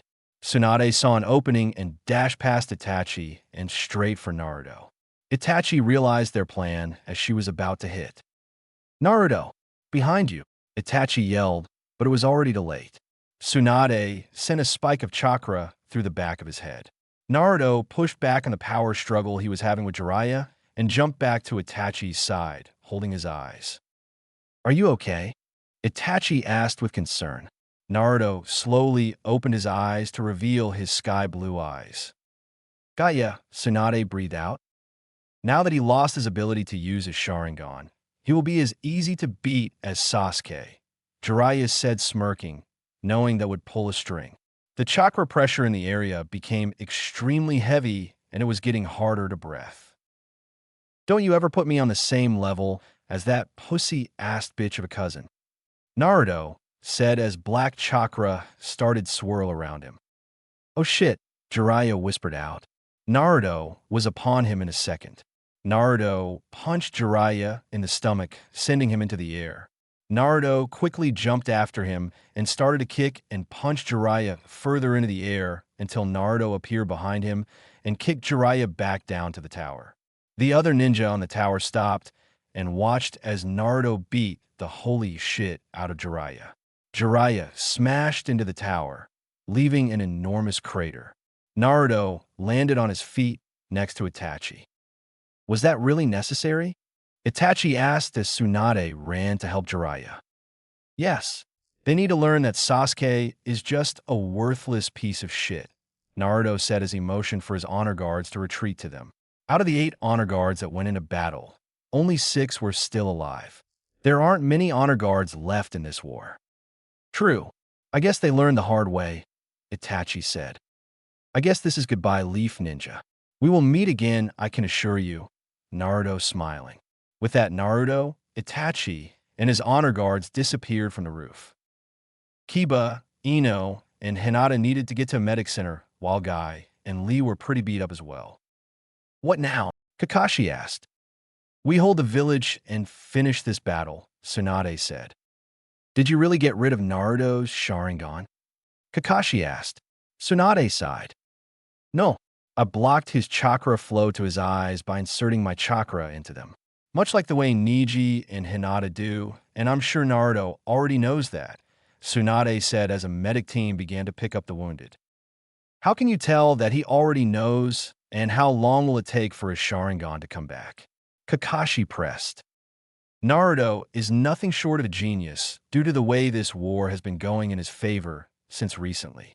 And as for the later question, for a normal person 1 month, but for Naruto 2 weeks, Tsunade said as she watched the battle over the village rages on. Why does Naruto get half the time while everyone else is a month? I thought the seal the 4th put on him gets rid of the demon inside of him. Kakashi asked. It does, but I guess the demon left him a present.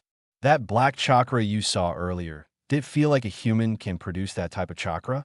It looks like our fox friend left Naruto with the ability to produce demonic chakra, Tsunade said smirking.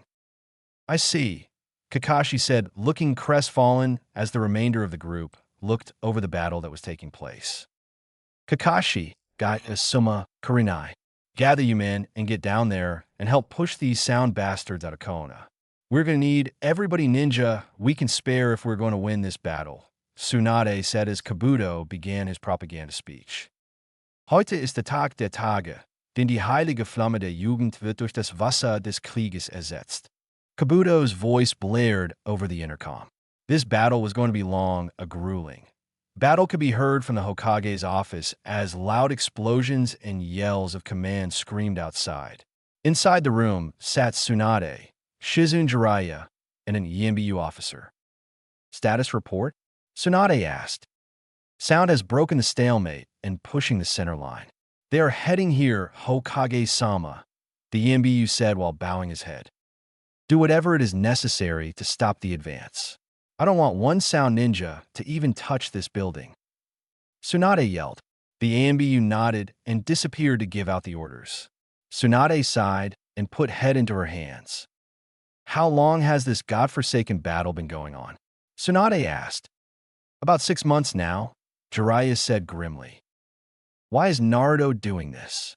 This only hurting themselves, Shizune said. But this also hurting us as well.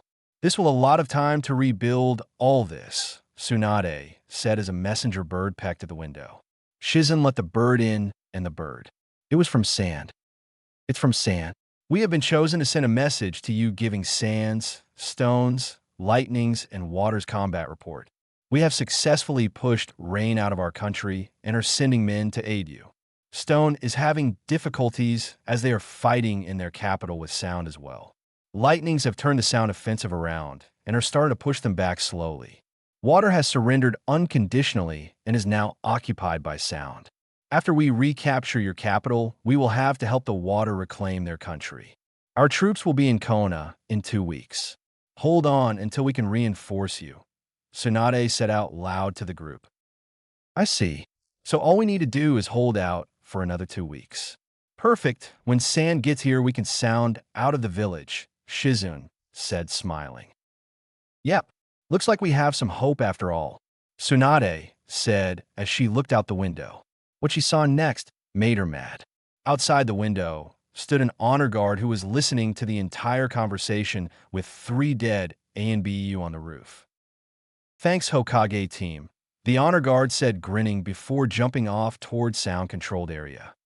Damn it, we need to catch him, Jiraiya said. He put a foot on the window only to be stopped by Tsunade. It's no use. He will tell the information to other runners and the news will spread like wildfire. Both our ninja and theirs will hear it in a matter of hours, Tsunade said, shaking her head. This might be a good thing. The news of reinforcements will raise morale among our ninja from the already dead level it was at, Shizun said. True, but think of the downside to this. One sound hears this only make them desperate and fight harder to kick us out of the city. Unlike most nations that would give up in a position like this, Sound doesn't give up as easily. Naruto's forces have been trained to never give up, so we must look forward for them fight, even when Sand gets here, Jiraiya said informatively as another blast from Kabuto's propaganda screamed over the intercom. Agreed, but the news will still bring morale to the ninja, Tsunade said, looking at the bright side. Just then an ANBU appeared in the office. Hokage-sama, we need to relocate you to another location, the ANBU said. Are they pushing us that far? Tsunade asked. I'm afraid so. We will hold this building until the last man, Hokage-sama. They will not take it without spilling more of their own blood than ours, the ANBU said before 2 more ANBU appeared for the escorting. Let's go. Bring all the scrolls from vault as possible. Sweep it out and make sure there is nothing left inside, Tsunade ordered Jiraiya, who nodded in return. Let's hope they get here in time, Tsunade whispered as everyone in the room exited it either by window, door, or by jutsu. XXXXX. Fall back. This isn't working, Kakashi yelled to all the men that were under his command. All the Jonin had a certain amount of men under their command. The Leaf Ninja just tried to counter their offensive, but was ripped to shreds from sound gunners. Think of the guns that were used in the Naruto movie in Snow Country, except smaller, but small enough to carry around for run and gunning uses. They were placed all over the place, up in windows, behind walls, everywhere. These new weapons made it hard to counterattack, as the Sound were much more resourceful with these weapons than Rain was. As Kakashi and all the other ninja retreated, the Sound Ninja was hot on their tails, trying to mow down any ninja they could. A ninja next to Kakashi went down by a kunai to the back of the neck, and then another to the other side of him went down by a fire jutsu. Kakashi and the remaining ninja made it to their line where the ninja who didn't attack waited. When Kakashi jumped over the wall, several Sound ninja jumped over a minute later, and the battle ensued. Leaf and Sound smashed into each other with tremendous force, leaving many on the ground. Kakashi saw some Sound gunners moving up to take positions in the nearby building and 3 Leaf ninja running in shortly afterwards. If the gunners set up in those windows, then they would again have to retreat. Shikamaru, Kiba, get over to those gunners and take them out, Kakashi yelled as he blocked a kunai that was coming for his face. Gotcha. You come with me. Let's take those guys out, Kiba yelled as Shikamaru, Kiba, and 2 other Chunin went into the building. The 4 ninja opened the door and noticed that the building was eerily dark. The only light was from the fire from the buildings around them.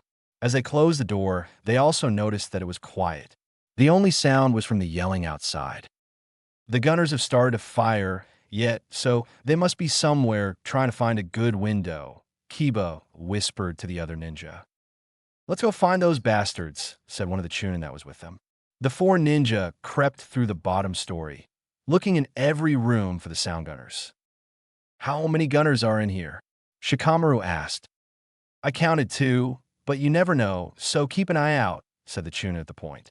They went through the entire bottom story except for one last room where the door seemed to be smashed open. What they saw next horrified them. Blood was everywhere, and the mangled bodies of 3 leaf ninja were desecrated. "Those bastards! We will kill them, for they have done," yelled one of the Chunin as he ran out of the room toward the stairs. "Wait!" Shikamaru yelled as they chased him down the hall up the stairs. As they rounded the corner, they watched as the Chunin got ripped to shreds and pinned to the wall by Kanai. "Motherfuckers," said the last Chunin as he started hand signs and ran around the corner. "Fireball no jutsu!" The Chunin yelled and shot a fireball down the hall. The 3 remaining ninja heard a scream from the end and dashed down the hall. The sound gunner lay dead, burning on the ground. The Chunin began punching the dead body of the sound ninja. "You bastard! You killed my brother, you fucker!" the Chunin yelled as he continued to punch the body. Kiba and Shikamaru could only watch as the Chunin hit the body until they remembered something. "Hey, where's the other gunner?" Kiba asked. As if on K, Kanai ripped through the wall, hitting the other Chunin all over his body. He was dead before he hit the ground. "What the fuck are with these guys?" Kiba yelled as he ducked into another room. The Kanai finally stopped, and he heard the sound ninja open the door he was in.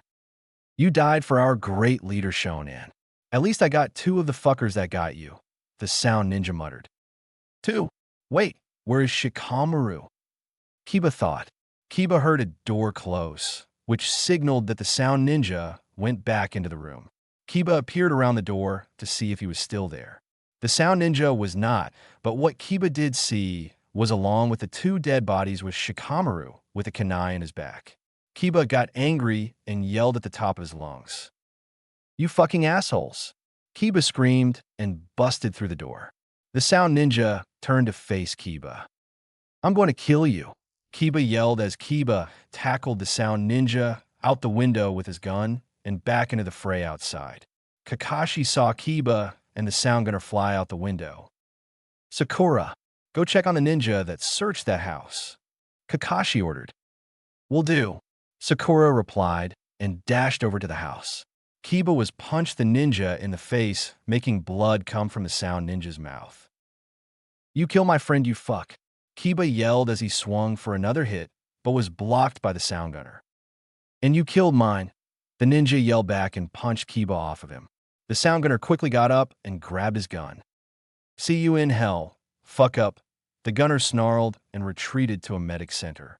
Kiba simply lay there thinking of what the gunner said.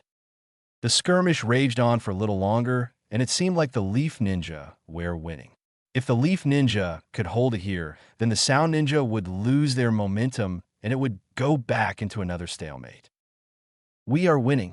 Keep up the pressure," said another Jonin who seemed to be smiling until he saw the one thing nobody wanted to see. Atop one of the buildings stood a ninja with a white cloak, straw hat, and 2 red cloaked bodyguards.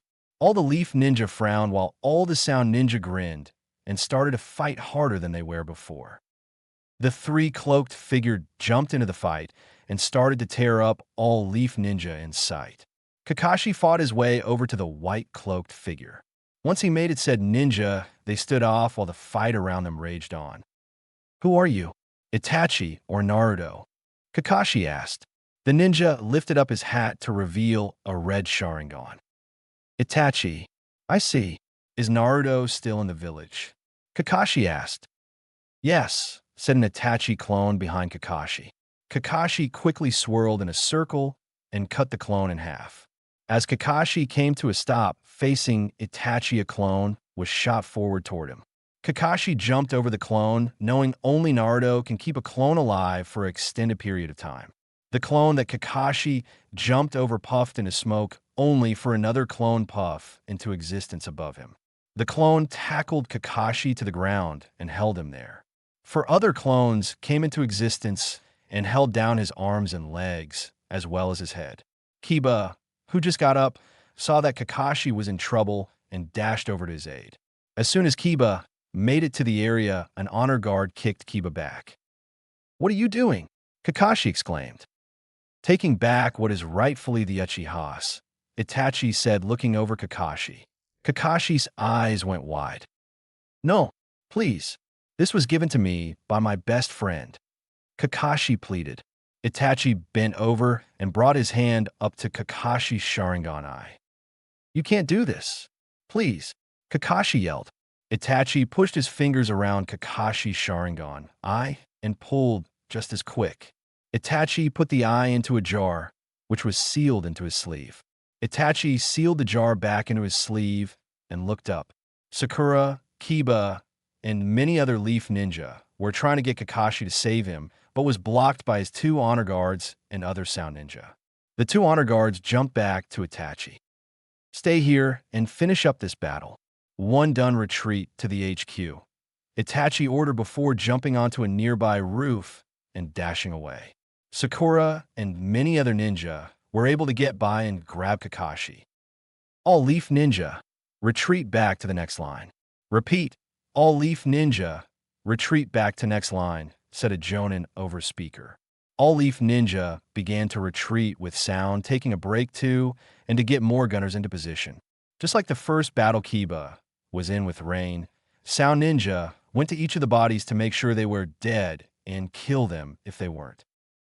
XXXXX 1 week until reinforcements arrive. Sound Ninja has finally made it to the Hokage Tower, and fighting inside the tower have been raging on for 3 days. Every room the Sound Ninja entered was either met by a trap or Leaf Ninja ready to fight until the end. Casualties were very high for both sides as the Sound Ninja slowly took the tower floor by floor.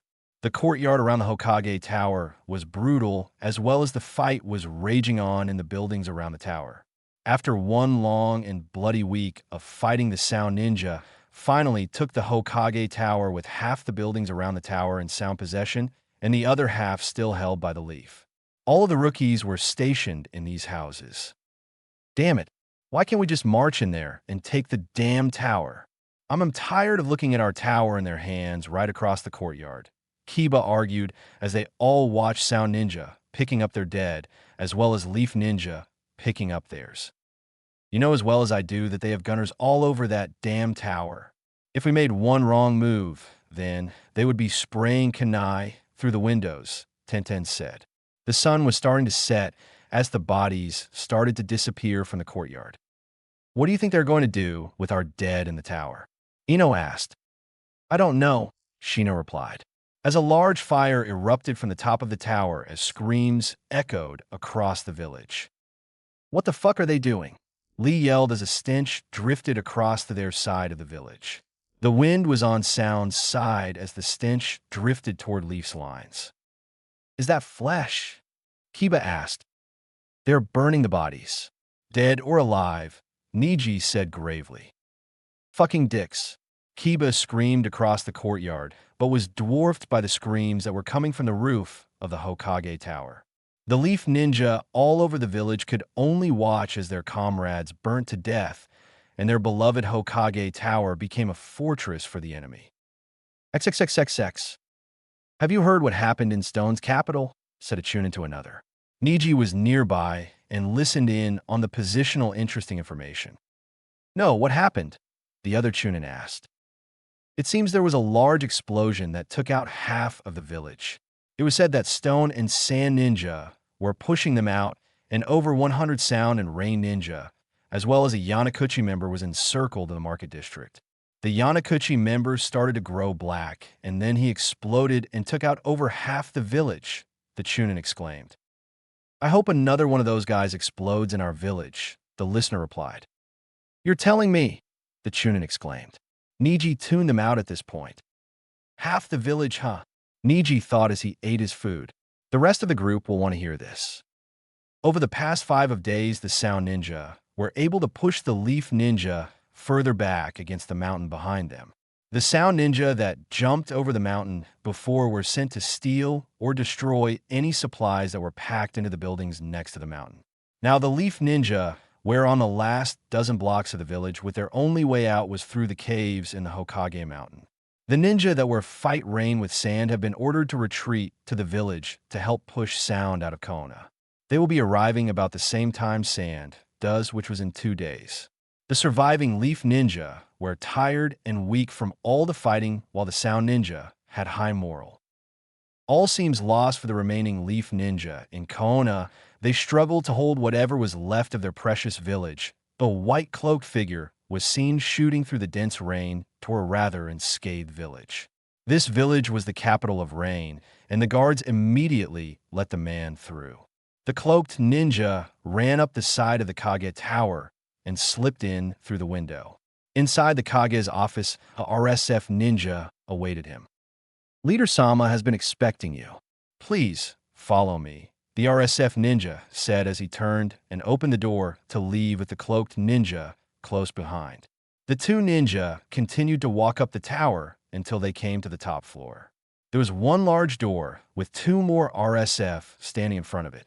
As they approached the door, the two ninja bowed and opened it. The RSF ninja stopped at the entrance. "This is where I stop. You know the rules about Kages, correct?" "Good. See you soon," the RSF captain said and walked away. The two RSF ninja outside closed the door behind him. The unknown ninja continued to walk and came to a stop in front of a large figure. Pipes seemed to be coming out of the wall and connect to what seemed to be a person. "Hello, Naruto," the figure said as he opened his eyes to reveal a pair of Rinnegan eyes. "Hello, Nagato," Naruto said in an emotionless voice. "What have you called me here for?" Naruto asked. This was new for him. Nagato never calls meetings. Nagato sighed, always to the point. "As you know, my men are being pushed back out of the other nations," Nagato said. "Yes, so are mine," Naruto said. "They are going to be here in a matter of months, and I will most certainly die unless I escape. But if I die, then the Rinnegan will be lost forever," Nagato continued. "Where are you getting at?" Naruto asked, curious. "I have made a special seal that will allow me to transfer one of my 6 paths to you and all the power that goes along with it," Nagato said bluntly.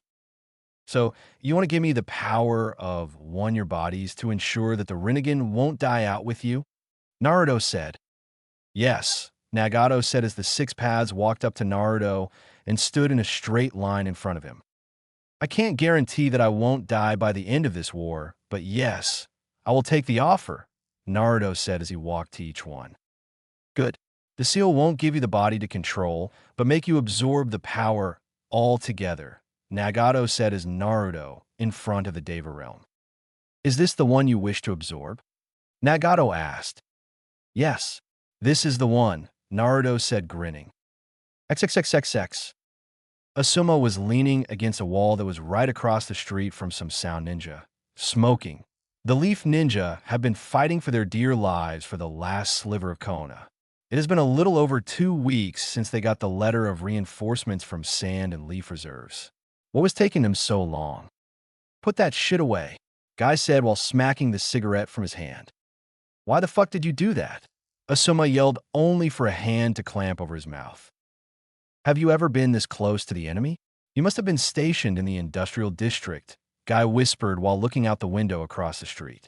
Across the street, there was a sound ninja looking straight back at him. Guy sighed. "If that was a gunner, then we would be dead," Guy whispered. "Saw the... never been this close to the enemy. How are Kakashi and Shikamaru doing?" Asuma asked. "Shikamaru is getting better, but Kakashi is still out. Must be hard for him to get used to not having a Sharingan," Guy replied. "I feel him. Looks like this is the best way to stop smoking," Asuma said, earning a chuckle from Choji, who was next to the other window in the room, but was interrupted from a loud yell. "Fire!" A sound ninja yelled, and where there was once a peeping ninja, there was a gunner slinging kunai through the walls and windows. The 3 ninja in the room hit the deck along with everyone else in the room across from them. The kunai finally stopped, and yells for a medic and screams of pain could be heard from the other room. Guy attached an explosive tag to a kunai, slugged it across the street, hitting the gunner in the head. "Get the hell out of here!" a sound ninja yelled as several ninja ran through the door and room while some tried jumping out the window. This was not a good idea, as Leaf Ninja in the floor above them started to throw kunai at them. The sound ninja that crawled out of the window were peppered down and fell to the street below. The explosive tag exploded and blew a hole out of the side of the building. Once the smoke cleared, 3 dead sound ninja lay dead in the room, with 2 more on the street below. "That was crazy," Asuma exclaimed. "And This is the fighting that was going on in Housing District, Guy said while picking up the cigarette that was on the ground. To think that this little thing was the cause of this fight, Guy said, grinning. So, why don't we just go take the building we just cleared? Asuma asked. Because there are still ninja in that building that have entrenched themselves inside. If we're going to go in there, we're going to lose many ninja that we don't have, Choji said, remembering when he and several other ninja tried taking a seemingly clear building. I guess they are ready for the incoming attack from the sand and leaf reserves, Asuma said while examining the holes the gunner made in the building. They are. The battle over the village will only intensify when the reinforcements get here. Taking back the Hokage Tower is going to be hell because of what they have done to it, Guy said. What do you mean? Asuma asked. The lookouts from Hokage Mountain have seen the enemy putting up heavy defenses in, on, and around the tower. Sound are using said tower as a lookout point, so when help arrive, we're going to push toward that point first. Besides, we can't let those sound bastards hold our capital building for long now, can we? Guy said, grinning. XXXXX. Tsunade, Jiraiya, Shizune, and Kakashi were looking out over the village from the top of the Hokage Mountain. Fire swirled up from every part of the village as they watched sound forces slowly push the remaining Leaf Ninja into the caves that held the civilians. The Leaf Ninja maybe had one more day max before sound pushed all Leaf Ninja into the caves. When are those reinforcements going to get here? Tsunade asked out loud. They should have been here 3 days ago, Jiraiya exclaimed, slamming his fist into the wall next to him. I'm sorry for what happened to your Kakashi. Nobody thought that would happen, Shizune said. It's no problem. I still remember all the jutsu I copied with the eye, so I can still fight when I get better, Kakashi said reassuringly. That's good because we're going to need you if those sand and leaf reserves don't get here, Tsunade said growling, but then they heard it. Your reinforcements have arrived, people of Konoha. We are here to kill those sound bastards and retake your beloved village, Temari yelled over a speaker. Tsunade had a tear drip down her cheek from hearing that. XXXXX. We are here to kill those sound bastards and retake your beloved village, Temari said over the speaker. Cheers could be heard from all across the leaf lines as everyone looked up to the top of the mountain. Temari was standing behind Tsunade when she made the announcement. We can finally rest, Guy said, completely ignoring the order from over the intercom. XXXXX. Temari and the other ninja walked up to Tsunade and bowed their heads. Thank God you arrived. We were about to lose this battle, Tsunade said. We can tell. Naruto really did a number on you guys. We finally captured Gaara, and we are now holding him in a cell especially for him. What will have us do? Temari said, bowing. Before Tsunade could give her an answer, Naruto's voice came onto the intercom. Fire your weapons. Throw your kunai. Make sure we kill every last one of those bastards for what they have done. Kill for your family. Kill for your comrades. Kill for your country. Do not let them push you back. I personally command it. Naruto yelled over the intercom. Cheers from a sound line erupted. From the top of the mountain, they could see sound gunners and ninja throw and shoot kunai at the Leaf Ninja, with the Leaf Ninja throwing them back just as much. Jiraiya grabbed a pair of binoculars and looked at the top of the Hokage Tower. There stood Naruto with his Mangekyo Sharingan on, but there was a difference. There were 3 rings surrounding the pupil, going right through the wheel of the Mangekyo. Is that the Rinnegan? Jiraiya stuttered out, but he wasn't heard as Tsunade was talking to Temari. Charge your men down that mountain. Bring our reserves with you. Just kill those bastards. Tsunade yelled. Temari grinned. Her men were wanting some blood for a while now. Can do. Men, we are charging straight down this mountain and kill those sound bastards. Temari yelled, earning cheers from everyone. Charge. All the ninja atop the mountain ran down the mountain. When they were halfway down the mountain, they were met by a barrage of kunai.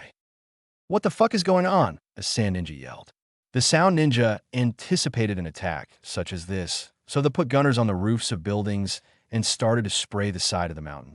Sand and Leaf Ninja fell from a mountain as they continued to charge down the mountain. XXXXX.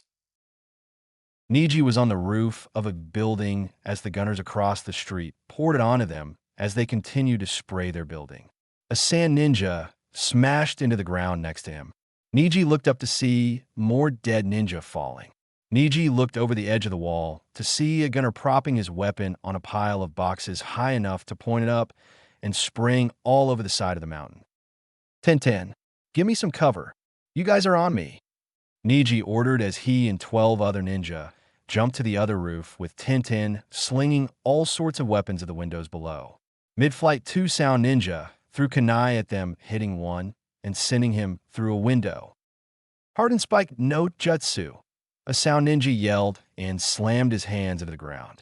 Spikes shot out of the ground, impaling 6 of the ninja. Niji slid down one of the spikes and punched the one who did the jutsu in the face, and following it up with an overpowered gentle fist to the heart. The other Leaf Ninja were finishing the other Sound Ninja off as Niji jumped into the fray. The 2 Sound Ninja left were killed, but they killed another Leaf Ninja. Niji turned to see the gunner pick the gun up and pointed at them. Niji immediately started to rotate to block the attack. Once the barrage stopped, 2 more Leaf Ninja were ripped to pieces, but one slipped behind Niji when he did his rotation.